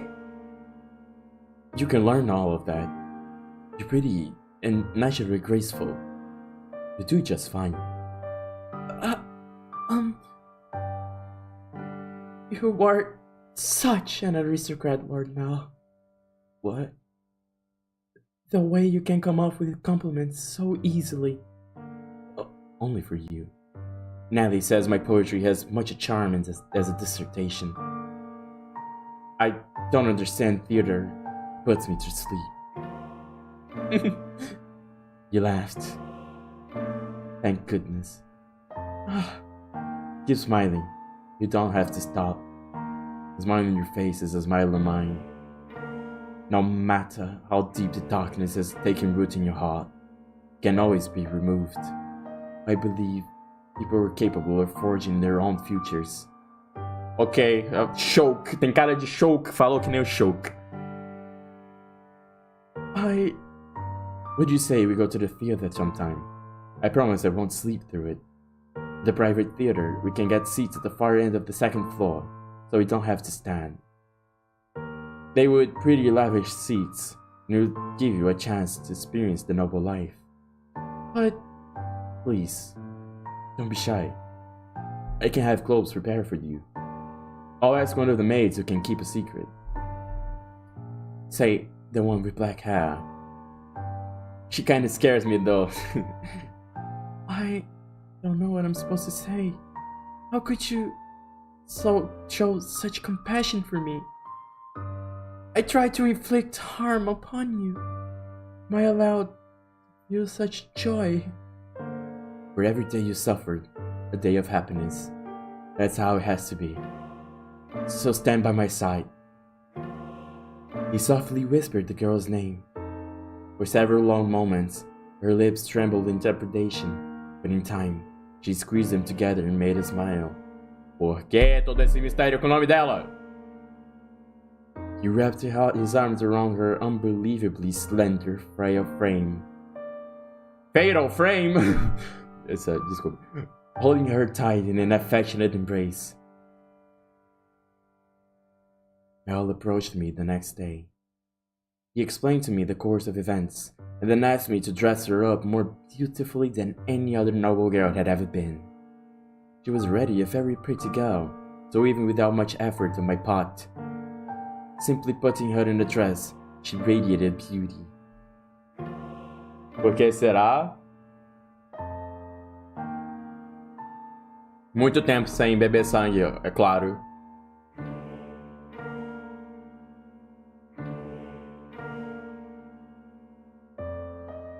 I was quite partial to her smile, so I agreed to help, thinking that if it would lead to their happiness, I could not ask for anything more. I never anticipated what would happen next, though. O nome dela é Alucard? Ok, Heft. Ok, sure! Drácula ao contrário! Vampira! Perhaps my hopes were unreasonable after all.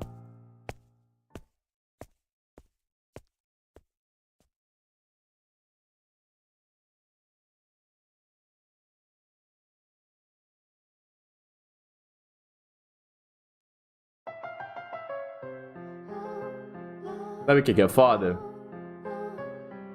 Sabe o que é foda? Vou te falar o que é foda. O foda é que eu quero terminar agora. Só que eu quero saber o que acontece.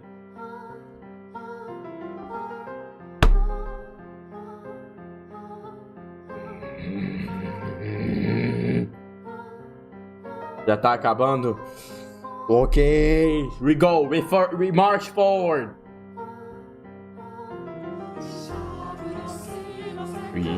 Que música. Now, you know theater, so don't look so cross. Emily was out with a man other than her brother that evening. Rare sight indeed. And she was quite clearly in a foul mood. I will not stand for this. That I should have to marry a man as disagreeable as Arthur. It's unthinkable! The young man at her side was Nellie's fiancé, selected by her parents. Obrigado pelo emotezão. On the other occasion, aliás, chill girl. Nice. On any other occasion, she would have snubbed an invitation from any man who was not Mel, if she had little say in this matter. She was, for lack of a better word, forced to go out with him. And oh, how furiously she had fought against it. She had shoved aside the Abigail trying to fasten her corset, locked herself in her room, and sobbed for quite some time. It required the combined forces of several of us to get her ready and out the door for her date. Come now, you should at least pretend you're enjoying yourself. Or do you want people to think we don't get along? Do we get along? Well, I want to for what it's worth. What it's worth to you is my name, not me. Are you really going to be like that? I went out of my way to take you for your favorite play. The least you could do is be a little kinder to me. What was it called again? Romeo and Juliet? It's been running for 6 or 7 years now. Ah, sim, a obra mais nova de Shakespeare. A family like yours or mine could pay to have a brand new script written. So why should we have to see an old play at a theater full of commoners? Maybe a private, but even so, I would rather just have a show put on by my state. Stop talking already. Why should I have to marry someone like you? I have absolutely no desire to marry you. Whatever it takes, I will put a stop to this. I'll talk to father as many times as I must. Please don't make such a scene. It's shameful. There are people around, remember. You represent your family. Besides, our families are hardly strangers to one another. Try as you might, I doubt you can get rid of me. No matter what you say, you can't break this engagement. You don't. Your parents gave you too much freedom, and look at what a spoiled little girl you became because of it. Goodness, you're going to be quite the handful. Oh, get off your high horse! No, you're the one on a high horse, Nellie. You were going to be my wife. You could at least put some effort into liking me. What happens when I take you to a social engagement and you act like this? It's shameful to the both of us. This coming from someone who used to call me Lady Nellie. What's your problem? When you choose to act like a lady, oh, God, you call you that again? Goodness gracious. Put yourself in my shoes for a second. I have to marry a bratty little girl because it will help my family. How dare you talk about me that way? You're not a damned princess. Open your eyes. You think talking to your father will get you out of this marriage? You're welcome to try. I doubt you have it though. Otherwise, you can just go complain about it to your friends. Oh, that's right. As far as I'm aware, you don't have any friends. Enough! As you wish. This is so frustrating. Why should I have to listen to this jerk mock me?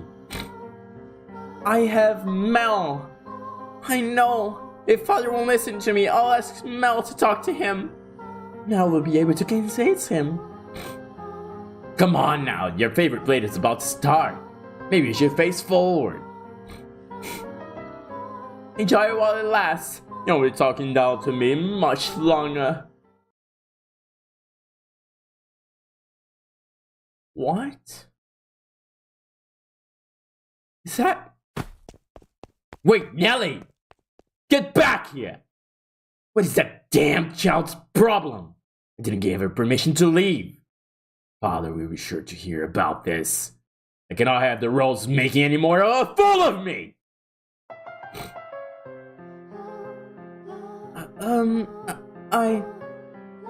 Machista? Apenas um senhor na Idade Média. Be fine. Don't be shy. So many people are looking at me. That's because you're gorgeous. No, it's because I look strange. I assure you, that's not the case. It is true that you have an unusual appearance. But right now, the unique color of your hair, your skin, and your eyes all serve to accentuate your beauty. You sound like a Prince Lord, Mel. What? You think so? I mean, I did say I'd be a stand-in prince for you, but I think you're a wonderful prince, not just a stand-in. Which makes you my princess, then? I don't... Oh, you're supposed to say, yes, I am there. You're going to make me sad. I guess you have to keep working at it until you submit. Oh, hey, the play's about to start. What am I supposed to be doing? Nothing in particular. Just sit back and enjoy the show. Oh, but there is one thing. Yes? If I start dozing off, could you maybe wake me up?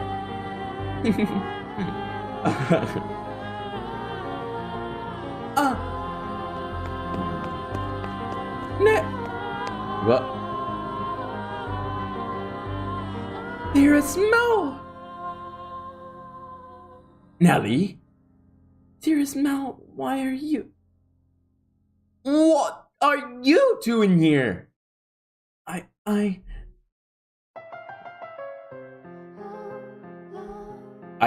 asked her to join me. It's nothing to get worked up over. It is! It absolutely is! You're supposed to say, what is a man? So true. How many times did I ask you to come with me and you wouldn't? You don't even like theater, dearest Mel, and you brought her? You're right, I'm not especially fond of plays, but I want her to be able to see one. Why are you making such a big deal out of this, Nelly? She's not suitable for you! What? She isn't good enough for you! Why would you choose her? She's creepy and you have no idea where she came from! Don't talk about her like that, Nelly. But you don't even know who her family is. I do. What? Lord Mel? It's fine. You just stay quiet. Like the other maids, she comes from a respectable house. I looked into it. However, circumstances prevent me from telling you what house that is. No, you're lying. That can't be. She doesn't act like a lady. She lacks etiquette, and she probably can't even dance. You expect me to believe like her is from a good, someone like her is from a good house? Enough already, Nelly! No, he yelled at me. You have my word. You don't have to worry about her. So please, stay out of this, Nelly. It isn't any of your business if I spend time with her, is it? But... Here's Mel. You need to stop hanging all over me. Oh.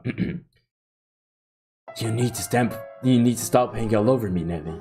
And find someone for... Wait. What are you doing at the theater? Are you alone? Oh yes, dearest Mel, about that. I have a favor to ask of you. I've been waiting to talk to you about this since yesterday, but I haven't seen you at all. Settle down, Nelly. What is it? Father had me engaged without consulting me, and he picked Arthur, the disagreeable little... Oh, right, that. I already know. What? I heard it from Father. That reminds me, you didn't show up at breakfast this morning. I see now. It was because of your engagement. Dearest Mel. Is that who you're here with today? In that case, you should get back to him, rather than waste any more time with us. You knew I didn't want to get married, Mel. So why? Why didn't you talk Father out of it? Because it's your time, Nelly. If there's someone else you'd rather be with, then, well, you can try pursuing Father, but... You're the only prince for me, dearest Mel. And a prince always grants his princess's wishes. Doesn't he? I just want you to say you'll do that for me, dearest Mel. Lady Nelly. You stay out of this! It's all your fault!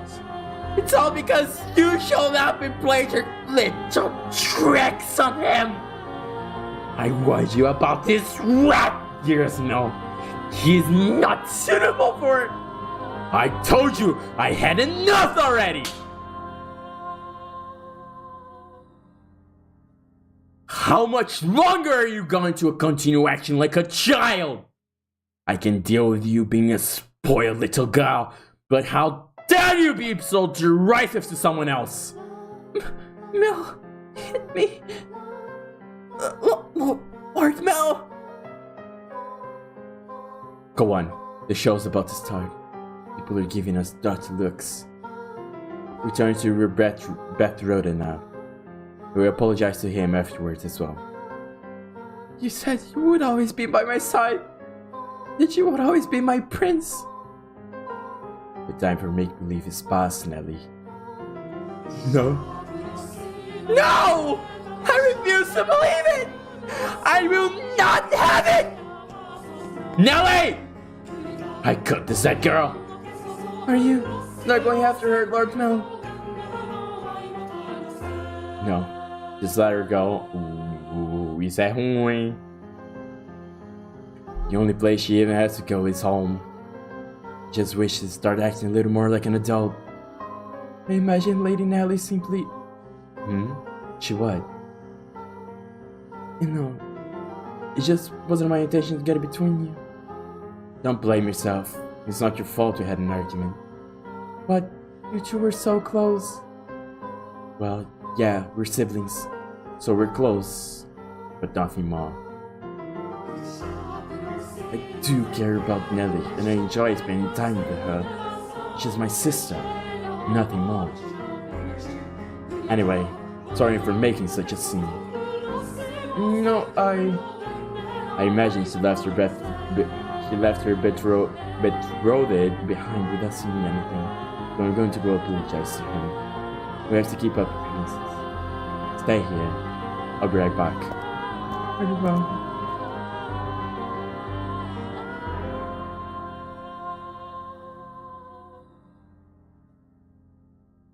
Master, what are your thoughts on the tale so far? Father.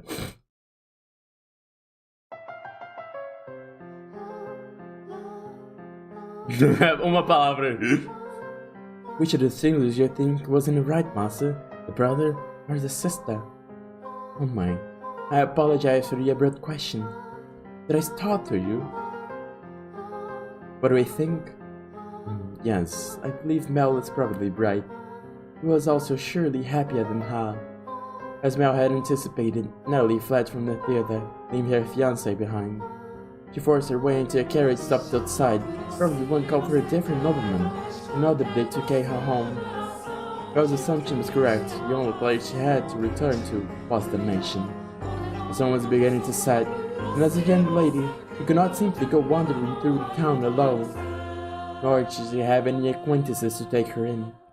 Her world was, in essence, composed of two elements, her brother and the rose garden. They were the light of her life at the Rose Manor. She lived a very isolated existence.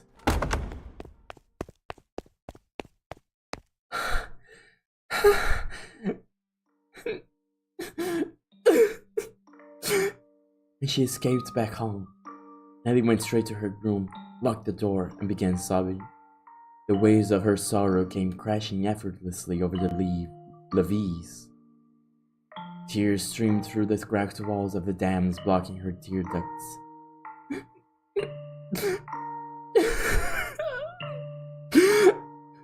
Why? Why would you love me? No. Why won't you take my side? The decor in her room appeared blurry through their damp eyes. Memories of the day she had it redecorated played back in her mind with crystal clarity. She told me she had no feelings for you. Em inglês, eu não vou traduzir, Lucas. É uma visual novel de umas 40 horas de duração. Se eu traduzisse, ia durar o dobro. Not happening. 60? Então. Um momento. Eu vou passar um colírio aqui.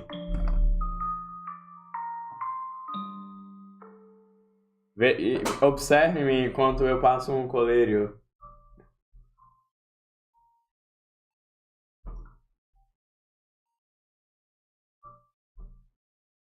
Ah, a vida de quem tem pressão intraocular alta. Não só a calvície é uma maldição minha.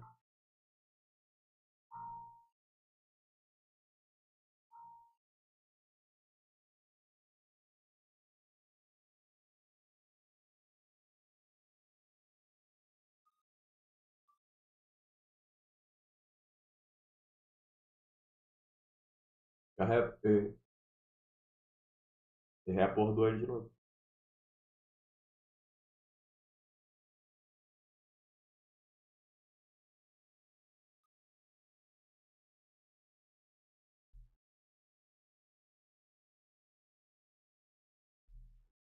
Eu devia fazer o olho esquerdo primeiro.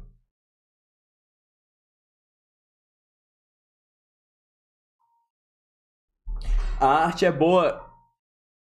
A versão do Switch é melhor. A versão de console. Ou pera, é. Eu não sei se a versão mais nova tem na Steam também.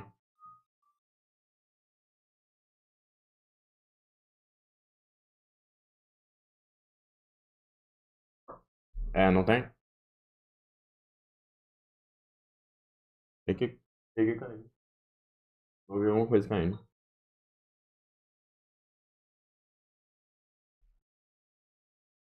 Tem diferença? Tem. As artes foram refeitas e foram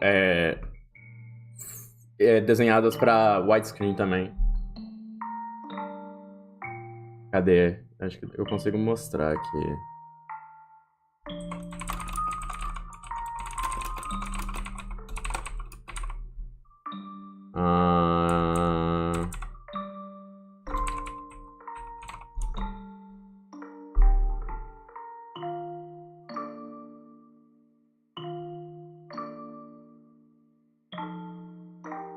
Tipo, a gente teve essa imagem aqui mais cedo.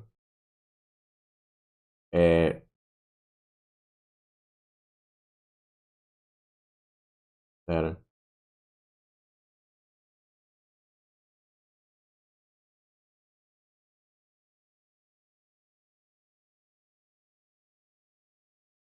A gente teve essa imagem aqui mais cedo. Na versão antiga era de um jeito. Tá bem redesenhado aqui. Porque aqui foi completamente refeita, basicamente. Enquanto que a gente viu, era um fundo, aí tem os dois personagens meio que em cima do fundo. Aí tá tipo a arte, uma peça única.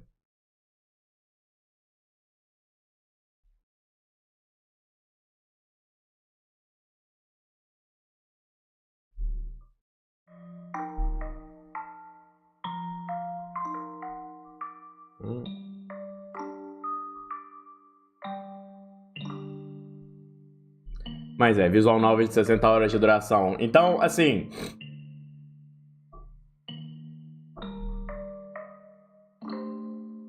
A minha voz tá morrendo.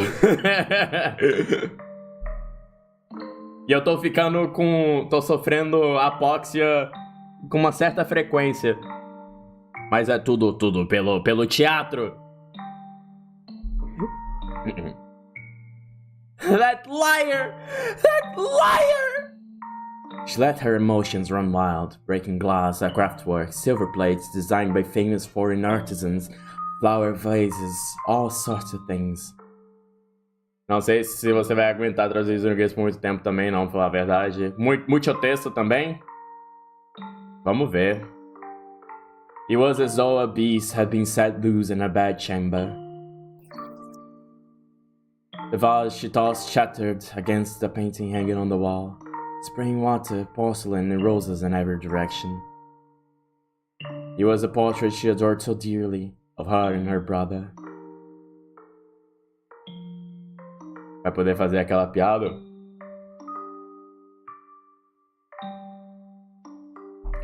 Nice. Exato, na neve.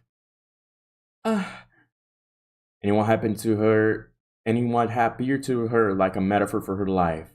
The frame fell off its mounting and came crashing to the floor. Nellie darted over and scooped it up. The frame had broken. The painting inside was unharmed.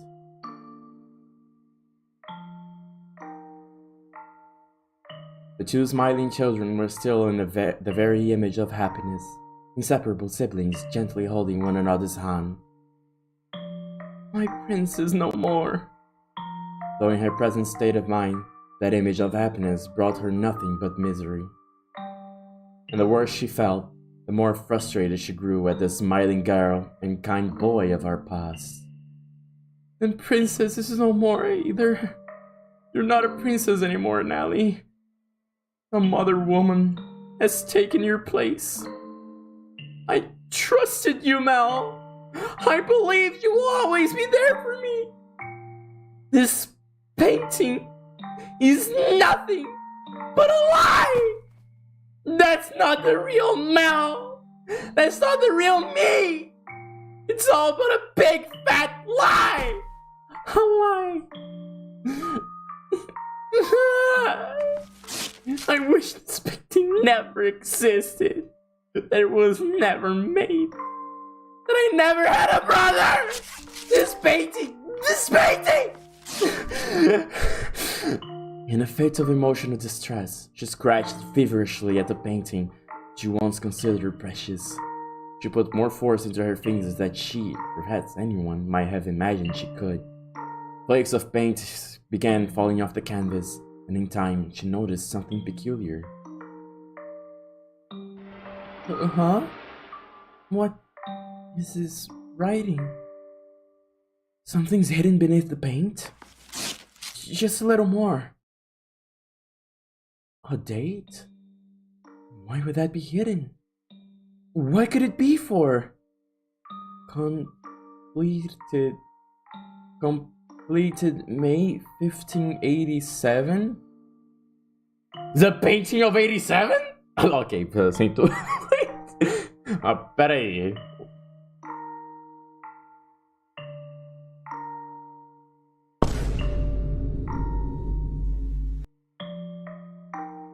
O engraçado...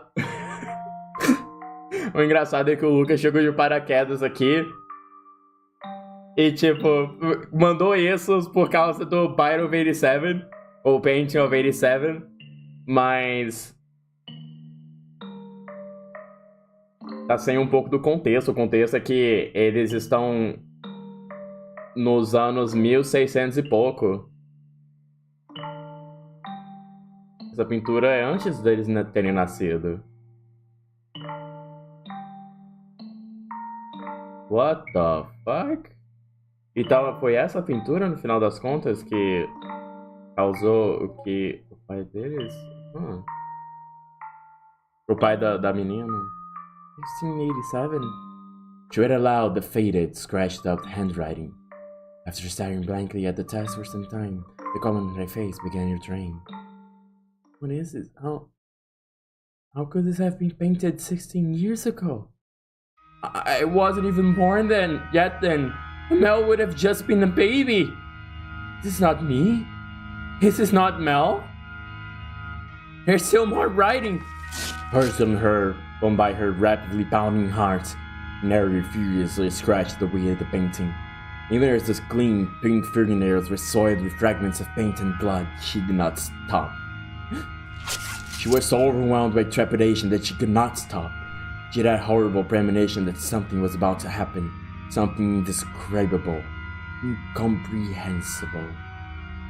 This is how I envision your son and our unborn daughter might look several years from now.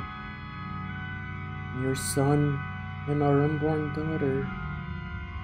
If this was a painting of the future, and it really is of me and Mel. No. Use your head, stupid. I'm only 14. 16 years ago, we wouldn't have been inside Mother. But then, who is this? Who is holding Mel's hand? Who is that with my brother? More, there has to be. Ow! Found it. There's more writing. I have to know what this is. Calm down, Ellie. It's nothing to get worked up over. I'm sure it's nothing. Calm down and read. There's nothing to worry about. If our unborn child... This is what the writing on the painting said. Yeah, this is what the writing on the painting said. Our unborn child does not have your hair color. Then you will probably not be able to take her in as your own.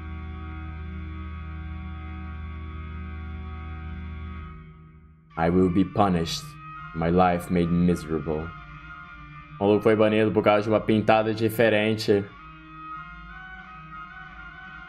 Você tava guardando isso esse tempo todo? Puta que pariu, hein? And so I pray that this child might have flakes in hair.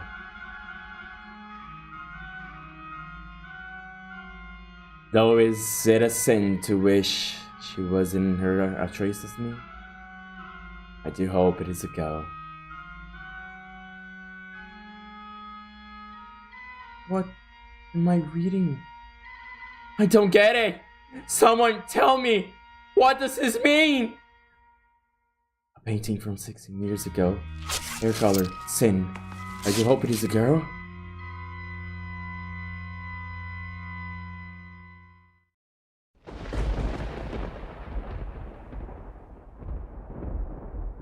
Alabama se perpetua.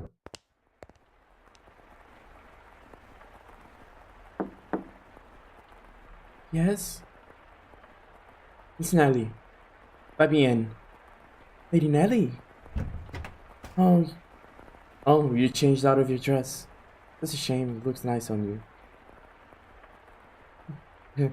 Really did look so nice. I was like you were a princess. Lady Nellie? Say, I've got a question for you. Do you mind? By all means. What color hair did your father have? Beg your pardon? Did you not hear me? Should I repeat the question? No. I assumed it would be about Lord Mel. I am just so curious about where you got the white color from.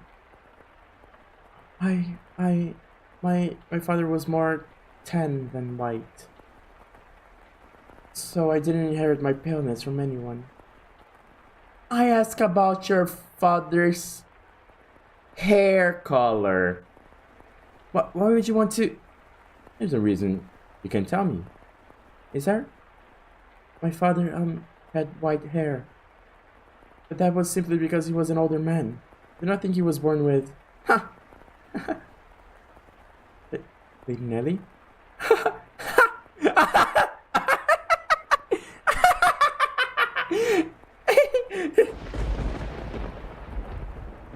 Hey! Guess what? I figured it out! I figured it all out! And it was so simple. There's only one difference between you and me. The thing that Mel fell for is... Why do you have those? No, stay back!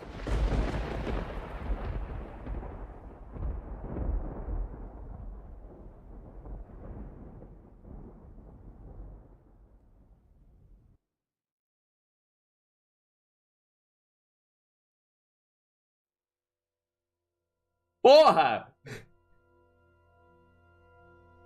Okay. Bora. Ah, we have finally reached this point in the tale, Master. Your memory has been refreshed, then we can return to the mansion immediately. Very well then.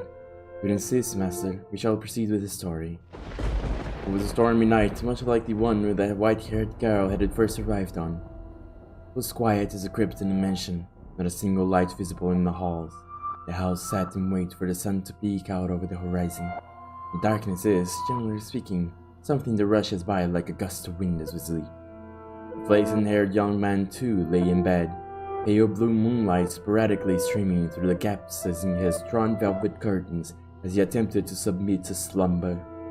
He was having difficulty drifting off, but as time trickled onward, he drew closer and closer to the arms of Morpheus.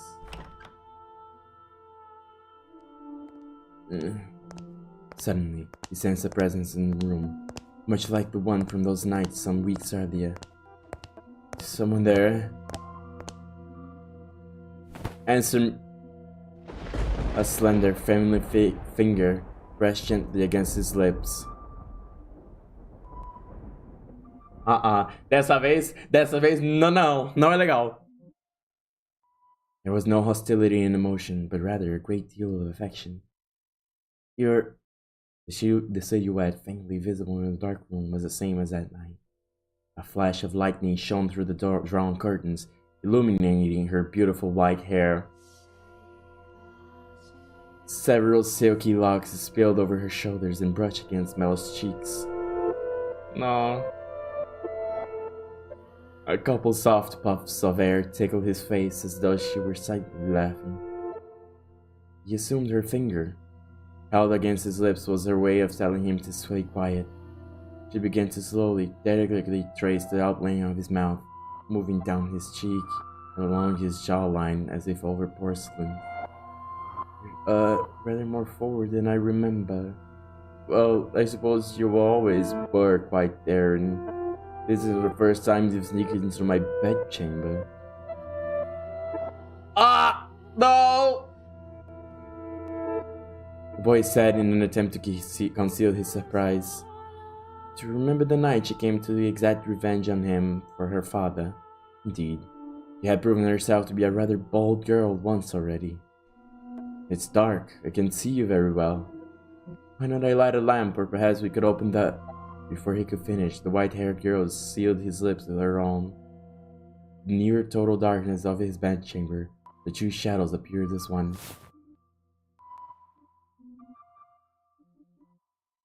They remained that way for several minutes. Their kiss was innocent, no more than the pressing together of two pairs of lips. And at the same time, the white-haired girl lovingly ran her fingertips across his skin. When their lips separated, Mel gasped for air. It seemed he had been holding his breath. Slightly embarrassed at himself, he said, "Yes, Mel."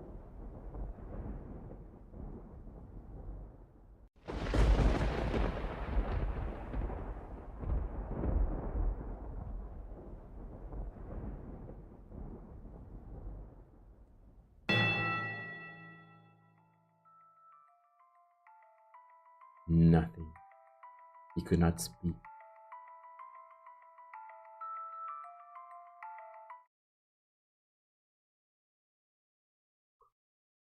Oh, holy shit, bro.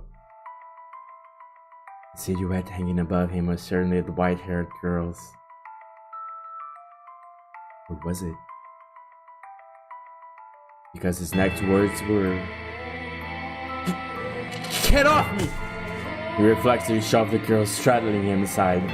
She rolled off the bed, laying on the cold floor, but slowly, gradually, she crawled her way back toward him. That wasn't very nice.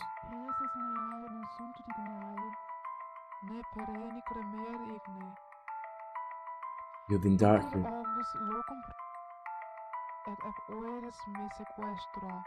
feeling darkness, she slowly lifted her head. Caralho, puta que pariu. And then there was another flash of lightning. The heavy fabric of the curtains rustled, bolts of light streaming between the gaps.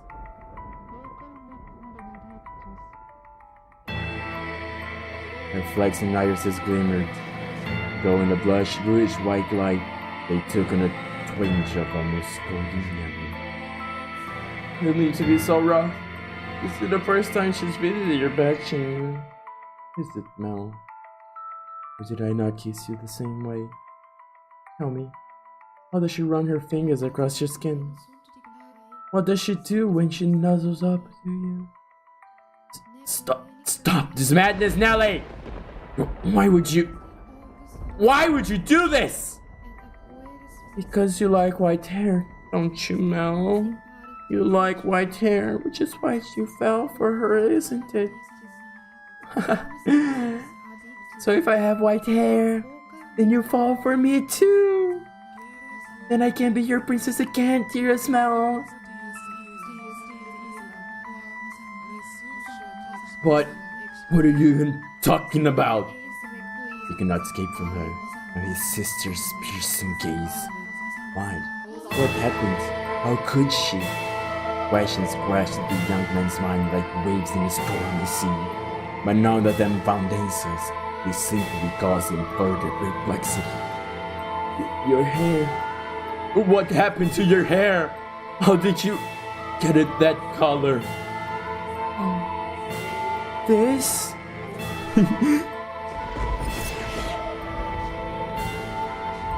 You like my wig? But as soon as the words left her mouth, Mel was in motion, propelled by pure instinct. He clenched Nellie's shoulders tight enough to dig his fingers into her flesh. You're hurting me, Mel.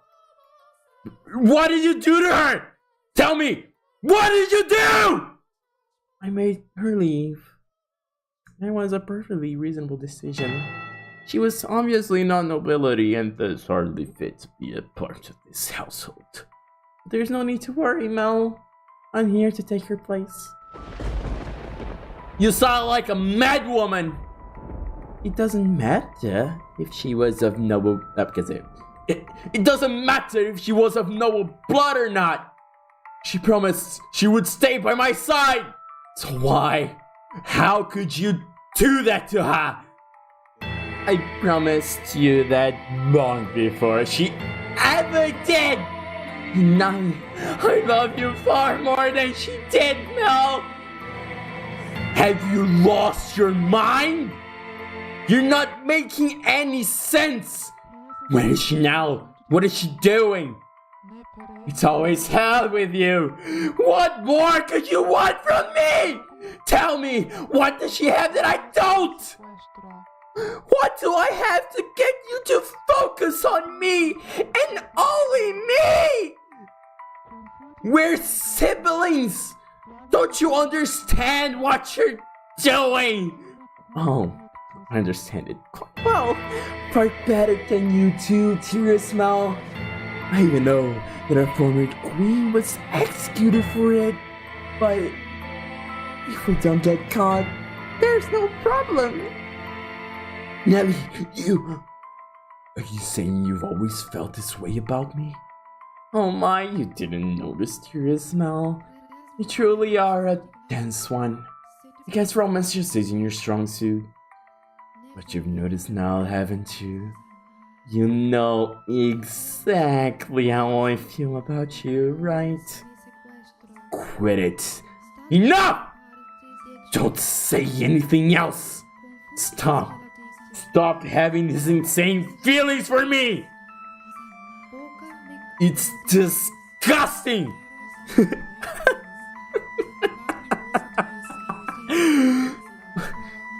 What are you laughing about? Oh, poor Mel, content in your complete ignorance. Alright, I'll tell you everything. Mel, you can only love blood-related women. Huh?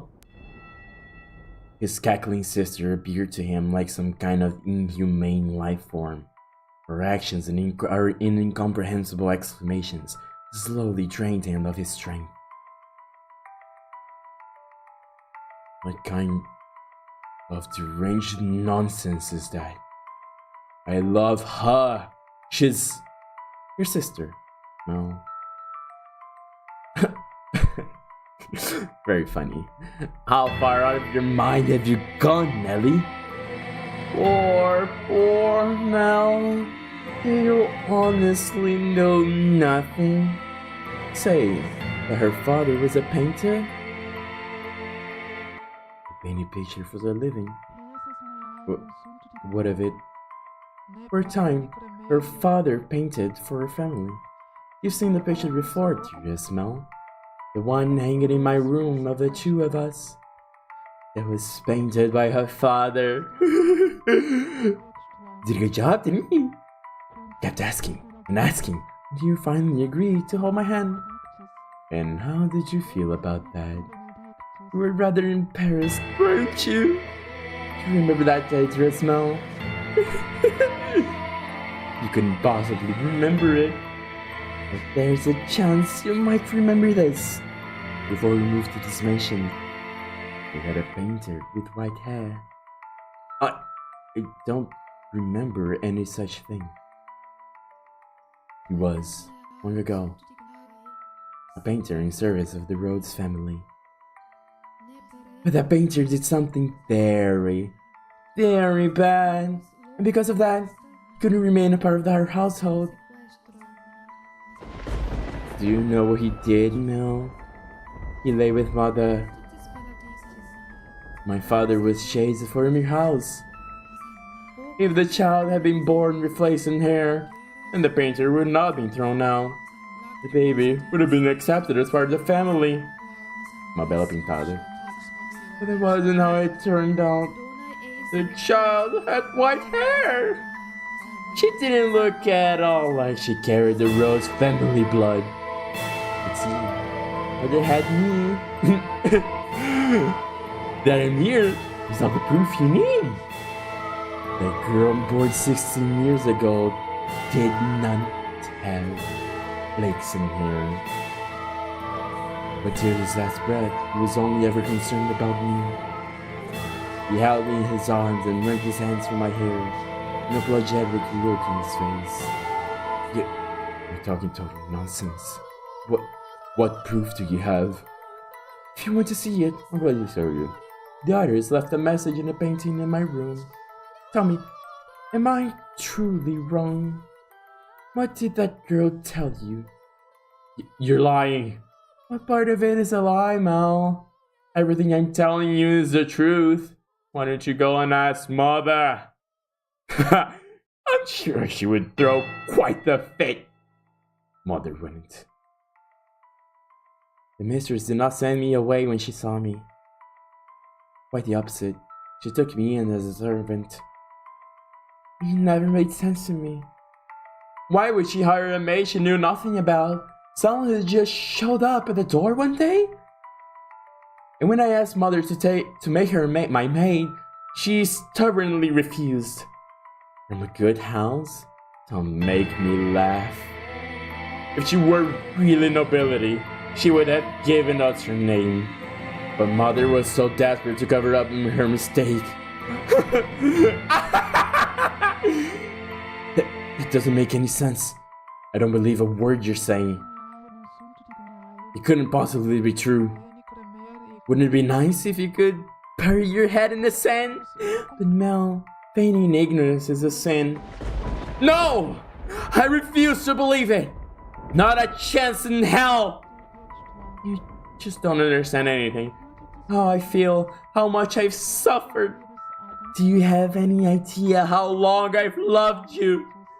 Knowing that you would never accept my affection. But then, fancy that, you fell in love with your half-sister. Then I should qualify for your love too. Shouldn't I, Mel?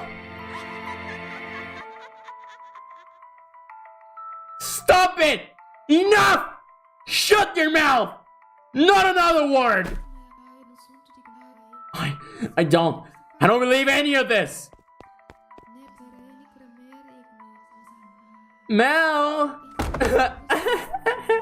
I know you'll never love me. I know there's nowhere for me to run. Say, when we were kids, was that really me? Was I really by your side, Mel? That painting tells the whole truth. I was never once did I get to be your princess. Not even once.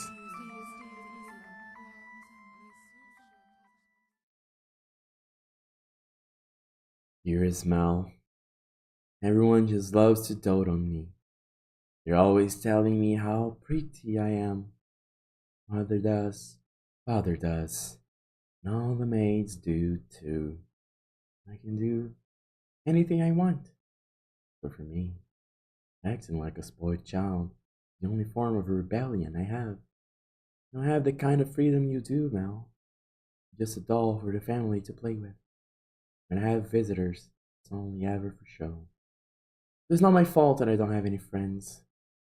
Dearest Mel, you're the only one who's ever cared about me more than anything in the world. Dearest Mel, I always knew how I would react if you fell in love. I would cry my eyes out. I would envy her to death. I would get angry as a ball. But eventually, I would have given up. I knew I could never have it my way after all. My feelings would never bear fruit. Why did she have to be your sister? Tell me, why?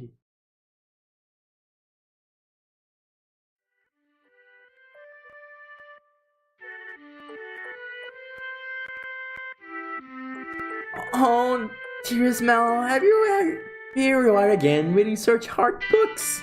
Your eyes will go bad if you spend too long staring at the pages. I'll be fine, Ellie. It's not like I'm reading 24 hours a day. No, that's not good enough. If your eyes go bad, dearest Mel, you won't be able to see me anymore. You worry too much. I can see you find them well, my princess. Your hair gleaming like the sun, and your beautiful smile. I can see you clear as day, and they'll never change. Plus, the skies are clear today, so you're even more radiant than usual. You know, this is my favorite season. Winter's gone, and there's so much rain, I can't stand it. But as it gets closer to my birthday, the clouds go away, and I just adore the sun. Ah yes, it's almost your birthday, isn't it? Have you decided what you're going to ask Father for? Not yet! What pretty dolls and shoes with sparkling gems! And I also want a pretty dress, like the ones Mother wears! At least that long is asking a bit much, even for Father. But dearest Mel... I already have what I want the most. The truth is, as long as I have that, I don't need anything else. Oh, what would that be? The hairpin they bought for you the other day? Maybe the song they had written for you last year? None of that, dearest Mel. Huh? Then what could it be? Now I'm really curious. What is it that's so valuable to you? That's a secret. Girls have so many secrets, I just don't know what to do. Say, dearest Mel, would you run your fingers through my hair? Just for a little bit. What the fuck? What's gotten into you, Nelly? Why are you so hungry for attention all of a sudden? Please, dearest Mel. What the fuck? Oh, Nelly, what I'm going to do with you? Come over here.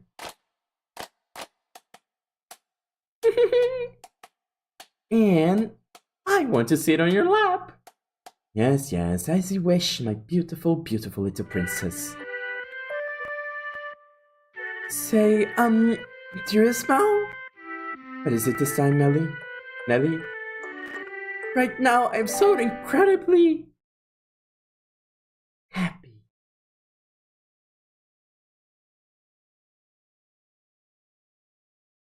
Oh, and out of curiosity, what was it that you really cared so much about?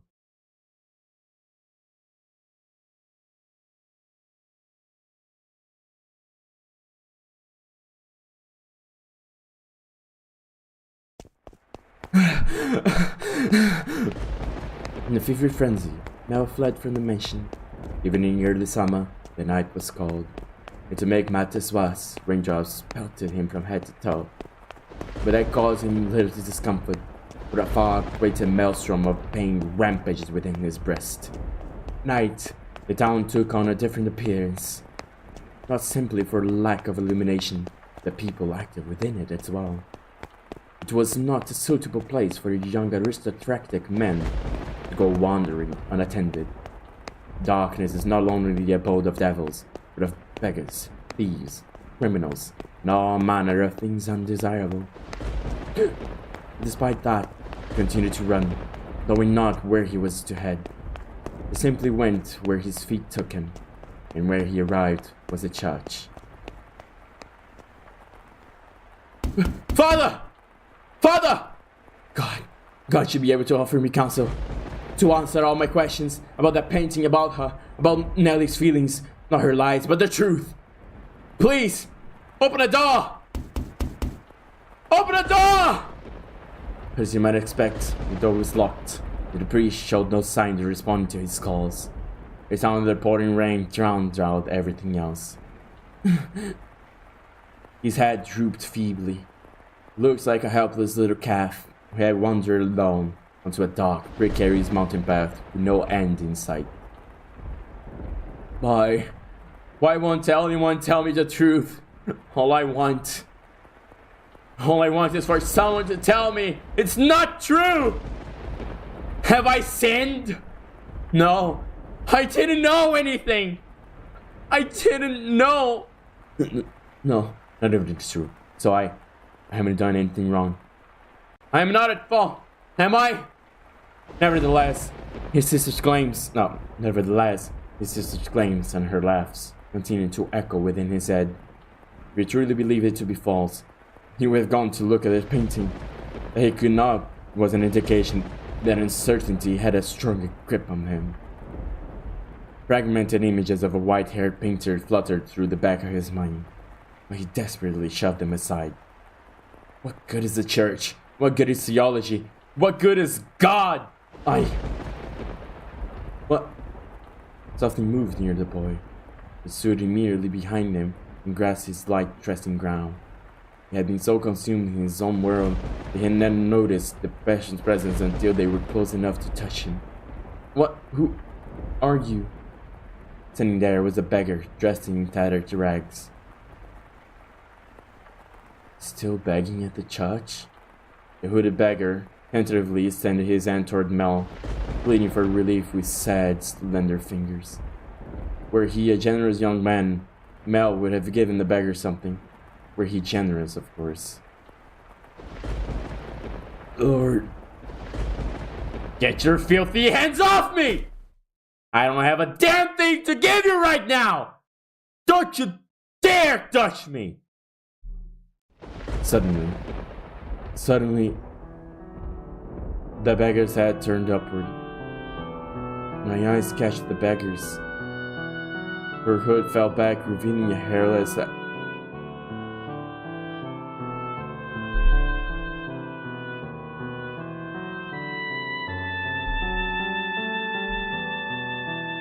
Good, he fell back, revealing a hairless head. Why? And a pair of red eyes gazing beautifully, though with a familiar, distinctive glimmer, but no. Red eyes. She immediately covered her face and turned to run. It can't be. The beggar has always been here, was it? But you said yourself that he would not survive much longer. How could you be certain she was that same beggar? Wait for me! Perhaps as someone of such high social standing, all beggars appear the same to you? Or perhaps you wanted to believe your meager generosity made the difference, that you did something of value. I will not say it is wrong to think so. Wait for me! I chased after the fleeting girl. Though I shout for her to stop, she continues to run.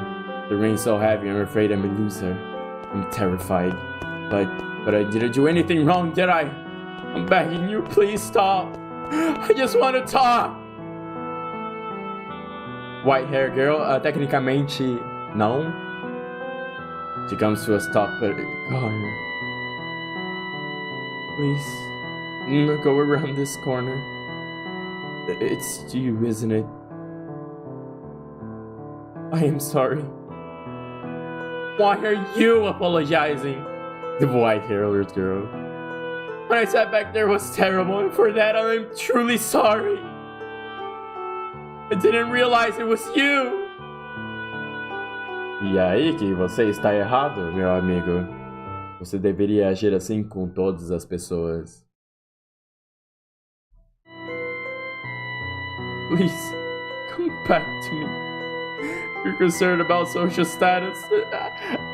I'll figure something out. And Nelly's getting married off soon enough. Oh yes, Nelly. Nelly did something horrible thanks to you. She's lost her mind.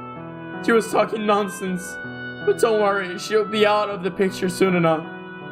I'll make sure you're safe. Na história de hoje aprendemos que... Just say something. Please. Are you angry?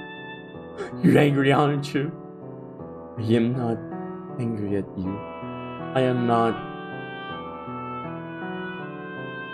Did you know everything? Did you come to our house aware of everything? What? Did you? Tell me, please! The priest isn't around and everything that he says is a lie! And the only one who would tell me it's not true. What are you? Our relationship! I don't understand what you're saying. Oh, I see. You don't know. You don't know? It's for the best.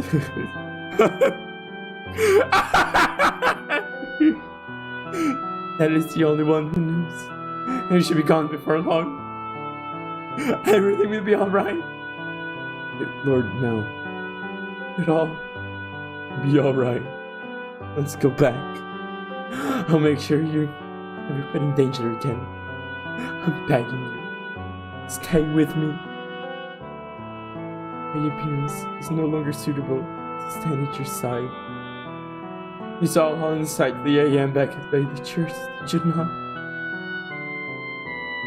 Hair can grow back. That's not a problem. How I truly look the part of the hideous witch. But I am to blame. It was a sin for me to find happiness in your kindness. What are you talking about? My sin was falling in love with you. Not what happened to my father, nor how we had to spend our days. There's no sin in that. We had our whole lives ahead of us. Korinogu. Don't we? With enough time, this whole tragic mess will be behind us. As in Korinogu. Things will only get better from here. I'll be your prince. I'll be the one who took the girl to see the outside world. So please, give me your hand. Come to me, Ifrit. Don't leave me all alone. I need you by my side. Please! I extend my hand around the corner. I sense her hesitating beyond the bend. I'm begging you. Can't see what's on the other side. But the vision of her reaching out to put her hand in mine wells up in my mind. But that story never had an ending. She doesn't take my hand. I doubt the girl ever wrote that letter.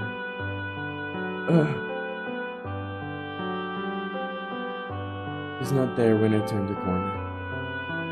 Why? How did things end up like this? Where did I go wrong? Oh God!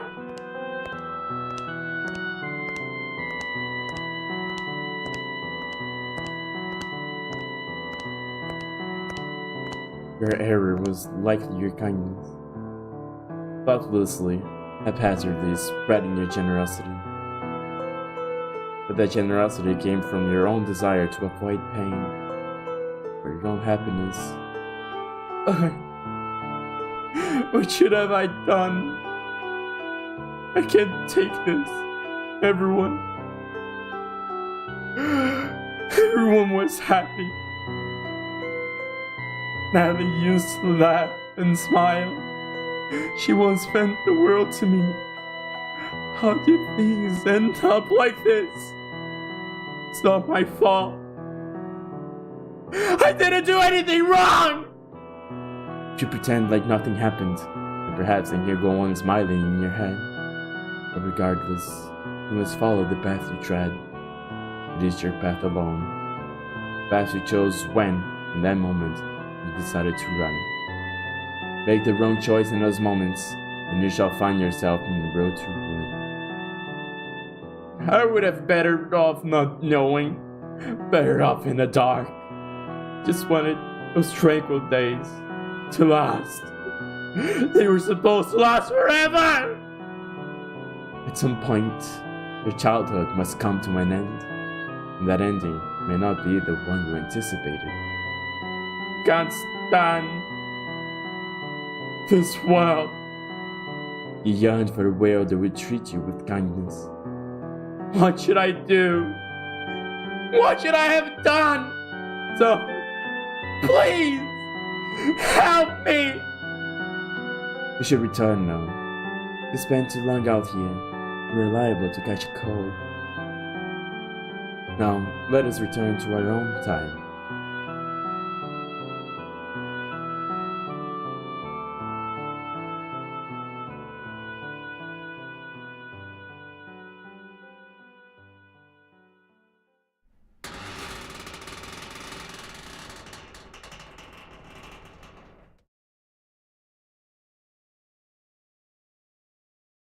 Achievement. The crestfallen young man fading into the distance. The decrepit double doors clackled shut. Through the shattered glass, you could see only the ruins of a garden, not a single rose growing within. You had evidently returned from the past. In the garden, weeds grew taller than people. You found it difficult to look at. A wolf howled in the distance. The children, the sea of roses, and a white-haired girl were nowhere to be found. You and the maid who called you master were the only people present in the mansion. What happened to them next? Oh, master, you would know better than I. My, you cannot remember? It seems this is quite serious then. Worry not. My loyalty lies with you, master. The mansion has witnessed more yet. Let us make our way to the second door. You're handing hers. The maid guided you back through the kitchen and into the tea room. Her palms were still cold. You felt as though you were clenching ice. Master, do you wish to know the truth, no matter what may be hidden within? Or, if it is something you would be happier not knowing, would you rather remain in the dark, Eu não sei, talvez. Oh, is that so? I wonder about their father. Yes, the flaxen-haired sibling's father. Do you think he knew about the white-haired girl? He did, and perhaps he allowed her to stay because of how deeply he loved his wife. Or maybe because he did not want people to find out about her. I expect he too experienced many different emotions. But those pages of his story remain untold. Their parents likely had a turbulent tale as well, but theirs is not of consequence. To whom? I cannot tell you. You and the maid cross through the entrance hall, continuing your trek. At some point, finding the fireplace had faded to embers, emphasizing the lack of light within the mansion. The maid took a candlestick and lit it in the cinders. The small flame illuminated her pale face. On a whim, you asked the maid about herself. About me? I am a maid devoted to your service, master, as I have said. Oh, what was that? You are interested in my name? You flatter me. I truly do appreciate the question, but you are more than welcome to simply call me the maid. Also, it will make me much happier to hear you say my name after you have recalled who you are, master.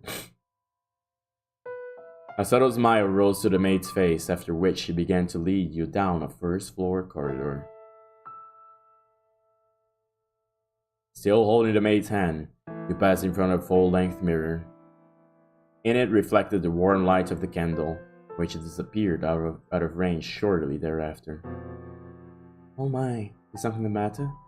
Did you come across something peculiar? The maid had not appeared in the mirror. Vampira! Though she was not the only one without a reflection. Eu também! You reached the end of the corridor. There appeared to be a doorway, but the door itself was long since gone, leaving only a hole in the wall to frame the stairs behind it. Without hesitation, the maid descended into the darkness. You have more interest in this mansion, master, than in a mere maid, do you not? Though it pains me to say as much in your presence. Master, this house is cursed. Yes, it is a curse that runs deep. As you just bore witness to, the majority of those who dwell within these walls fall into misfortune. Ok. Então em cada porta é um capítulo. I have served here for many years, and periods of happiness are as fleeting as a sugar cube in a cup of hot tea. Why did such tragedies befall them? If I were to guess, master, it was because you had not returned. When you remembered your true self. But when you remember your true self, the mansion's curse should be broken. The next door is before us. It appears to be the entrance to a cellar. The disconsolate wooden door was visibly rotten in several places, and it seemed it might crumble at a single touch. You could hear the sound of something devouring meat beyond the door. Maybe there was a beast living within. Before you had a chance to say you had thought it was dangerous, the maid opened the door with a chilling smile on her face. First impression was that it smelled of blood.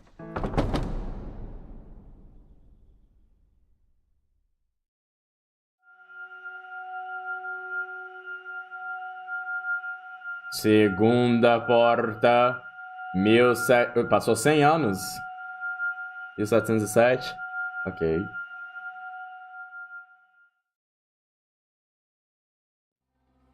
Muito bem.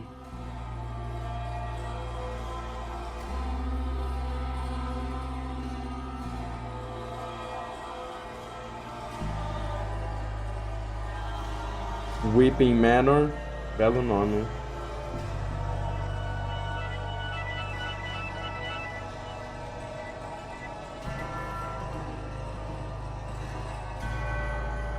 Como eu faço pra voltar? Eu desliguei as luzes.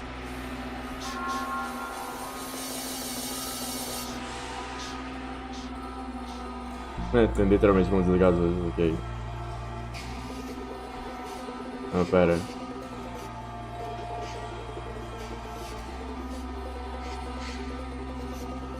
Return to title, yes.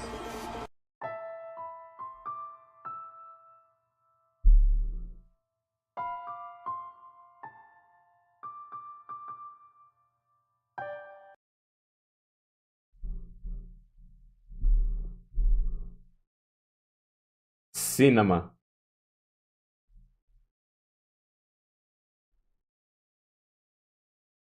Primeiras impressões?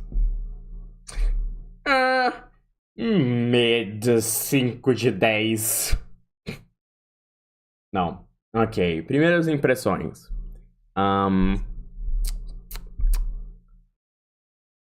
Onde eu começo? Pelo amor de Deus. Tá. Vamos lá. A arte é muito bem feita. Eu acho que... Eu gosto um pouco mais de como eles refizeram a arte na versão mais nova de Switch, mas a arte realmente é muito bem feita. É bem simplista, mas ela consegue ser, tipo, o suficiente pra conseguir passar a expressão de cada personagem, que é bom. Pelo menos tem essa parte de conseguir passar o que cada personagem meio que tá sentindo naquele momento.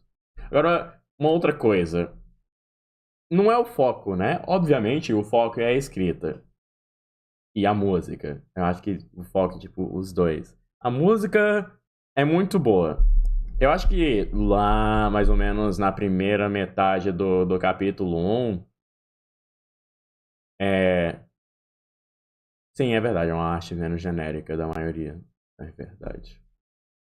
A primeira metade do capítulo 1 foi meio, tipo... Não tinha muita variação em música. Mas eu acho que faz sentido porque também era esse setting mais amigável, mais leve e tudo mais. Então, é basicamente daily life da galera lá. Então, assim,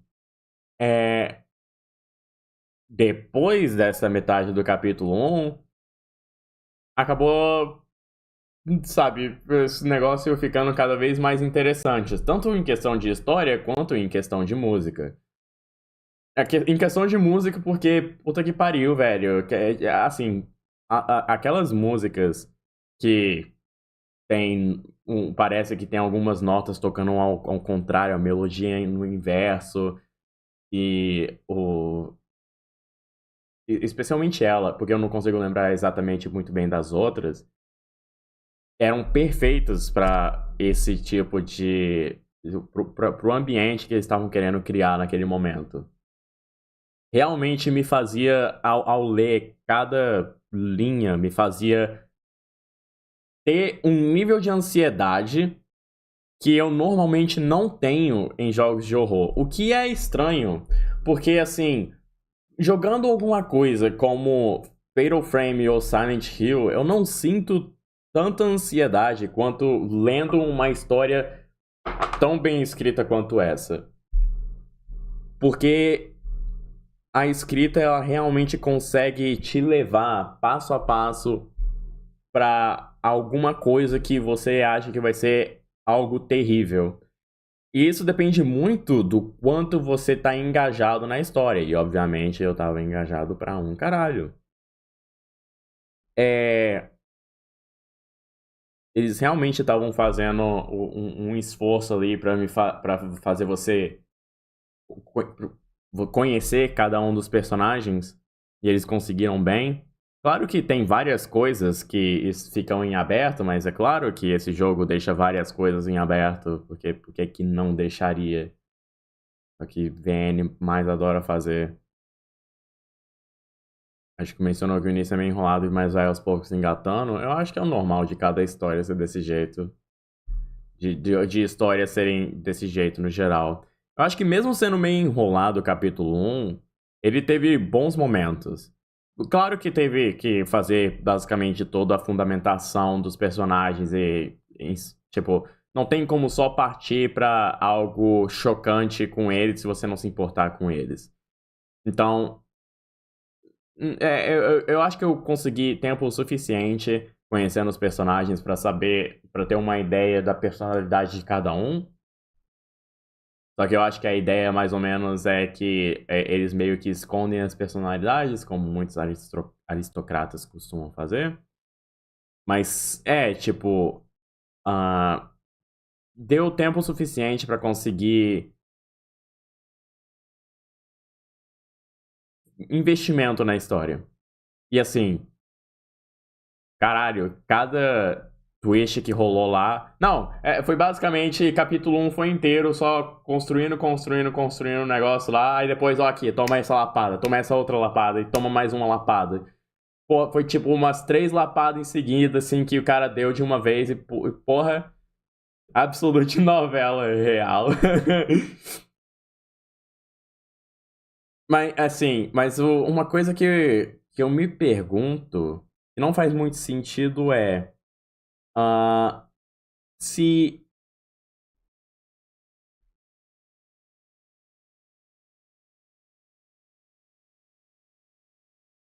ela era o mendigo esse tempo todo, quer dizer que ela sempre tava usando uma peruca? Ou o quê?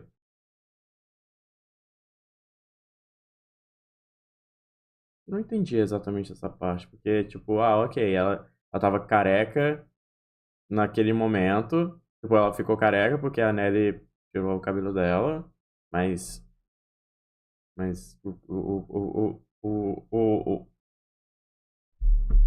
o mendigo que tava ali em frente à igreja sempre era careca. E aparentemente ela era aquele mendigo, então. What the fuck?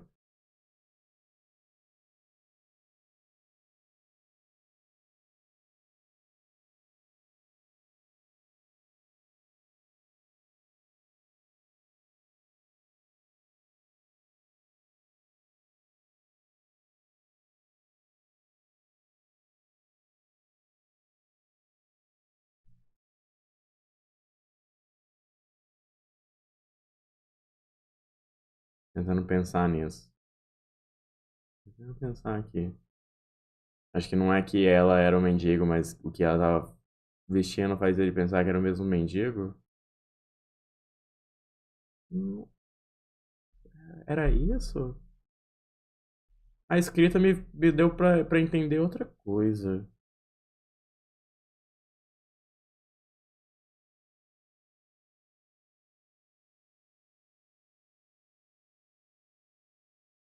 Tipo.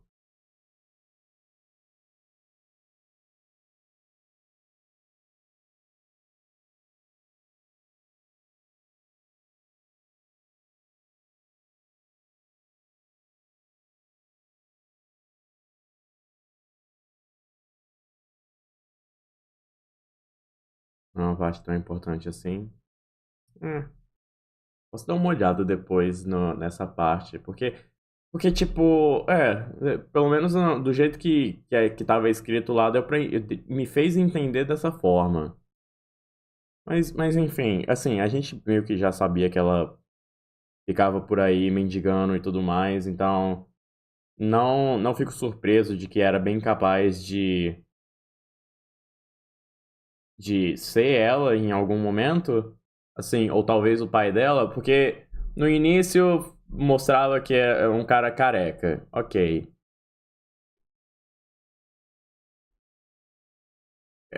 Porque é claro que eu vou lembrar do detalhe de que o cara era careca. Ah, talvez seja alguma coisa em relação à maldição do cabelo branco. Aí não pode mostrar que tem o cabelo branco. Ou alguma coisa assim, talvez, não sei. Bom, de qualquer forma, Absolute novela. Estou curioso para saber o que vai acontecer. É fucking 60 horas de jogo, né? São quantos capítulos? Let me see. São 16 achievements, então eu assumo 16 capítulos.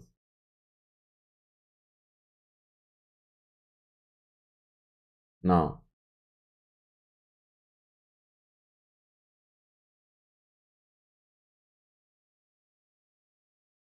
eu não sei. Tem os outros achievements, tem spoilers. São 8 capítulos, ok.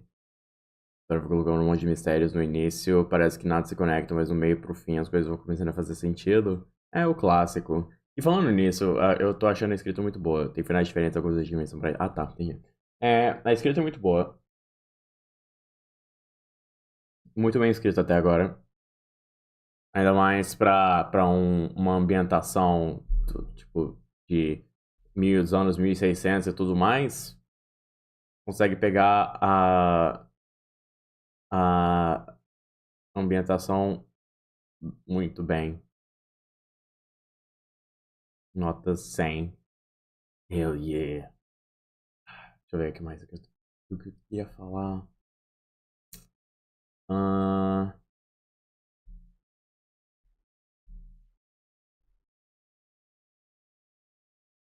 Queda da nota foi um complô dos nintendistas. Tem que deixar o Ocarina of Time na frente.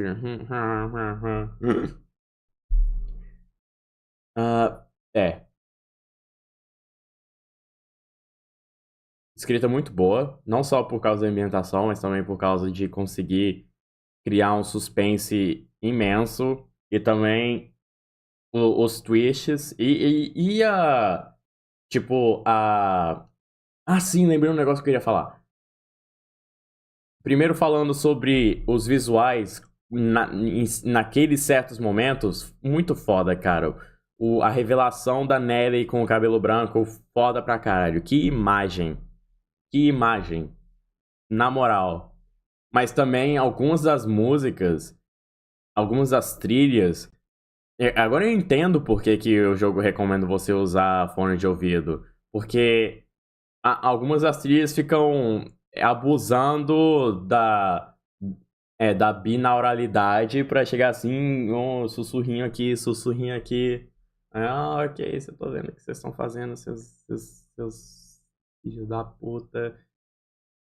Estão querendo me deixar nervoso e então eu fiquei bem, sabe, olhando pros lados assim, tipo, é bom demais. Eu posso esperar pro capítulo 2. 5 horas e meia? Demorou pra caralho. Mas é bom. Anyway. Eu vou ficando nessa. Eu tô... Nossa.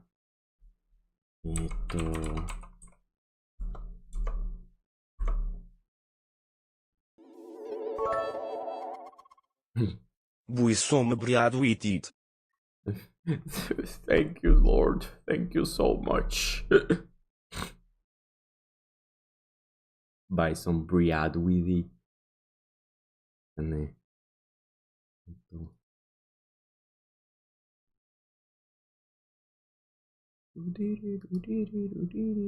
Bem.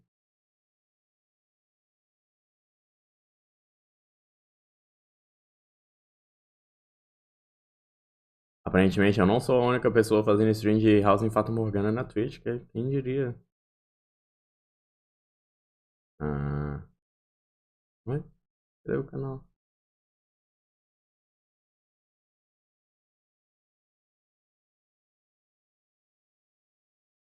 Vou fazer raid pra um canal específico.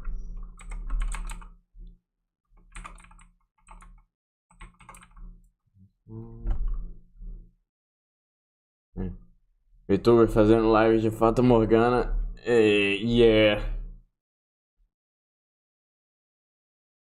Sempre são VTubers.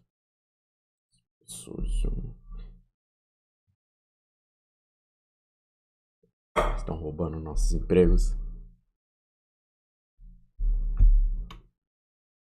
Anyway. Comigo aqui, com minha voz arruinada e meu celular cuspido, eu fico nessa por hoje. Vou tentar fazer uma stream terça de manhã, jogando o quê? Sei lá, o que eu quiser. Então a gente se vê. Até o próximo stream de Fata Morgana no domingo que vem. Todo domingo e sábado Xenogears e terça e quinta faço alguma coisa.